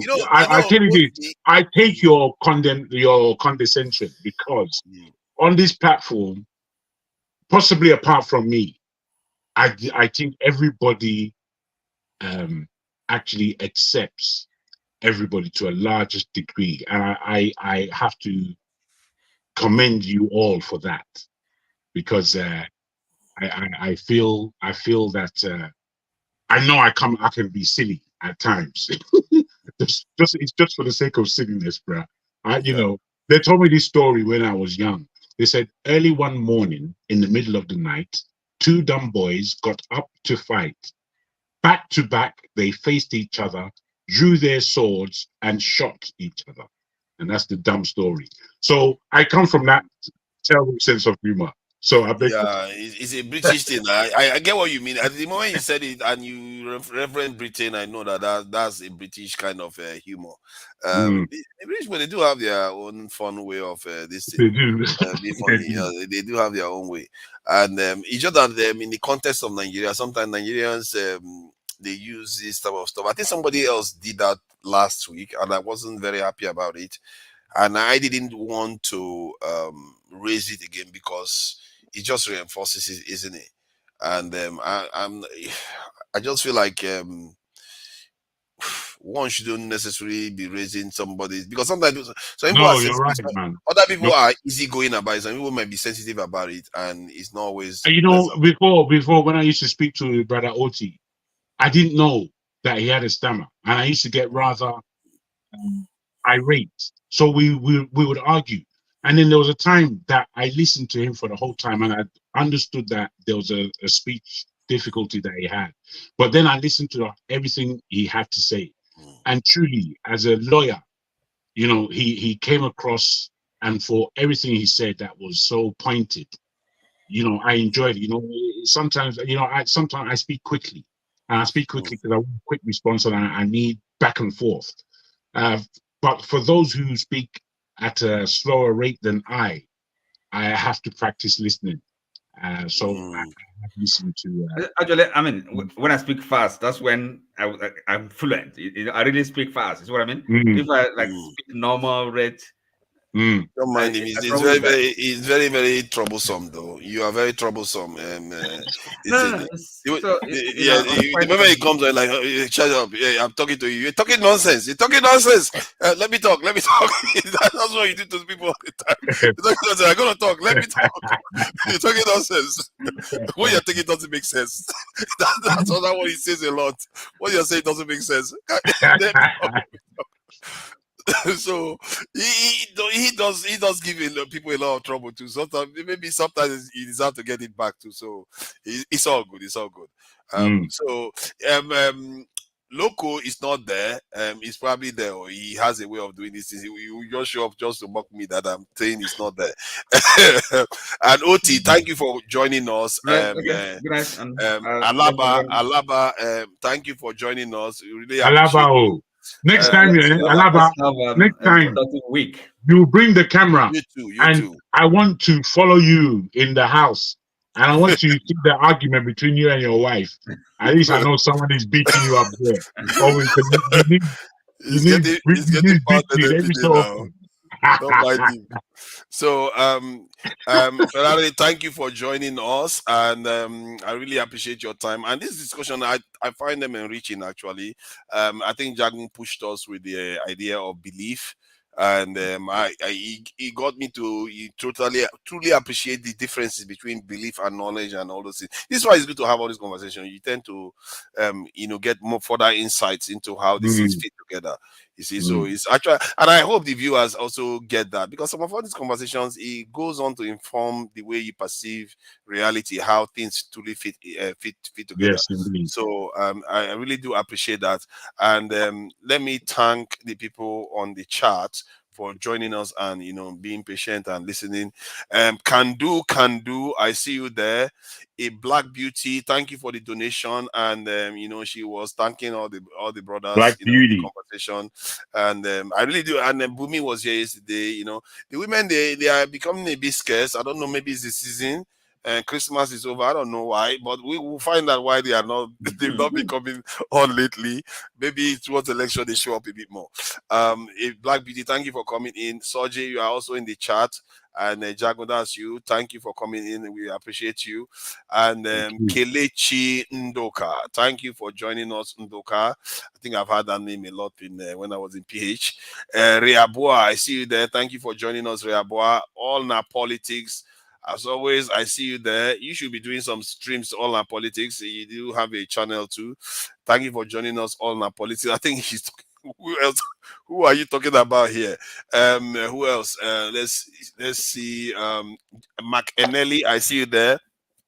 Thank you for joining us, McEnelly. But why? Thank you for joining us, but why? And that's the question name. Chimeze Bartholomew. Thank you for joining us, Chimeze Bartholomew. I see you there. I'm not sure I've seen that name before, actually. But why? Thank you for joining us again. I think I've said that before. Let's see. Who else is there? Uzo Chukwudi. Thank you for joining us. Steph. Steph. It's in the background watching us now. We didn't see anything that is going to get him cross so that it shows up. Like, stop building properties in the village. Yeah. You will see Steph show up here. How dare you go and tell us to stop building properties in the village? Steph, thank you for joining us, Steph. Let me see. Roland Gabriel, I see you there. Thank you for joining us, Roland Gabriel. We see you there. Mustafa Abdurasak. Thank you for joining us, Mustafa Abdurasak. That's a strong. That's double Muslim. That's not double Muslim. Mustafa that's is a double Muslim. Oh yeah. I don't know. The northern people, did they give them their own northern names too? Do they have northern names? They've more or less done away with their original names, but there's still some. There's still some. Like Shetima now. That's Sheshima is not. Yeah, it's not Islamic. That's interesting. It would be nice to actually capture some of those, traditional. They have great names in Hausa. When they get to Dan is son of, like Olu. It's similar. Yeah. Fumi O, I see you there. Thank you for joining us, Fumi O. Let's see whether this was a positive comment. I was going to say, don't put anything back to him. We will be here another hour. Thank goodness it was a quick. It was quick. I think she was referring to me when I spoke, and then I wanted for Scam Niger to speak. I don't think she wants wanting to hear him speak further. Okay, Quinty, I see you there. Thank you for joining us, Quinty. Udo Olisa Franklin, I see you there. Thank you for coming. I'm thinking these are new names. I don't remember. Yeah, there's not new names, man. Yeah, there are quite a few new names. Yeah. Thank you for joining us. Steve is there. Thank you for joining us. I appreciate you, Steve. Who else? Do we know the difference in numbers between those who actually write on the comments, those who are listening and don't write? That would be a view. Yeah, that would be from YouTube point of view. That would be a bit creepy for us to know all the people watching them. They'll be like, "Oh yeah, you." Not the individuals, just numbers. What? Okay, the numbers. Yeah, the numbers of That's people. interesting. Because if 500 people are on Mm. the platform at the same time, there will be maybe 50 people writing comments, and then maybe Yes. everyone else is just. It would be interesting to see the percentages, isn't it? Yeah. Percentage that are actually on comment and the ones that are That's actually right. not doing that. Yeah, because quite a few people have us on TV. They are not necessarily watching on computers or stuff like that. They will put you on TV or on tablet, this is mobile phone devices. So they just watch. They don't make comments. So let's what else? Easy D. I see you there, Easy D. And I think I've said Kando already. Easy D, Kando. Ify Kings, I see you there. Trinitron. Thank you for joining us, Trinitron. And who else is there? USA GRODA. USA GRODA. Thank you for joining us too. I appreciate your presence here. Stick around, or stick around. I want to speak to you background. Edgar, stick around. If you don't mind, small fathers, just put it on a little while whilst we just have a finishing background. No problem. Yeah, Okochaten, I see you there, Okochaten. Thank you for joining us, Okochaten. Okochaten. Yeah, that's an interesting name. Let's see. I think Jeremy Esquilaqueta Robinson. Esquilaqueta. He always challenges me. Espilaqueta. Thank you for joining us. I see Steph there again. And all right, let me go to the contributors. Alexander Gomez, can do. Alexander Gomez, and Oscar Blackstone. Those guys are doing some hardcore trading. You know, they're not mucking about. yeah, they are business. I'm joking. It's a monthly thing. They're just drawing it down, bro. That's good. They are busy, and I just you see sometimes the people that make all this money from all this trading, they have a kind of gap between them and actually investing in the real world. They don't tend to do a lot of that, and I hope that they start doing some of that because there's a lot of power that they have. They have real access. I think they're doing it very sensibly. I speak to him from time to time. Oh no, it's not them themselves. Generally, what you tend to find is that some of these people they control millions. Oh yes, sir. It's all in that environment. They never get it out and put it in the real world. And I think that maybe some should be doing more of that. And that's my take anyway. I try to, I tend to leave it. I don't know. Let me just leave that one before I start fighting people again. I don't want to start another one. So, A for real, thank you for the donation. And if for real just donated, then it's not that long ago because Black Beauty donated. Oh, A for real is in the chat. If for really, are you there? Am I making it up or something? Yeah. He just, that's him. Yeah. That's AY. That's AY. Yeah, nice one, AY. Thank you for the donation. I really appreciate that. The donations are just at the last. I think people are beginning to donate more when we are in session now. You kept disregarding. No, I'm not disregarding it, Oscar Blackstone. Did you even donate to that? You were making trouble now. What is it? He didn't even donate and you were making trouble. Maybe the one that donated should be the one complaining. Oscar Blackstone. So I did acknowledge them, and I think he's also in the chat here. Let me see, Oscar Blackstone. I should not even. Sometimes the person that I'm having a bit of an issue with in the chat right now is Alexander Gomez, because the other day I didn't like what he said about me.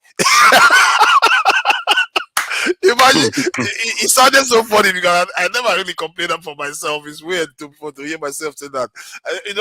Alexander Gomez, I have issue with you for what you said about me, and we are going to grind that one out something. Let me not catch you. Did I catch you on the panel? You answer for it. So thank you all, and let me close out. I hope you all have a great week, a productive week. And let's use some of the learning we do, and let's try to be considerate of our own people and try to help our people. It doesn't mean that you should kill everybody else, though. we, we should all be kind to each other.